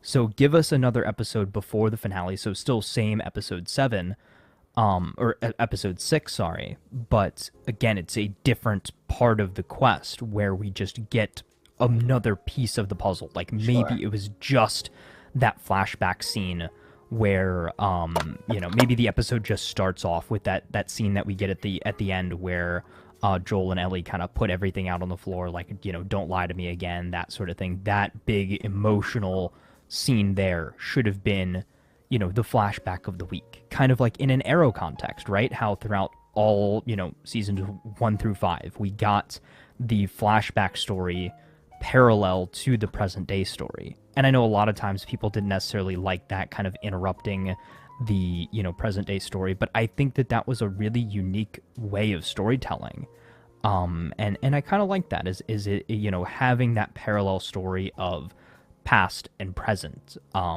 rather than just again hard stopping where we're at and then not progressing the plot really forward at all, leaving us on a cliffhanger last week that still, in at least from the perspective of somebody that didn't play the game is unresolved, right? Did Ellie kill Nora? Did she leave her there to become infected? Like, what happened? You know, we just see her walking towards what, a movie theater or something, or back to the theater at the end of the episode, and that's it. Again, not necessarily a negative, but just a kind of a nitpick of mine, I guess, is the best way to put it. I still really, really enjoyed the episode, but I just think maybe the story of the episode could have been formatted out throughout the season rather than that one episode there. Because again, I feel like 7 episodes this season. I think that's going to be my biggest critique, is it's not enough. And that kind of brings us to the other point here, is it was revealed today that they might need 4 seasons to tell this whole story. So I'm really curious how the finale feels for me, because I think that will 100% determine if I agree. I personally love the decision to put it all in one episode. I think that really worked for me. And I think, to me, I think pacing-wise, like, I think if we kept breaking to the Joel thing every episode, I think that really would have distracted people. Maybe I'm wrong. Maybe it would have worked perfectly. I don't know. Like, this is just me saying. I think it would have been good enough to give people that little dose of Joel that they needed for him to be like, okay, he's still in the show. He's still in the show. He's still in the show. That sort of thing. Maybe. I personally love what they did here, though. Like I really loved this episode. And I get why they did it. I thought it was a beautiful story. What I will say, if I was to give a criticism this season, I've adored this season. I've loved every episode. I do think some of these scenes could have felt more impactful in certain spots. I think some of them, due to, and this is the whole season thing, some of these scenes, as they are sometimes more impactful, sometimes they do feel a little rushed in some scenes. Like, you're doing one day is one episode. That is a lot to run by. And I think what the game does is you're traveling on this journey, and you get to let these sequences sit. Like a big moment will happen, and then you spend the next 20, 30 minutes just riding around the whatever and doing these little things. And that's just and that's the thing that is only a criticism because I played the games, and I feel like won't feel as impactful if you don't have the one-to-one comparison to be like, oh, this flowed better, blah blah blah. Some of the stuff in here I thought were really, really good, but it happens on top of each other. That's really good. That aside, though, it's such a beautiful story that we've told here, and I like the addition of having each year be a birthday, and Cody said that he's loving the original stuff. I agree.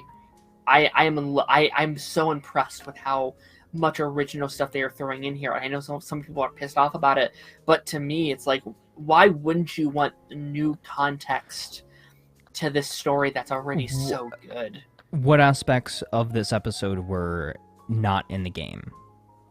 I think a lot of just the exploring the context of these things. Okay. The first birthday stuff, I'm pretty sure that's all new. The only birthday stuff we get in the game is the 16th birthday stuff, when the space stuff, thing.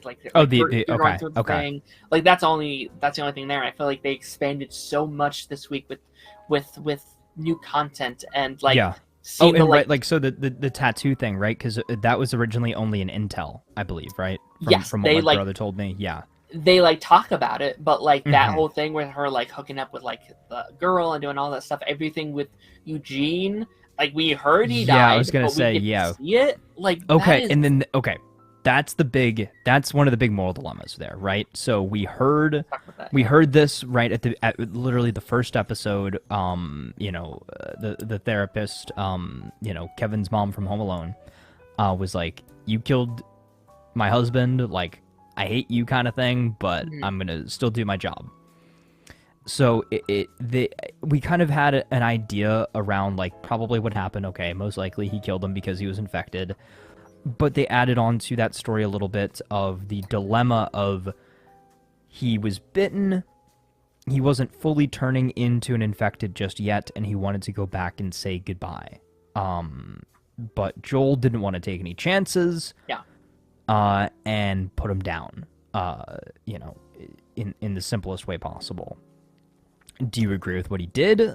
would you have done the same in his situation, or did you more so agree with Ellie on that he should have been allowed to go back to the town, say goodbye to his wife, that sort of thing? I was honestly Team Joel in this situation. Okay, I was. okay, me too, And me too. like this is Joel did 100%. nothing wrong. Well, we can get into that, but Yeah. like I think like was what Joel did a shitty thing to do? Yeah, he sucks there. Like he inherently like what he had to do was horrible, and I think would name you as a horrible person, right? But also, I think I've seen so many apocalypse shows that like when I enter a show like this, I do go in from like, but you gotta do what you gotta do. Like, Yeah, it is bring him- literally war times. Like you've got to. Like yes. think about the safety of everybody else in the town. Like what happens if you get him there, he goes crazy and then starts infecting a bunch of people, and then you just killed half of Jackson, what is it, Wyoming.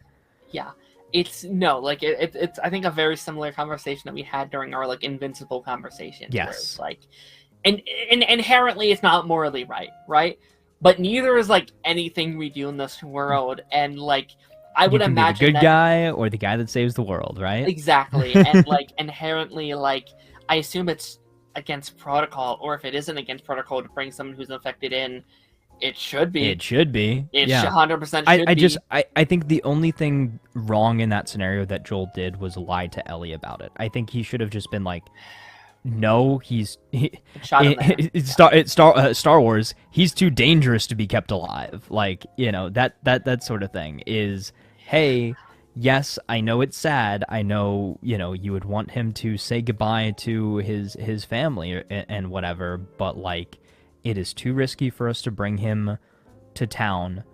He either needs to end it himself, or I'm going to end it for us right here and right now, because again, we can't take that risk. Yes, you're immune. I'm not immune. Tommy's not immune. Little Tommy's not immune. Whatever his name is. That sort of thing is like, do we want a repeat of what happened last season with the little boy? Yeah. I completely forgot about that. Like the little brother. Like that was, that was some tough stuff right there too. But yeah, I think Joel did the right thing in the end here. I would have done exactly what he did in that scenario. It would have not been an easy decision, but again, I think this shows Joel's tougher side. Like, but he's also become a little bit, I guess, a little bit less rough around the edges, because it seemed like he had some difficulty doing it. I think he deep down wanted to allow him to, fulfill that final wish. But I think he, again, deep down thought about what that could mean if things were to go wrong and had to make that tough choice.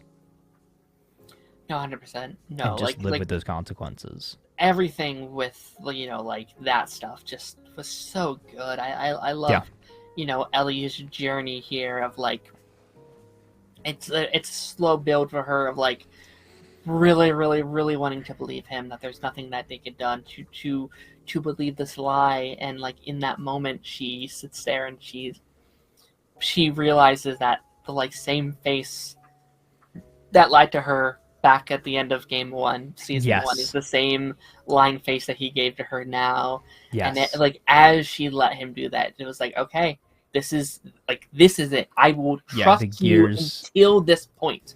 I am leaving. I am taking this source out, believing you. Yeah, I thought for a second she was like, no, dude, I know what you're gonna do. I'm gonna stay with him. You go, and I'll meet you there. She's like I thought that was what was gonna happen, but Ellie is so, and I'm gonna put quotes here, so selfish in this episode, in that everything she is doing is for, not inherently selfish, obviously, I'm not trying to call her selfish, but is in kind of her self-interest, like, trying to see if he's lying to when she tells Gail at the end of the episode. She tells that not because she needs Gail to know, but she wants to hurt Joel in that moment.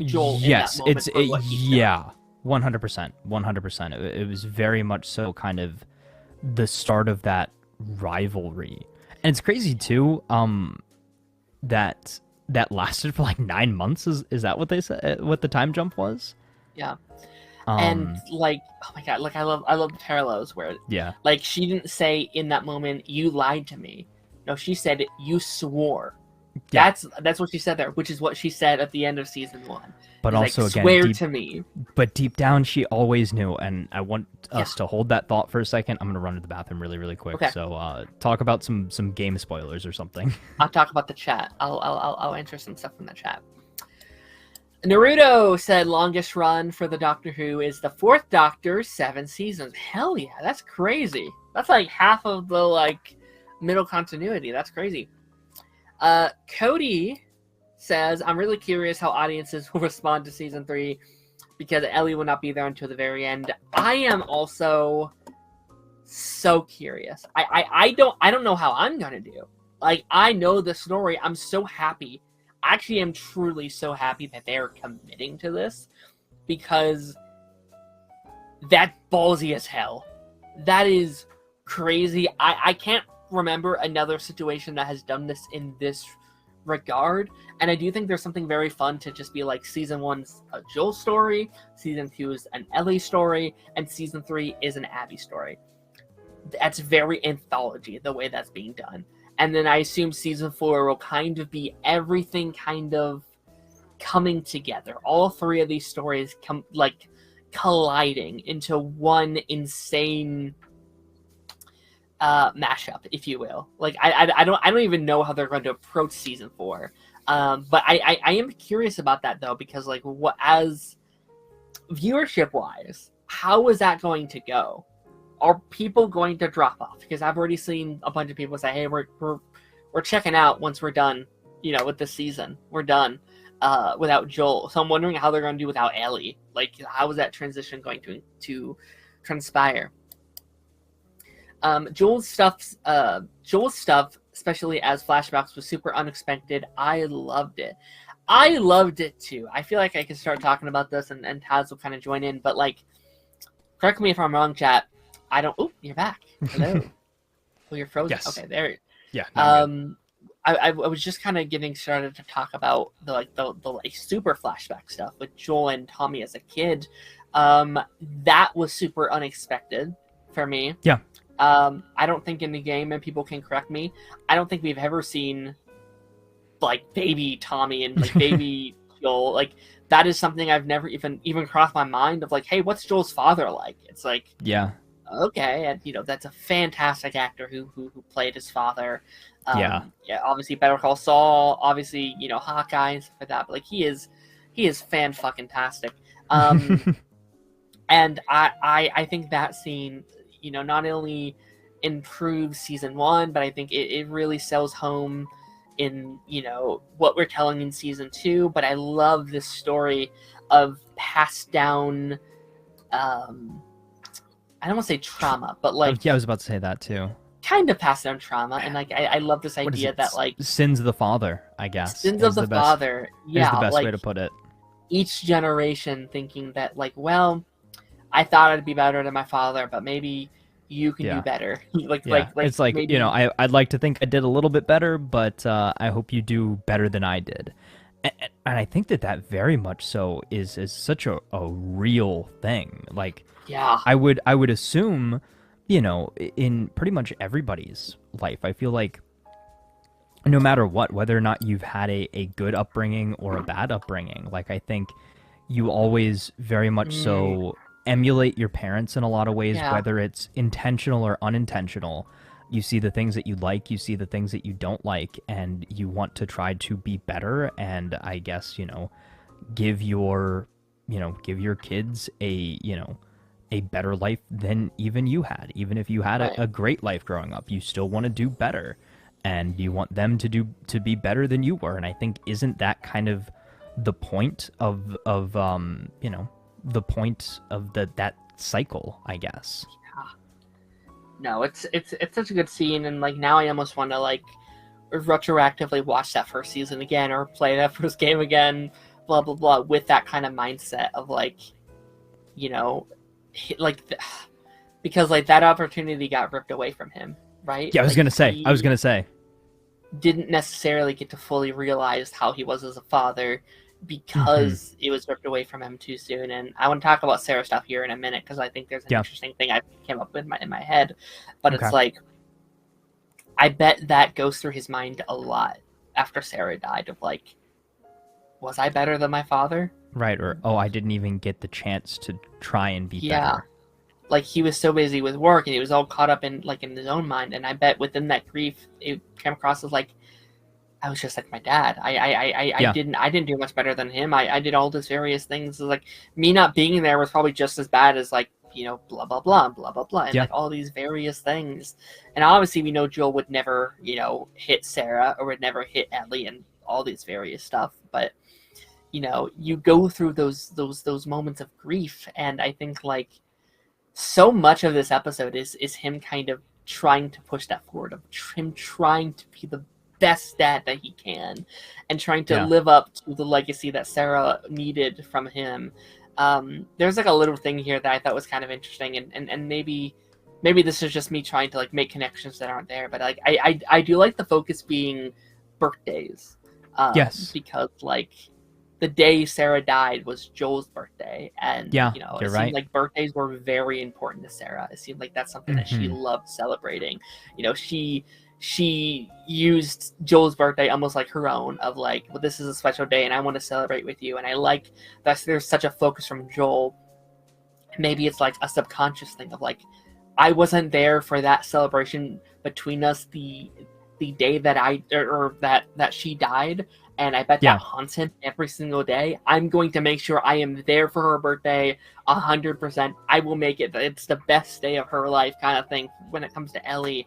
And the whole cake thing. Like he brought a cake in 3 times. What is it that first episode? He forgot the cake. So it's almost like there's a focus on that cake, bringing in the cake. Happy birthday, Eli. So good, so good.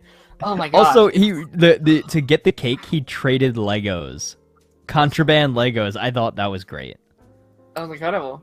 No, it was so emotional, and again, the like journey between, you know, Ellie and Joel, like, it almost brought tears to my eyes a couple of times because I was brought back to this version of these two characters. The moment when she comes in and she has like the hurt arm because she burned herself, and he instantly goes into like dad mode where he's like, it's okay, sweetie, please, like, you know, you're gonna be okay, you know, she's on drugs, but she's like super affectionate towards him, and it's like it brought me back to like Sarah, because it's like they were using a lot of the keywords.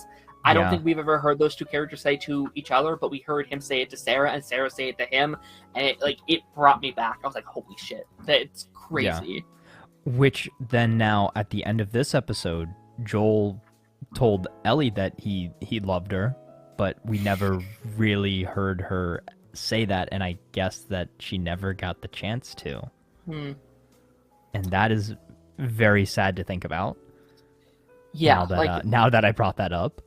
We get to see their last conversations, and I know that porch thing was very controversial for some people, because that's, and you guys can correct me, I think that's how you end Last of Us Part 2. I think you end with that porch scene. Wait, that's the end of the game? I'm pretty sure it, like if it's not the end, it's like right at the porch at the end. From what I understand, right, is so you confront Abby at the end of the game, I guess, right? Yes, or like but you haven't even. I haven't played like the ending stuff, but like from like I've seen that scene. Okay, yeah. So like and this is something that's in the, you know, kind of sort of spoilery territory, I guess. We see some stuff on the water in the trailer for next week's episode, so I guess we're gonna get to that part of the confrontation, or at least she's gonna catch up to Abby at the end of the finale. Right. And then next season again, and I guess this is in my mind again, non game player here, but this is my layout for the next 2 seasons, I guess. So the finale of this of season 2 is gonna get us to a point where Ellie catches up with Abby, and we're in this water area. Next season is all focused on Abby and the WLF and what's his name's character? Jesse? No. Isaac. Yes. Jeffrey Wright's character. Yes. all focused on them until eventually at the end of the season, once again, it's but Abby's perspective meeting up with Ellie. Yeah. And then season 4 is fight / aftermath, I guess, and closing thoughts. Yeah, that's just kind of in my mind what will probably end up being the layout, and it seems like that is. And I sent that article over to my brother, by the way, and he was like, at this point, just play the game, dude. That was his response to it. Yeah. Yeah, and again, I know a lot of people were not exactly happy with how they did the portraiture, and of course I'll have to get to that point in the game myself, I guess, to fully embrace my opinion on that, if they could have waited or if they should not. I just, with the context of this episode, I thought it was a brilliant place to put that, and I think having that, I loved it. Yeah, going into the next couple of seasons, I think that's context I think might finalize the arc that Ellie is on. I think it's very helpful knowing that going in. And I'm wondering if, maybe they were like, we have a different ending for part 2 that we want to tell. Maybe they're that's a fantastic ending for the game. That's fantastic. But maybe there's a slightly different note you want to end on for the game. Yeah. Or for the show. series, And yeah. Again, we'll have to wait a couple years to get that. We can revisit this conversation in a couple years, maybe. But, that scene is immaculate, in my opinion. I think it might be one of the best acted scenes in the show, and so much of the scene, or so much of this episode, and I know we're jumping around here, guys, but so many of these scenes were beautiful, where it's just characters showing off their acting ability. Isaiah, is that his name? Isaac, his wife, or her husband, I'm sorry, Eugene, thank you. Yeah. Flew out of there. Eugene scene when he has to accept his destiny, he realizes in that fate. moment, he accept his fate, and he realizes he's never going to see his wife again, and he understands, and he's like, "You're right." In the scene, I'm going to focus on my wife, and we see him trying to create him in his mind. There's no sound. You see the birds flying up. It's beautiful scene. The scene where Ellie has so many standout moments, but the scene where she's yelling at Joel and in front of her, and being he did this, there's a tear bubble that lands in front of her eye. I don't know if if you notice it lands right in front of her eye. Yeah. That's hard to do. I don't know how. I don't know if that was a real cry, or if they put something there, or whatever. I mean, sometimes it's an eye drop or whatever. Right. Yeah. But she killed either that way. scene as well. It was incredible. And then those the performance from just those two actors in that final sequence is unbelievably, especially from Pedro Pascal, because yes, Joel is terrified. Everything he loves left in the world is on the line in that moment. Everything he cares about in the scene. He is about to lose his daughter again. Yeah, you lie to me again, and we are done. We are done. And the way he performs those, where it's he can barely shake his head, but he's doing it because he knows he has to. And Pedro Pascal, I know he gets a lot of flack nowadays because he's in everything, but he's in everything for a reason, because he's fan-fucking-tastic. I will say this is probably his strongest acting role, at least that I've seen. I think it shows the most range. I think it's the most complex character that he's played. The Mandalorian, very stoic, not a ton of emotion. I haven't seen him in a ton of other things. It seems like Mr. Fantastic is going to be, again, kind of jokey, kind of, it's going to be more so a fun character, not a very, at least on the surface, not super complex right now.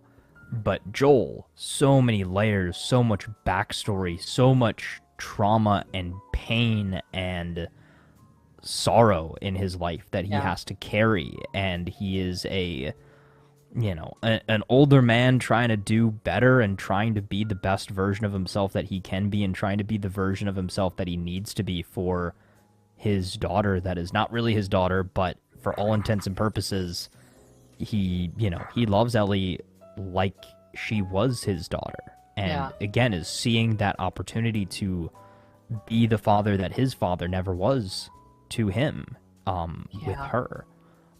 So it's not just redo for his daughter who tragically died. It is a redo for him, and to give Ellie also that father figure that obviously she doesn't have either. So it's very much so a very complex, a very deep relationship. But I did also like the aspect of things as well, where Ellie was like, you know what, deep down I think I always knew as well. Yeah. And that's something that we've kind of speculated on throughout the season.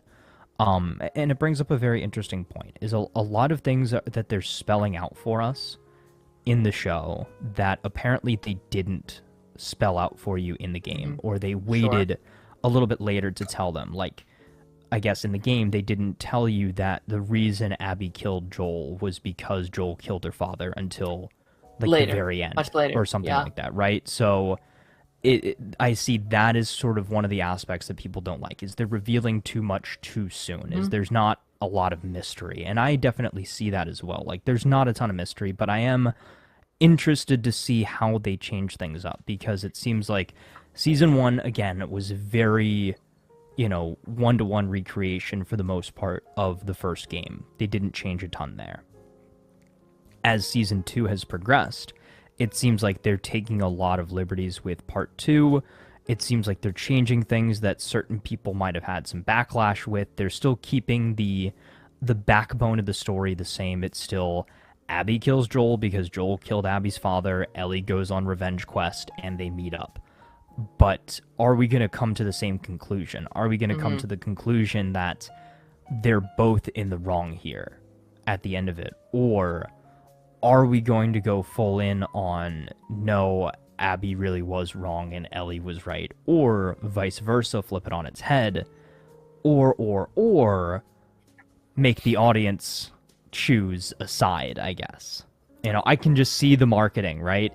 Season 3 ends on a cliffhanger, like who killed who, or who's right, or what, are you Team Ellie or are you Team Abby? Pick a side. Like, Team Cap versus Team Iron Man kind of thing. Yeah. I can see that now. It's so like we were talking about, like while you're in the bathroom, like it's pretty concrete at this point that season 3 will be Abby, full stop. Yes. Day 1, 2, and 3. And like I don't think that's ever really happened before, where like outside of like an anthology series, like how cool it is, like season 1's Joel, season 2 is Ellie, season 3 is Abby, and season 4 is all these various stories coming together, this large story about consequences catching up with you, and what it means, and all these various things. Like it's so cool. Just push back your thing that you're saying a couple minutes ago though about like revealing too much too early. Like I would argue you kind of have to when it's not a game. Like a game template is so much different. With a game, you can play the whole story right now.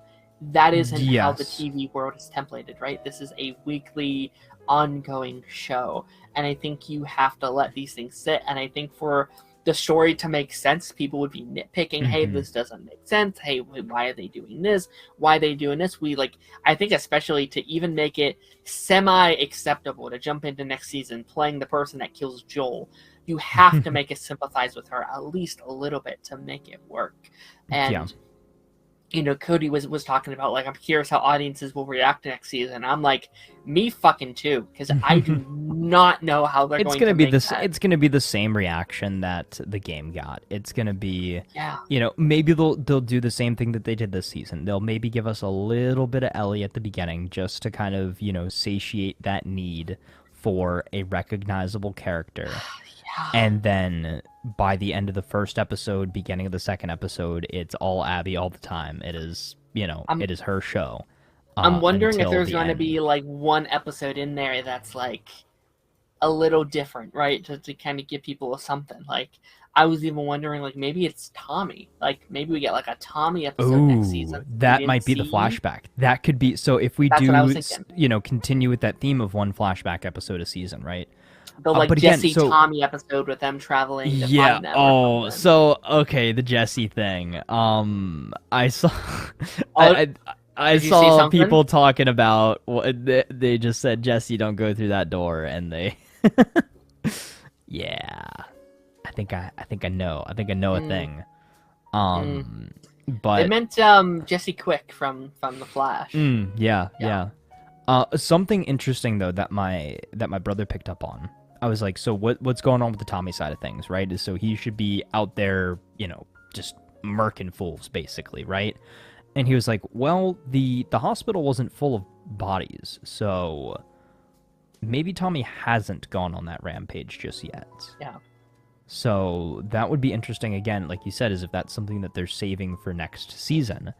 And there was talk that I saw that people wanted a Tommy DLC for part 2. So maybe they're going to write that into the show and give him a standalone episode, which I would be 100% down for. I think that would be incredible. Start it from, he wakes up, Ellie and Dina are gone, and he's got to figure out, how to get there, where they went, what the plan is, assemble his team, that sort of thing. I think that would be a very interesting episode.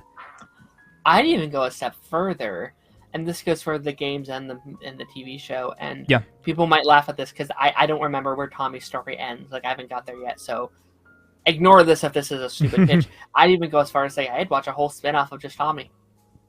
I'd watch like if Last of Us Part 3 was announced, and again I don't know what happens to him, but like if it's announced and like we're done with like the Ellie, Abby, Joel story, but here's Tommy's story. It's a journey about what happens to him post all of this. I'd be like, you know what? Hell yeah, do that. Or even again, what happened to Tommy. I still think a Tommy and Joel prequel show of them like Ooh. right after everything went down, like right after Sarah's death, right after Maybe. the outbreak really started, when they were kind of like running with the bad crew. If for that a was while, focused and they on were Tommy, doing... actually that could work. Yeah. That could work because like I wouldn't want it to be Joel again because I feel like you can't do much character wise with him. Yeah, like, he has or to like kind have of them be through. co-leads, that sort of thing. Right. But really see like how down and dirty they got as far as like making these really tough calls and tough decisions, and like they talk it up all the time of like, oh, we did really bad things in our past, like, but that's behind us now, that sort of thing. And didn't Tommy have some, like, he was in with the Fireflies for a minute too? So that would be very interesting. It would be interesting too because like I feel like a lot of apocalypse stories likes to jump to like the middle of it when things are already set, which I understand because like Walking Dead does this too, where they jump over all of the like starting stuff. It would be interesting seeing the world crumble before us, like to see a world that's still filled with a lot of resources, a government that doesn't know what the frick is happening, who's right, trying because to we saw the outbreak and then we saw the aftermath. Was but it like a never 10 to 15 jump? Right, Yeah. but never how we got to post-apocalyptic. We didn't get the actual apocalypse part. Yeah, it'd be like even if it's not Tommy and Joel, you just do a random character, and it's like have a story about someone's heart getting like darkened. Didn't they do that for The Walking Dead? Right. So wasn't there a show that came out that kind of showed like right after the outbreak or like leading up to it and that sort of thing? Fear may have done something with it, but from my understanding, they still haven't tackled like right when it started. Which I do think is a missed opportunity because I do think that stuff is some of the more interesting stuff in like zombie apocalypse stories. Yeah, it's always like, all right, the apocalypse is just happening. Like we don't normally, or you get a really brief like, okay, this is how it started. But I guess what is it? 28 Days Later. Is that's a post-apocalyptic zombie movie that happens right after the apocalypse happens. Yeah, it comes out soon. I would love, and this probably exists, but like I would love like an apocalypse zombie show from the perspective of like the government and people that are like. I thought you were about to say from the perspective of the zombies. No, I mean maybe hell yeah, but like, as someone like. As like a president or like someone in like the U.S. Army or someone in the White House or something, like how do you even like start to process that? Like what do you do as someone who keeps up with like the government? How do you try and keep stabilization and like at what point zombie White House down or something? Yeah, how long until you're like, oh, we've lost. Society Yeah, is like, gone. oh, we're screwed. Yeah. Like let it go. Like that's very interesting to me. Yeah. Yeah. I want to, I know we're hitting our 2 hour mark here, but like, really quickly, I do want to kind of go through some of like the other Joel and Ellie moments within this Yeah. episode. Yeah.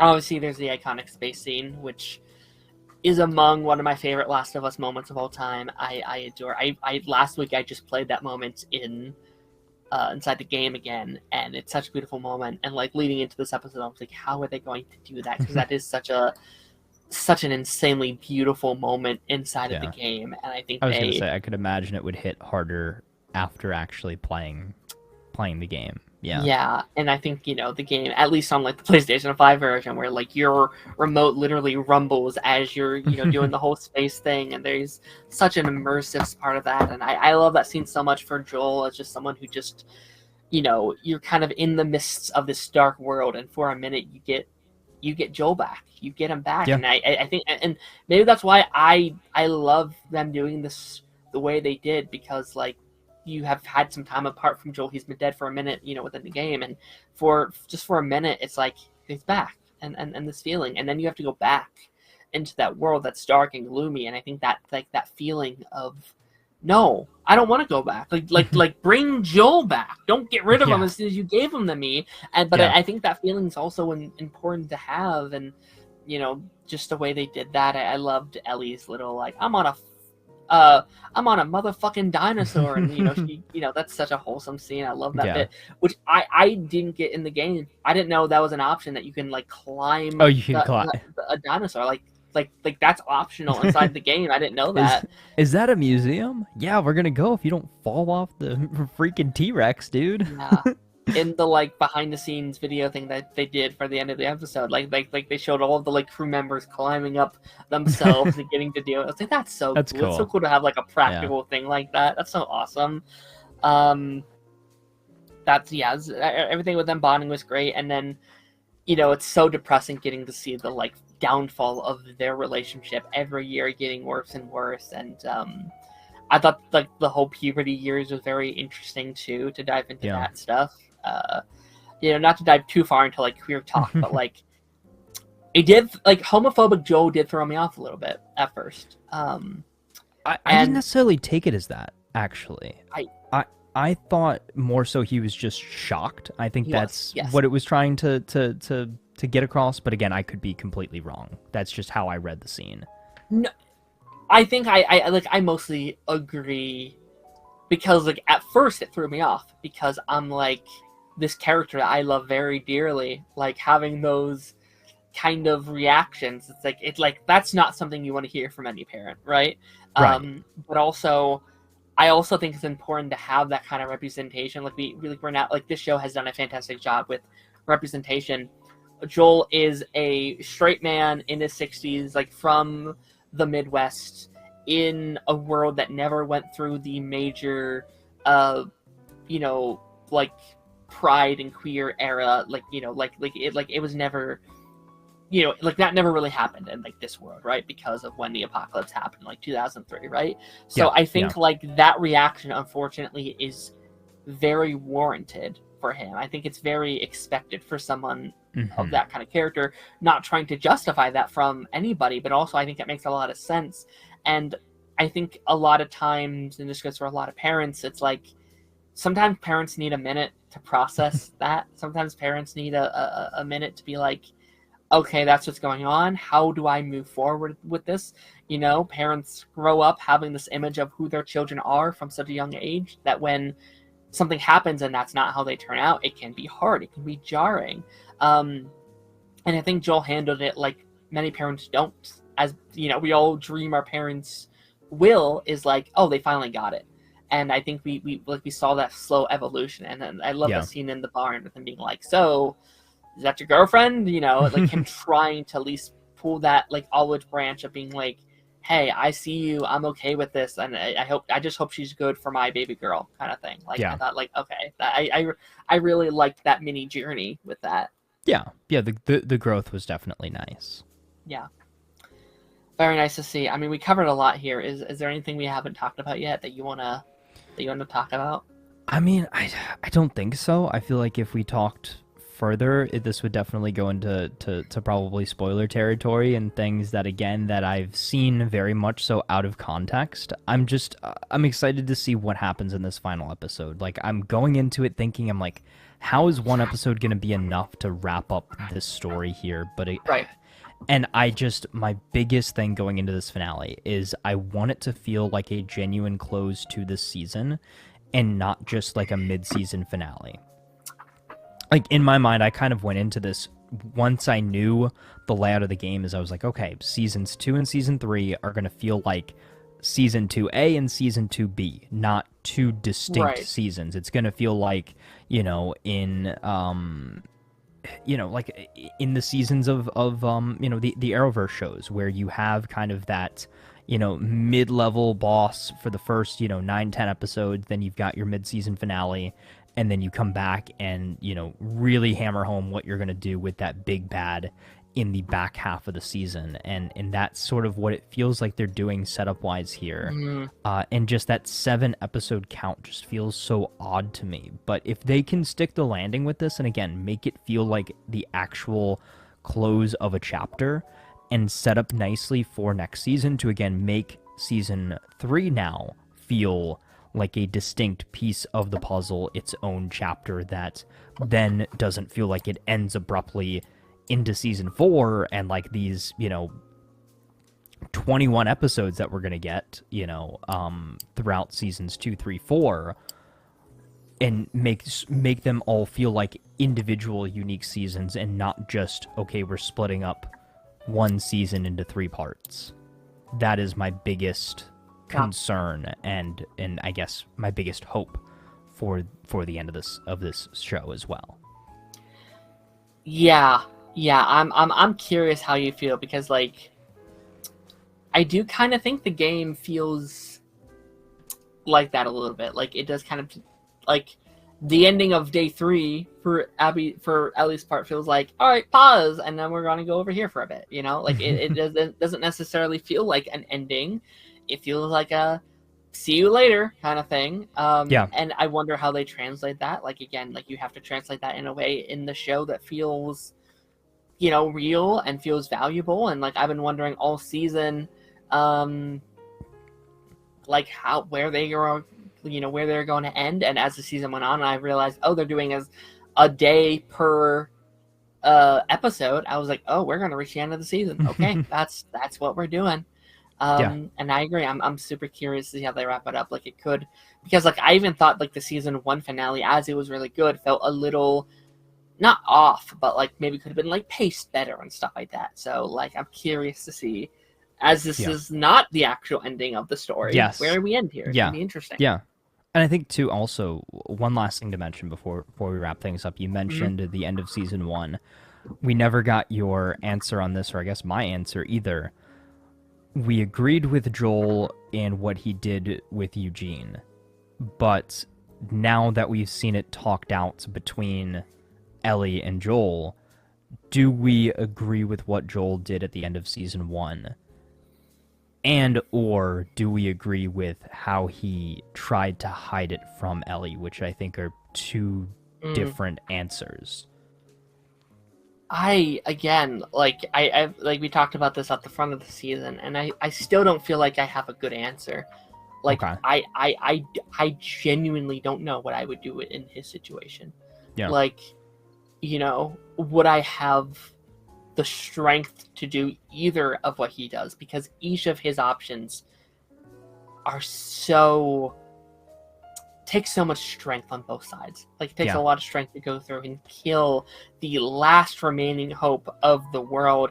It also takes a lot of strength to sacrifice your own daughter. Sacrifice your own daughter for something that might not even work. And only somebody who's gone through the things that Joel has gone through can do that. Could be able to make that decision. And I think at the end of the day, I think Joel was right in quote-unquote saving Ellie, because there was no guarantee that the cure would actually work. That is the biggest caveat to that. Was he necessarily right in killing all the fireflies? No. But ends justified the means, as far as like, okay, he Yeah. didn't want Ellie to die, and the only way to get to her and safely bring her out of there was to kill everybody who could potentially stop them. And also that brings up too an interesting point as well, that I saw somebody mention, is that when he carried Ellie out of there at the end of season 1, is he held her like lower than he was holding Sarah when they were, at the beginning of the outbreak, because him holding her up higher is why she got shot. And basically, like, he held her a little bit lower just to avoid that. So if they got shot at, he would be the one to get shot and not Ellie, which I think is a very, very interesting touch and a very close attention to detail there. Yeah. But yeah, I think Joel was right in saving her and stopping the Fireflies. However, he was wrong in hiding why he did what he did and what he did from her. And I think that Ellie's anger against him is not necessarily, again, for what he did, but for keeping it from her and lying to her. Not only just lying to her in that moment, I think she could have maybe forgiven that if he would have been like, afterwards, all right, hey, we've recovered, we're gone, we're back to civilization now, I want to tell you what really happened. I think she would have handled it a lot better. But the fact that he kept that from her for 5 years and only told her after she only went ahead and figured it out on her own and saw through the lies of the Jedi, that is why she was so upset with him, which she justifiably was. Yeah. And like, one thing I'd argue maybe the show doesn't hit forward as much as I think the game really does is, or I guess the end of the season, I guess the end of game 1 does really well, is like show the brokenness of Ellie because of Joel's decision, right? Because it's like that, like what that does for her is like it takes away her purpose. Like she's lived all this time with a purpose and a reason to live because she was going to save everybody. And when that's taken away from her, it's like, what's the point? Why should I be here? Why do I want to do this? And then when Joel dies, there's a purpose again. There's something that lives for her, and I think that's a good arc. And maybe that's something we're going to be diving into in like season 4 once we circle back around to Ellie, right? Yeah. But I think that's like such an interesting thing. I obviously Bella Ramsey's performance, I think it's like 1 for 1 from the game, but when she's like, yeah, but like you would have died, it's like, okay, so I was supposed to die. That was my destiny, and you took that away from me. It's like, oh, okay. Like that's such an interesting dilemma to have, where it's like, is it better to die a hero, or is it better to live a life that feels unfulfilling?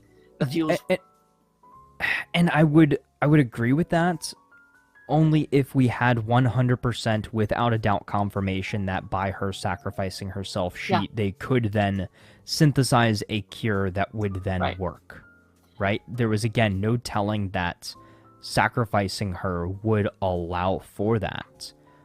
And by doing so, we could be completely just either halting the process of finding a cure that could actually work thanks to her, or then just killing the only person that is known to be immune. I would assume that what happened to Ellie is she's not the only immune person.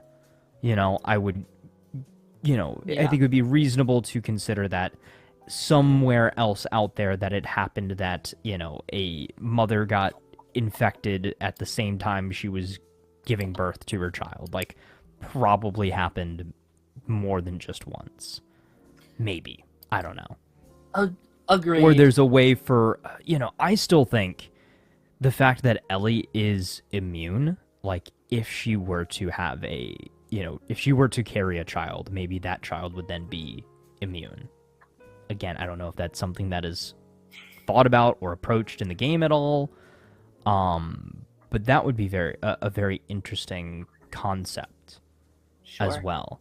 And then maybe it's like again, going like the comic book route here with things, but like maybe it's like a mutant sort of thing, right? Is like, a mutation that eventually, develops so that, as this progresses, more and more people are born with the immunity, maybe. Maybe.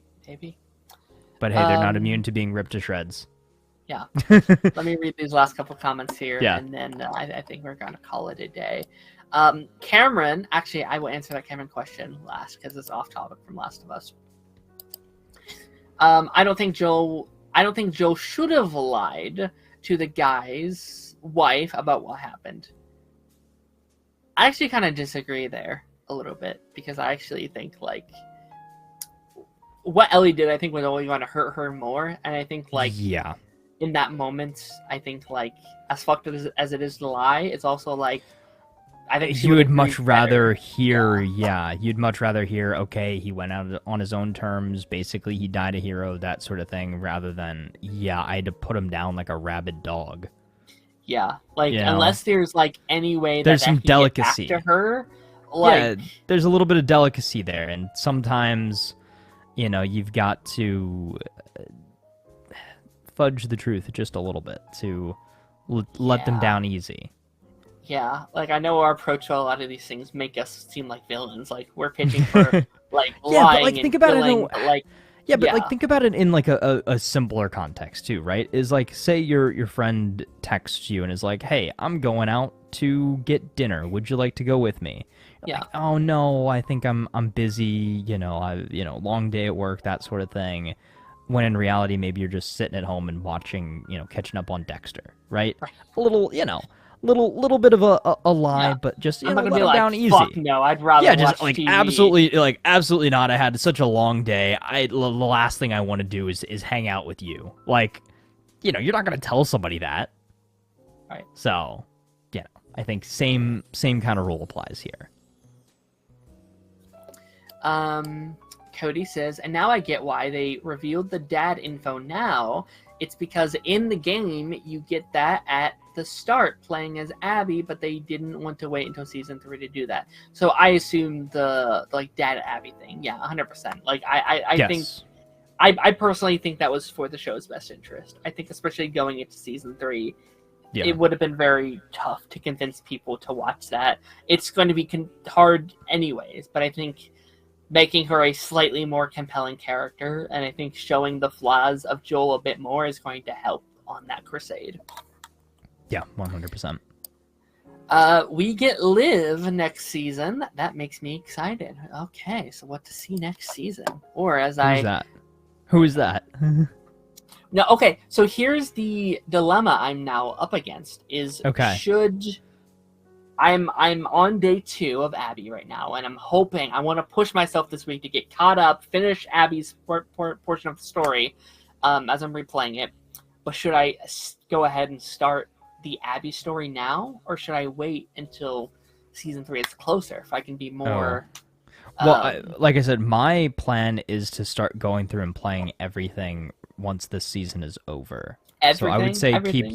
Yeah, so I would say let's keep playing the game, and hopefully again I'll catch up at some point, and then we can kind of fully discuss. And like I said, maybe I can bring the Last of Us expert. Maybe I can convince him to pop on the stream one day. The Last of Us.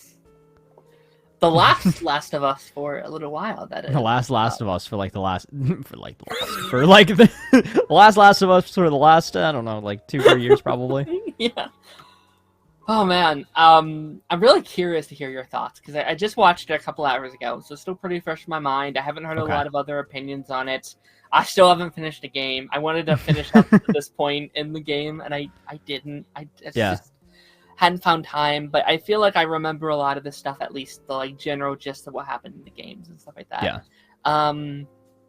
You told me you weren't the biggest fan of this episode, right? Yeah. And the more that it's sat, the more I've been nitpicking it, oddly enough. But I will let's again compliment sandwich here. Let's start with some positives. At number 1, Shimmer lives. So that is, that's all I needed. It avoids a bad score just because of that. 10 out of 10 just for the fact that Shimmer lives. I wonder why. I am very curious about that. Like, I wonder if if HBO had like a no animal cruelty rule, because there's also one of the dogs that gets brutally murdered in the game. That I they cut actually out of the just season saw as that well. clip. I actually just saw that clip somebody posted, and I was like, "Oh, interesting." But isn't that more so part of Abby's story? I don't remember. Like I know there's several parts of the game where like they send their attack dogs after you. Yeah, And you don't have to kill them, but it's going to be a pain in the butt if you don't. It's going to be Yeah. really hard because they will sniff you out. Like you can sneak around, but those dogs are still going to find you, so you still kind of have to take them out. It kind of forces you to a certain point. So it's interesting that they were like, we can bash someone's head in, we can torture someone's guts can slide out of their body, but no animal cruelty. And honestly, I respect the hell out of that. Yeah. I really do. Yeah. Yes. No horses nor dogs were No. harmed in the making of this I just hope he TV doesn't show. starve. I hope Shimmer doesn't like starve to Well, death I mean, stuck in Jesse that was barn. like, Jesse said that. Oh, in case you care, Shimmer's fine. By the way. Yeah. So. But for how long? I don't know. But yeah, I'm glad Shimmer's okay. But the episode itself stressed me the heck out, dude. Like it really did. It number one made me want to go actually play the game. Number two, it hit all the points that I didn't want it to hit. As far as it made this season feel like the first half of a story, or really, now that we've learned, the first third of a story. So it doesn't necessarily even stand on its own. Like, yes, we kind of had that idea going into it. Like, we were speculating on it throughout the whole season. It's okay, the more we progress through season 2, the less we heard and saw of Abby, the more focus it was just on Ellie's journey. You know, Seattle days 1 through 3, cool, that's just like they do it in the games, as far as I understand. You start with, you know, the 3 days of Ellie going through things, then you swap gears and get Abby's side of the story, then you continue with the confrontation. And that seems like what they're going to do next season, and then in season 4, apparently, that has kind of sort of been confirmed as well. So I don't love when a story feels incomplete. Like, I think 7 episodes is a really weird choice, especially since last season was, what, 10? I think it may have been 9. I think, or like maybe? 9 or 10. Yeah, like last season felt like a full, complete story. It had a beginning, a middle, and an end. This season can be broken down into a few parts, right? So you have the kind of prelude, the calm before the storm with episode 1. 9. Episode 2 is Joel's death, the catalyst for everything. Episode 3 is kind of the recovery, figure out how we move forward from here. Episodes 4 and 5 were Seattle days 1 and 2. Episode 6 was our big flashback episode, which, again, I still feel like it should have been kind of spread out throughout the season to give us an extra episode. But I see why they did it the way that they did. And then this final episode, day 3, felt so rushed and all over the place. It really did. Like, it was moving at a breakneck pace, and I think that is my biggest issue of the season. Like, the pacing just felt off. Like, I think if they went with the same pace that they did at the beginning of the season, I would have been okay with it, because they let the story sit and simmer. We got a whole episode of setting up why this season is going to be the way that it is. We got a whole episode focusing on, you know, the death of Joel. We got a whole episode focusing on the fallout of the death of Joel.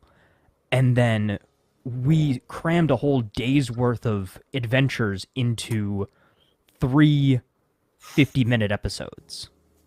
Which in some ways makes sense, but you can play the game for like probably 10 hours to get through those 3 days, right? Like, the game is 30 hours long. I think that's also my biggest issue. I did love this season. I think this season is very close to being a perfect season for me. But there are nitpicks, and I do think it does rely in there. I think it does rely on the pacing of the season and how it's structured. And I don't even necessarily know how to fix it, because so much of that I don't think is easy to adapt in here, right? So much of the game is, and we've talked about this previously, rotting around, finding certain items, chilling out, and chilling out. And I think like it is hard to adapt that into live action, or, into a TV show formula without having filler, because a lot of that is quote unquote filler, right? At least that's how it would be perceived. So I think it's hard to, Ronan, if you want to link, let me know, buddy. I know your stream's about to start, so you don't have to, but I think it like, I don't know how you fix that pacing problem necessarily. Yeah, and two, so again, I've been watching this whole season with my dad, who we are both in the same boat as we've not played the games. We've seen clips. We've talked to my brother, who is the big Last of Us fan in the family. He's played both the games extensively. He knows all the lore, and we're being influenced by him in some ways, as he is more so a game purist as far as the story goes. However, what I kind of came to realize is, while the show is intended really to please the fans of the game, but also to bring in new fans that would never play it because it's a game. So you have to cater to both of those audiences very carefully. And I feel like, as an audience member that doesn't know the ins and outs of the games, I'm missing so much story on certain things, but not necessarily in a good way. Like, I know that the game plays into the mystery of certain things, and we kind of discussed this last episode, of, they gave us more of kind of Abby's story very, very early on to kind of set the stage with her and that sort of thing, where in the game that they leave it up to a mystery as far as why Abby's after Joel in the beginning until later on. Yet the only reason I know about that is because I've talked to people that have played the games, or I've gone and looked at kind of how the games go. But again, from this perspective of watching it, of watching it without having that background, I feel like I'm missing out on things.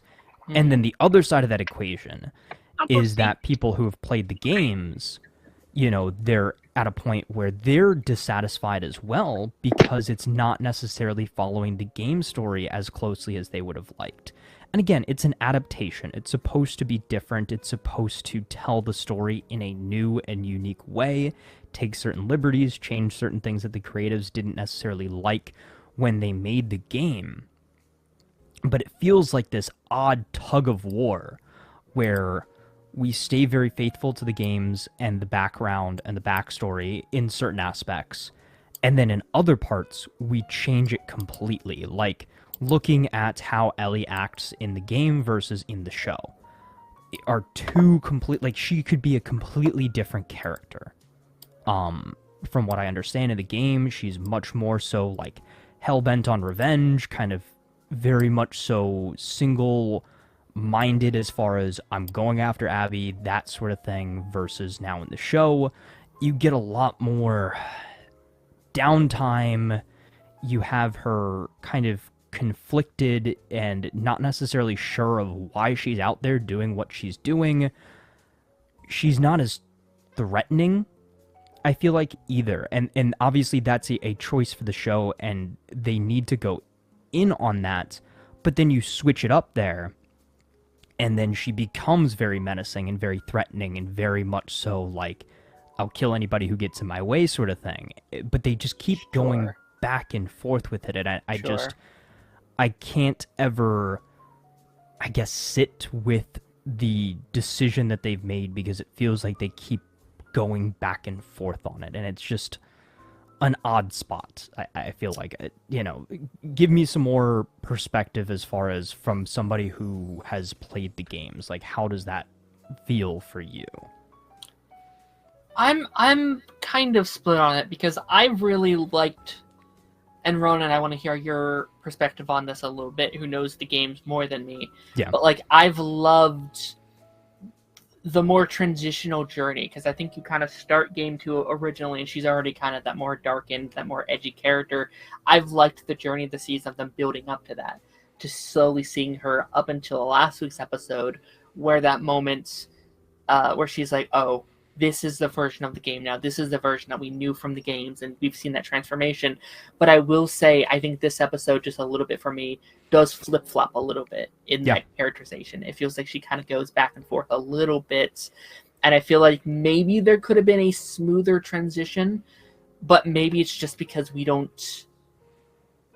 I don't know, maybe it's just because we haven't seen this version of Ellie yet. Like, I had a friend that was kind of upset about the episode because he said, well, I think Ellie is super unlikable and she's being very stupid this episode. I'm like, yeah, but I think that's the point. I think she is stupid this episode. She's making very stupid. She's not thinking with her head. She's thinking with her heart, not her head. She's making very stupid decisions. Ronan, someone who knows the character way better than me, who's played these games way more than me. Yes, enlighten us, How did please. this final episode work for you? Did you like what they did with Ellie this season? Holy shit. There's that's a good question. First of all, can you guys hear me good? Are the earphones working? Yes. Okay. Yes. It's so interesting because I stand with Bella Ramsey performance as Ellie. Yeah. Though I understand the constructive critiques people have with this new interpretation of Ellie now that she's older now and Bella has played older, even though she is 19, but they are 19. But what I find intriguing is that it's almost like an inverse from the game.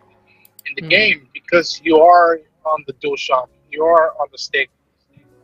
The passage through each of the first 3 days in Seattle, it's boiling. You're in there with Ellie in the mindset of just like, fuck yeah, we got to get these people out of the way. Damn them for what they did to Joel. And what's fascinating that I found very intriguing, which is what I love about adaptation, especially when one is good, and it doesn't, for me, hurt the previous iteration. No, it gives a new perspective. Ellie in the show is way more. I'm not trying to say Ashley's Ellie didn't care about Dina in the game. Of course she cared for her with all her breath. But I love how Ellie in the show takes at moments consideration. What are we doing? Should we do this? Especially after finding out that Dina's pregnant. Especially after the day and a half they spent together like that, it's just like, what are we doing? And so I appreciate that. Being like, whoa, this is different than the game, if you will. But then again, in the game, I was William Wallace, and Ellie was there with me. We were like, we're going to get the British. We're going to fuck them up and all that. And I took it as a silver lining that, like, I can enjoy 2 different iterations of the same characters and the same world that I love so much. Agreed. The perfect example I can only come up with right now is last week's episode, the porch scene. Very similar and yet different. I've told and if you guys have heard what me say, that like the game is more subtle in a lot of ways, especially with emotion, connectivity, gestures. The game has more quote unquote nuance. But with the show, you have that time to like lay it out all on the line, whether you want to express yourself or if you want to just swallow what your heart is saying or what your mind is saying, and you go with your guts. Like we're saying about the scene with the certified kid. Like, yo, we just let that kid take it away and whatnot. And I understood where Ellie was coming from the heart. But I love that my mindset of Jesse was just like, yo, Dina's pregnant.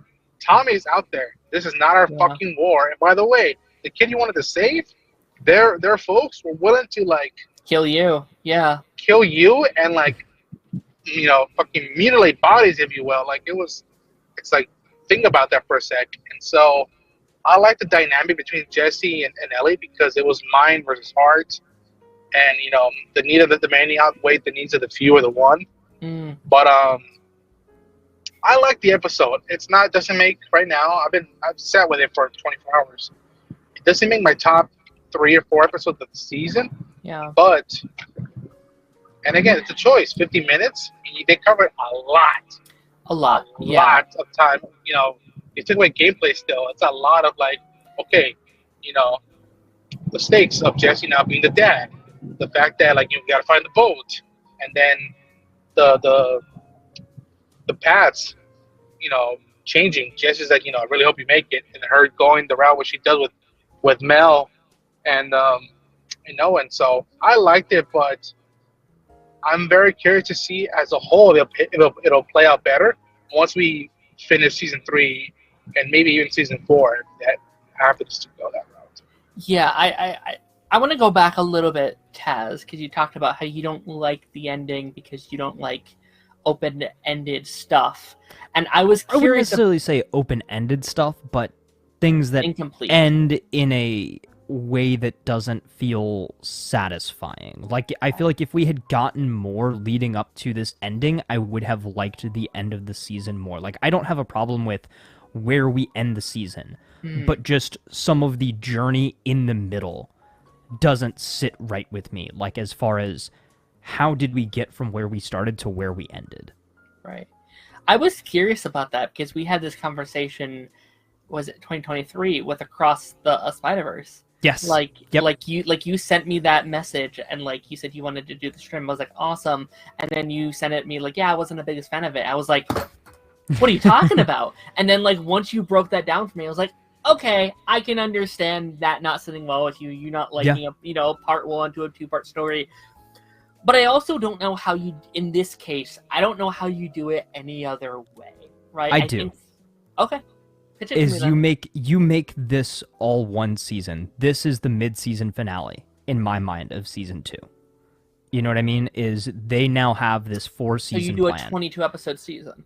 Not necessarily a 22-episode season. Like I a think seasons 13? 2 and 3 should be 1 episode. So like that would be like a 12 to 15 episode season. Okay. Right? Is you somehow combine the Ellie story and the Abby story into one season, and then this can still be, because from what I understand is we're going to obviously come back to this confrontation by the end of Abby's story in season 3. So we get back to this same point at the end of this season, at the end of next season.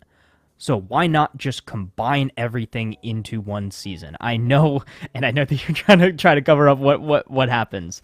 Imagine they but don't. so again, Gets this is canceled. Season 3 gets canceled. No season 4. so in my mind. I like how yes, we spend our time with Ellie.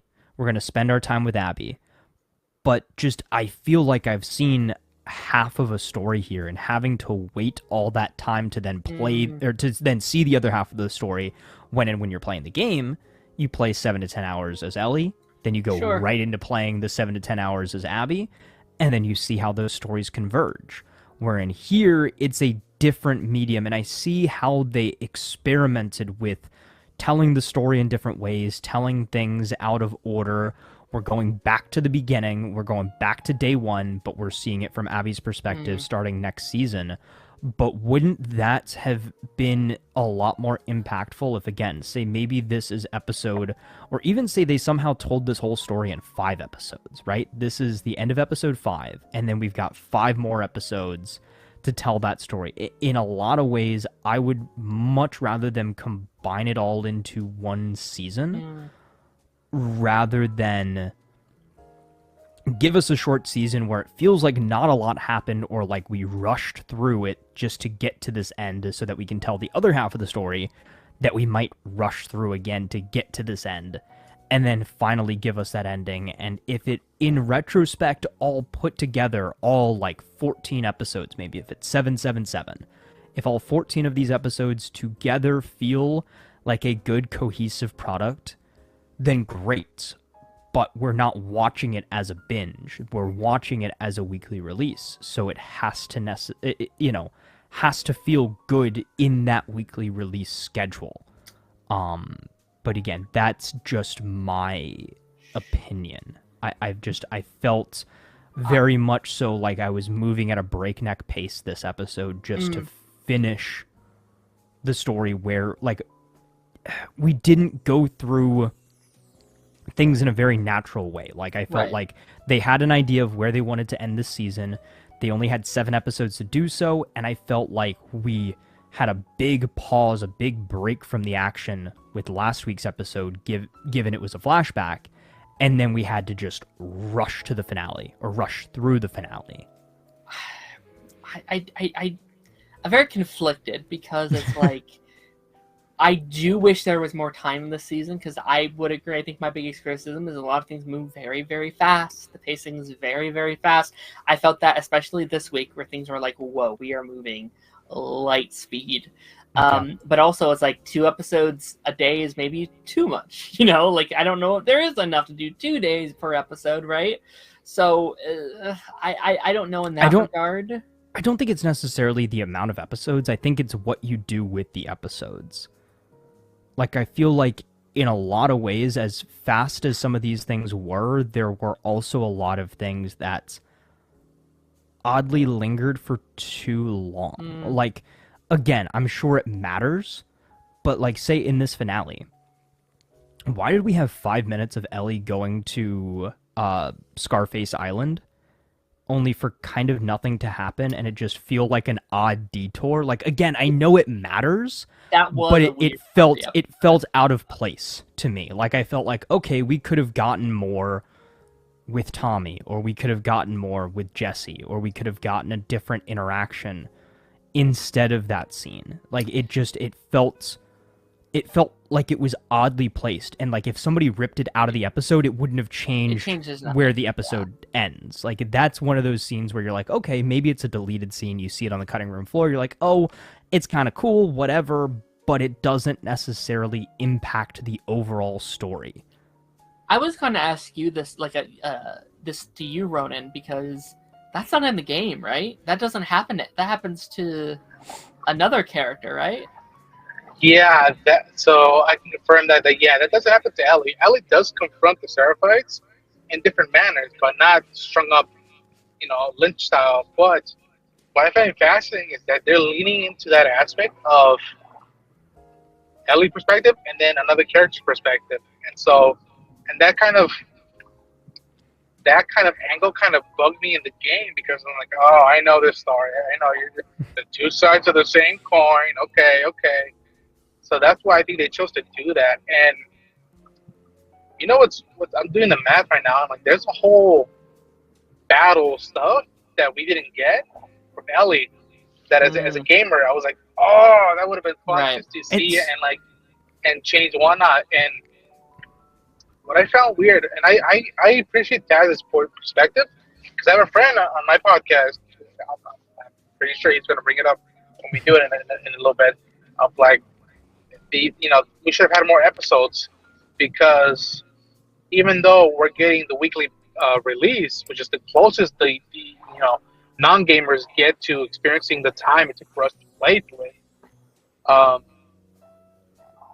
you need to feel the mileage of being away from Jackson and what that means to be in Seattle, and especially what that does to these characters and whatnot. I think from the get go, me and my crew were like, they're gonna end it with her saying, "And you wasted it." We from the get go were like, that's if we're gonna get 7 episodes, if that's all we get, that's where we would end it. People might not dig it, but that's where we would get it. And I look at it now, and I'm like, that's one way to do it if you're gonna spend seasons trying to tell the story. But to Taz's perspective, I like that. You know what? They could have done 12, maybe 14 episodes season, and then do first half Ellie, and then second half Abby, or mingle in between. Because to this day, I'll say it. I love Naughty Dog in that, but like the second half of part 2, God damn it, that pacing is fucking. It's a commitment. And what I found intriguing is that I think I was wondering if they were taking into consideration that, like, oh, is the season's ratings viewership going to go down once we shift perspectives? And Yeah. how does that Well, compare if we capture that into a whole season, and It- then you move into another season? Which, I know you're going to ask me now, what does that mean for season 3? And it's just like, well, welcome to part 2. This is the fucking the stress I had to go through for that fucking Yeah. weekend playing the game. It is. well, Go ahead. go Thomas, ahead. I'm Go sorry. ahead. No, you go ahead. Like, Go ahead. it is arguably one of the most ballsy thing I have ever seen in a TV show. It is one of the most risky things. Like me and Taz said early on, they're not going to do that. They're clearly going to do both this season and be this like fluid thing. But I respect it so much. I do too. And switch perspective. That I don't think that's ever really been done outside of like an anthology series. Yeah. To be like, we have your lead in season 1, we kill that guy off in season 2, we have a new lead, and at the end of season 2 we get a completely different lead for season 3, and then to eventually go back in season 4, that's never been done. Not to my knowledge, not that I can think of. That is insane. Yeah. That felt like Spider-Verse moment of like, let's take it back one last Yeah. time. Yeah. And then, yeah. to me, I felt the excitement as a fan of the franchise, but the dread of like, oh fuck, this we gotta get through this half. And to me, it was the killer of hearing the beats of the drums, and in Seattle, day one. Day one. And it's just like, Yeah. And I will say, jokingly, I like, the tell my last, friends, I might have to get drunk for season 3 just to get through it because my perspective on stuff. But go ahead, Tess. no, like those last 5 minutes of that episode were probably the strongest of the entire episode. I think, and in a weird way, I might be part of the unpopular opinion here, and I did see some people talking about this. There is a chance that season 3 ends up being better than season 2, and Because it's a full journey. and I might connect with Abby a lot more than I did with Ellie this season. Like, I feel like we didn't learn a ton, and we didn't grow or change a ton. Like, I feel like she still has that same moral dilemma that she had before she left Jackson. Like, I think it's still like okay, I'm going after these people. Should I really be going after them because I know what Joel did, but I need to get, avenge Joel's death, that sort of thing. And then she kind of backtracks on herself at the end, and she's like, oh, I know I killed your friends, but please don't kill my friends. I'm sorry, I didn't mean to. Like, again, from what I've seen, that is not at all how Game Ellie would have acted. She seemed to, again, be a one-woman army that did not take anything from anyone and would just obliterate anybody in her path and not apologize for it. And I think that was another big element that was missing. Like, she was training a lot at the beginning of the season and things like that, and she was relegated to running around scared with a handgun the whole time, when game version is, again, a Terminator, basically.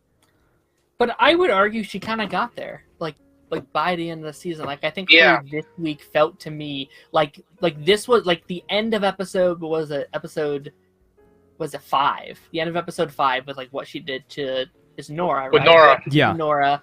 That to like last week where she's like inside the rain soaking wet to like what she did this week. I was like, to me, I was like, oh, that to me feels like Game Ellie a little bit. I disagree. Okay. For a couple of reasons. It's because, again, she, as silly as it sounds, she did accidentally kill these people. Like, That's true. She didn't go into it intending to, wherein I saw the clips in the games. I saw how it played out there, and she committed to the bit a lot more. Sure. She was a lot more intimidating. She's like, pulls out the map, show me where Abby is, that sort of thing. There's an actual little scuffle, a little fight, versus like, okay, quick reaction, I'm gonna shoot and somehow get a collateral. Like, that's not, that's a little ridiculous. And even when Abby comes into the theater, again, what I saw, game versus show, Show, she throws her gun away immediately, completely defenseless. In the show, she comes out, she's still, or in the game, sorry, she comes out, she's still holding the gun until she has to put it down. Like, it just, there's a slight little disconnect there. And I see the perspective. I see why they're doing that. I think they're trying to make Ellie a little bit more redeemable and likable in the show. Yeah. But it's, to me, making her seem like a little bit of a pushover in the show, right? Like, she, it's weird. It's like, at that point, how did she survive for 3 days in Seattle doing all this dumb stuff? Like, got in a boat, hit the big wave, ended up on Scar Island. Like, how it seems like plot armor at that point versus, again, to me in the game, it seems a lot more believable.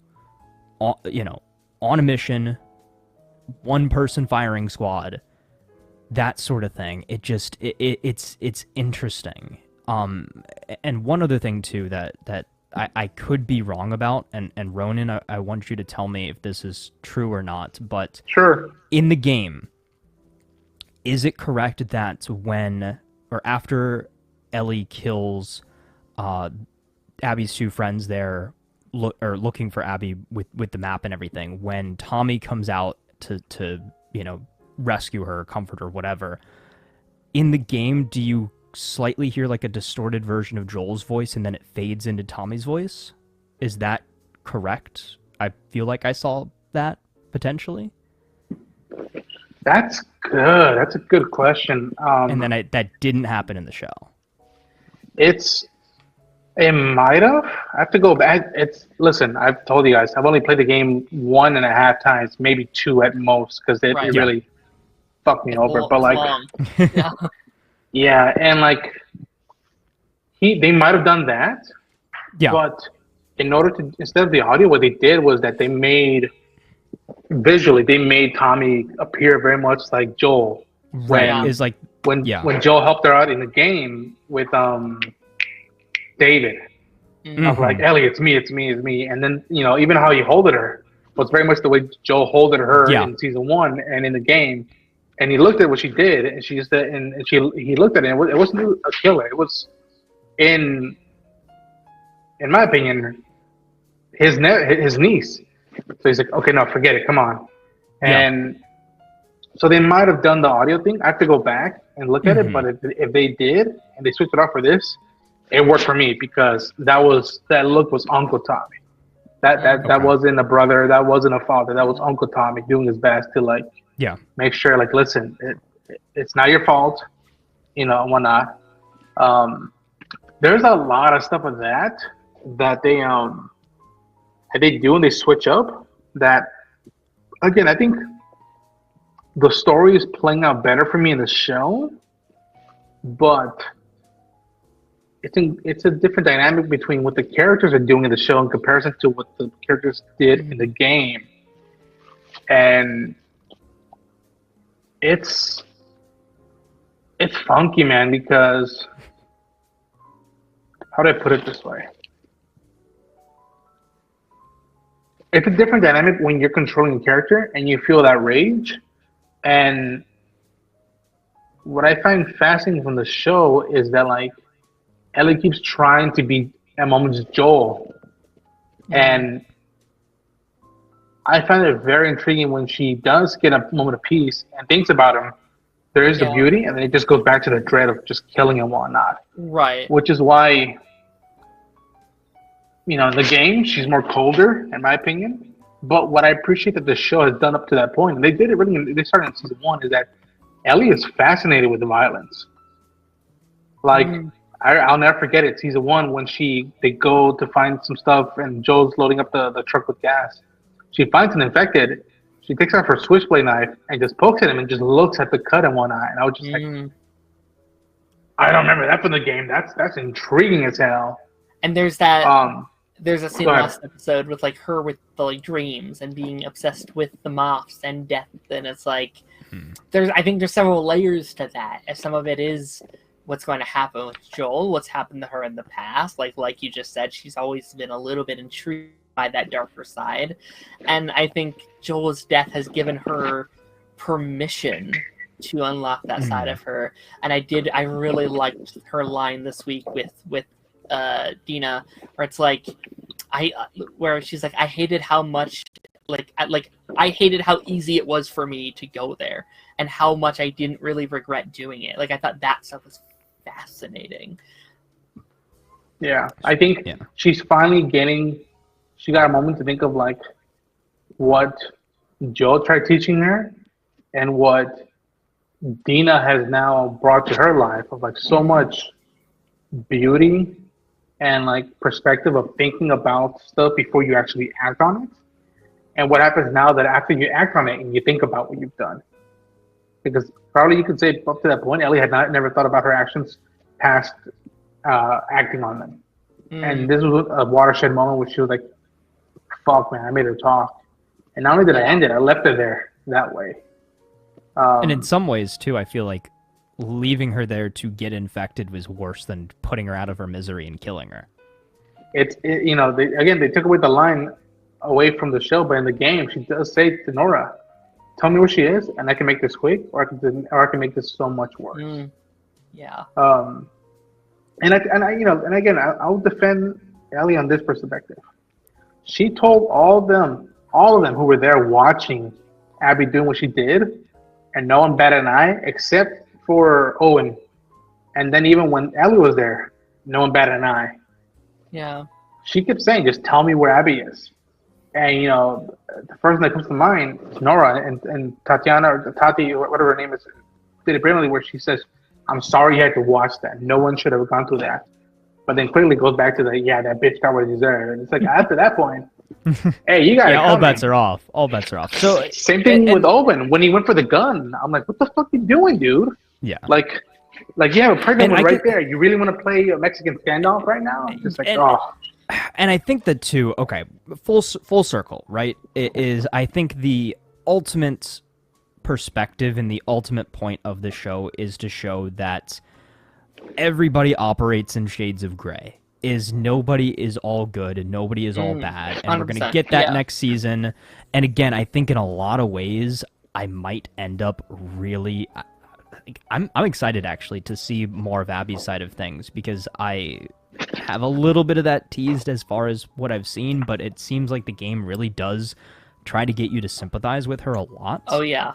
And it really shows you is like everybody's kind of a victim of the circumstances that they're in. It's just like Abby's friends and Ellie's friends just got in the middle of this crazy beef between these two people because Joel made a split-second hasty decision, which, again, I still don't think necessarily was the wrong choice. But, again, it shows that everybody's decisions have consequences. Joel's decision to save Ellie had consequences, which led to his own death. Right. Joel's death has consequences because now you have ignited this spark inside of Ellie that has always been there, her kind of lust for violence. Yeah. And now Abby has ignited that. And Ellie has gone on this journey now where she kind of fully gives into the dark side, or to reference Dexter, her dark passenger. And now we are at a point where Ellie has become just as bad as Abby, wherein she's now killed Abby's friends just to get to her.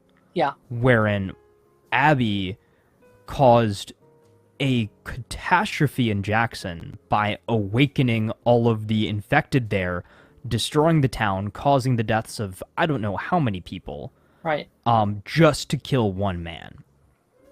So, again, as somebody who has not fully played the games, I feel like we're going to come to a point where they're going to both be very much so confrontational. You took everything from me. No, you took everything from me. You're bad. No, you're bad. Oh, wait, we're just as bad as each other. If we kill each other, we're just continuing with that cycle of violence. We've gone so far. I think we've got to just come to a mutual agreement and understanding. you've done some stuff that you're not proud of. I've done some stuff that I'm not proud of, but we're both trying to make the world a better place and atone for those mistakes that we've made. Maybe I shouldn't have killed Joel. Maybe I shouldn't have come to Seattle on a rage mission and killed your friends. All right, cool. We're never going to be friends, but we can go our separate ways. And I think that ultimately that's kind of where we're going to go. But again, I could be wrong, and they've already changed a lot of things from the games, it seems like. And I think, if nothing else, this shows that I actually did enjoy the show. I have a lot of nitpicks, but I really did enjoy it. I'm excited to go fully play the games and actually sit down and really see this story. Right. Yeah. Listen, no, like, oh, go ahead. I've said it. I've said it. No, it's okay. I've said it that like, am I mad that Joe died? No, I think it was an inevitable thing. Right. I think he knew about that and he made peace with that. And it's that line of like, if I had to take the chance of that moment, I would do it over again. He knows he's not going to heaven if there is such a thing. Like, he knows he's not an angel. Right. You know, for him, heaven is right there in Ellie. Like her, right. You know, that you know, he got to see her smile and like be happy. Like there's no price bigger than that right there for him. And I said it from the get-go. Like, I don't blame Abby for wanting to do what she did. It's what she did and how she did it that still like scarred me and bugs me. And the notion of like, and you know, if you go back and watch my reaction when she says, defenseless man, you know, you shot him in the head. Like, no. Your daddy was willing to pull up a whatever they call it, a fucking knife or a scalpel to defend his stance between Ellie and Joel. And, like, and I've always said, don't bring a knife to a gunfight. You know, like I get it, Mr. Abby, but like you fuck with the wrong dad. And I think I would have, you know, again, my perspective was always in the game of like, I hope like Abby realized, like, okay, you were just to go after Joel, but that comes with a price, and that means that your friends who were witnesses and conspirators, they get to kick the bucket. That's the price. And now the price for Ellie is that like you finally stepped into Joel's past that he tried his best to keep you away from. I'm like, no, it's too dangerous. No, you got to train patience. Like now you got to feel for it, and now you have to live with that. And again, I really dug this season. I'm going to wait a week or so to see how I feel about it as a whole. But to me, they did 2-3 episodes that can go head to head to any of the episodes they did in season 1. Yeah. And from my opinion, they did a lot of world building within 7 episodes. That's a tough act to do. A lot of expansions. Yeah. Yeah, and like, again, I joke, and I'm probably not joking, that like I'm gonna have to maybe, you know, have a little sip here and there for next season per week. But I'll admit, there is a moment in Abby's story that I do at one point settle down and be like, okay, I'm willing to watch this. I'm willing to like see how this plays out. But that takes a while into her story. So I'm like, okay, let's see if we get there. And they've already hinted at stuff. If you're a gamer, when Ellie goes through the room in that aquarium, I saw stuff that I'm like, oh, I know what that means. I know what this implies. Okay. And like, there's a lot of stuff that I missed then. There's stuff that wasn't shown to you deliberately because either, I'll leave it at that. Like you say, it was deliberately stuff that wasn't shown to you, and yet there's breadcrumbs for that for you. Right. Which again is why I think too the show is certainly, while yes, it's an ode to the games and an homage to the story that created the show, but in a lot of ways I still think it's very much so made for the general audience member. And I'd love to see that statistic too, is how many people that are watching the show are fans of the game and how many people are watching the show because it's a zombie show on HBO that had Pedro Pascal in it. Like, I feel like you're going to have a lot more people that are watching it for that reason versus people that are watching it because they're fans of the games. And again, as there's a big sect of the game community that is either specifically avoiding the show because it diverts from the game too much for them, or they're just not watching it because it's not the story that they enjoy. And I see the perspective on all ends. And like I said, again, I had a ton of nitpicks. I ended this season feeling like, okay, I don't necessarily love Ellie as much as I might have in the first season, but I think, again, like, to your credit, I think that that's kind of the point. Right. But I'm excited to go into next season and see the other side of the story and see the other side of the coin and the other side of this equation and learn why I should sympathize with Abby. Look, I'm really curious because I've always kind of liked Abby, but also that's from the perspective that, like, I knew Joel was going to die before I even started the games, before I even started the show. I knew that going in, and I knew there was going to be a divergence at some point. I knew that going in, so I feel like I went in with that open mind. I knew the destination before I started the journey, and I think that does help a little bit.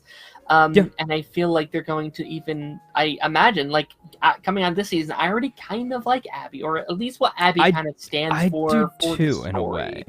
Like by the end of episode 2, I'm like, I kind of get it. Like, yes, you shouldn't have done that, obviously, but, like, I get where she's coming from, where it's like, if we were watching, Ron's gonna shoot me inside the head. I know it.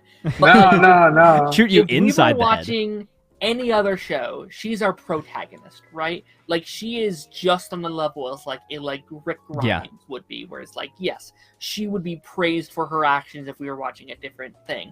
And I think that's what makes it so interesting. It's like, oh, it's all about perspective. It's all about perspective. Yeah. Ellie, like, if we were viewing this from her perspective, Ellie coming in here shooting a pregnant woman and her friends, like, she is an evil person. So literally you could very much so frame it from Abby's perspective. Like, the daughter of the man who killed my father comes to my hometown, kills my friends, and wants to kill me. Like, from that if you look at it from that perspective again, or referencing the Star Wars side of things, that's the truth from a certain point of view.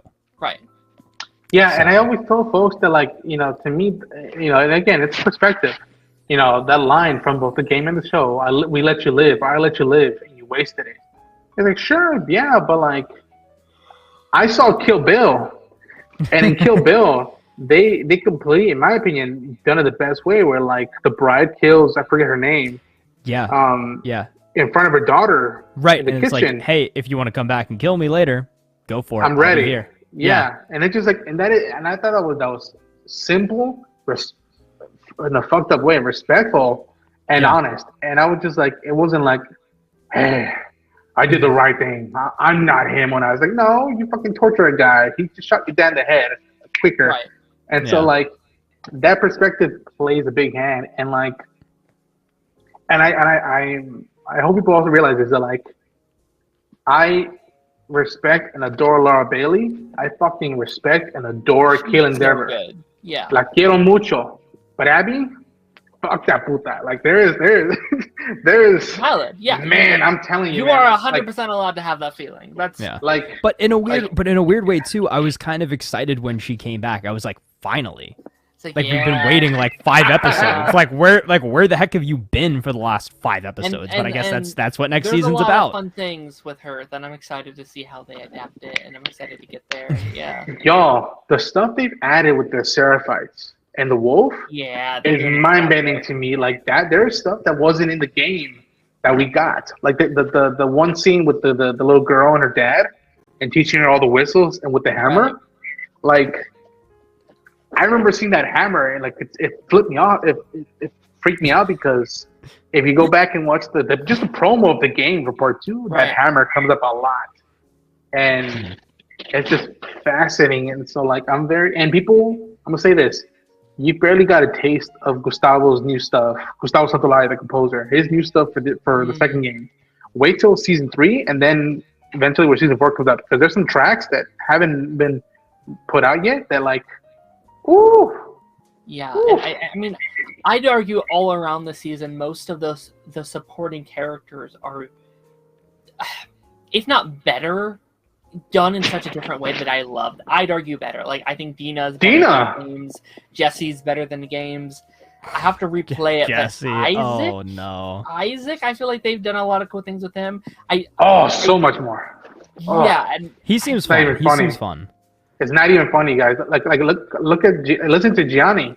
It bugged him how much they casted Jeffrey Wright, and we barely got shit with him in the game. I And think it's that's like, why I thank God for don't the show. remember him inside the games, because like when he showed up, I was like, I know this is someone big, but it's not coming to me in the moment. clicking. So it's, yeah.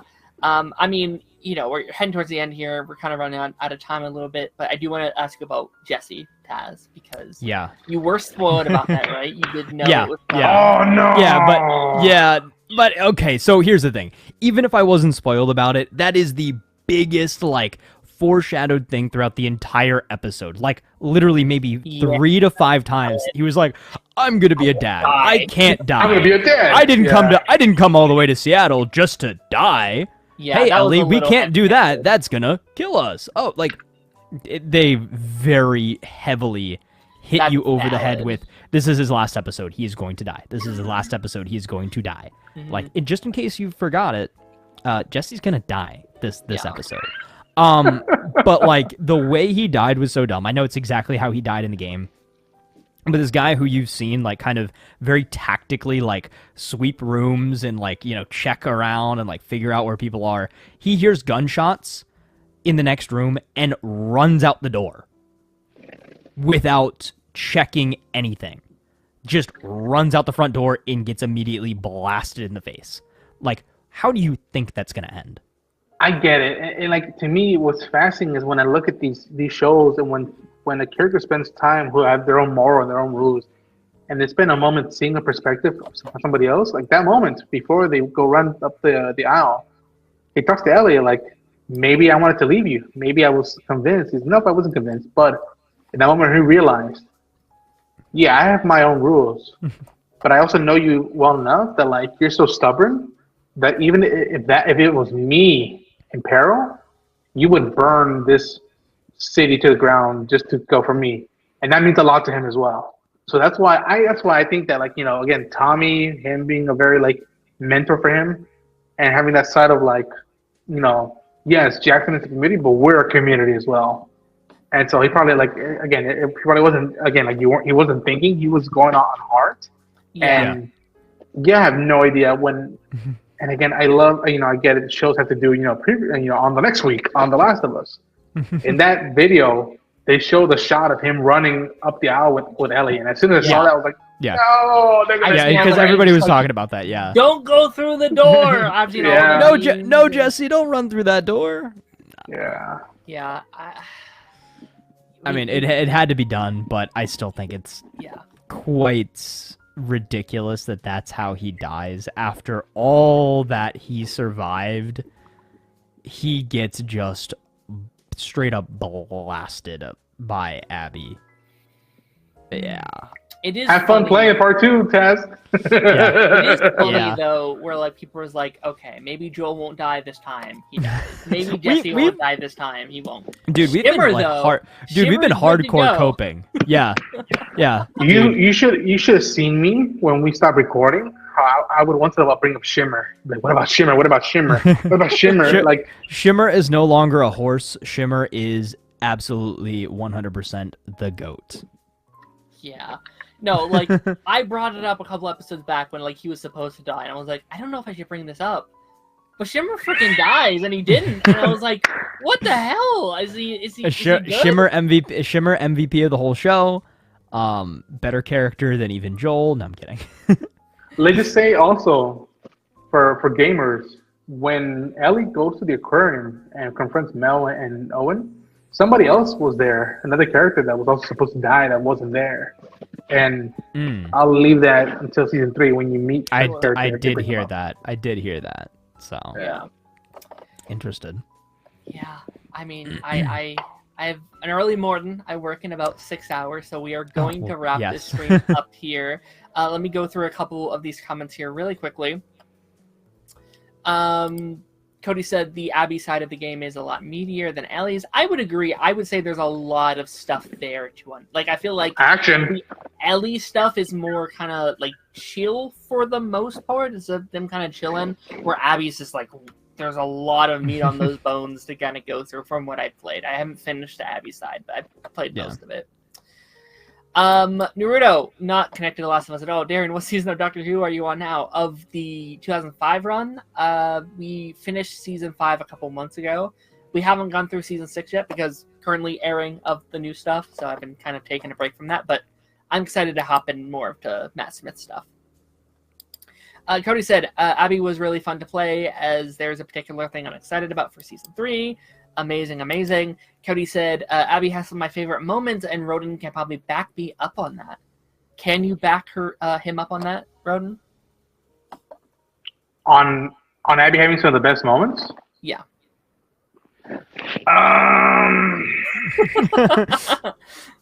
I don't know about that one, Chief. That's what It's that's only- what it sounds like.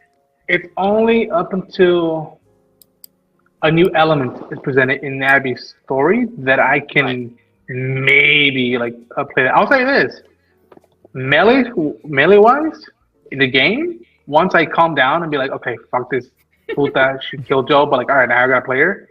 Once I calmed down and I started playing her, it felt like Rambo Part 2. It felt like playing like a good shoot 'em up game, if you will. But yeah, I'm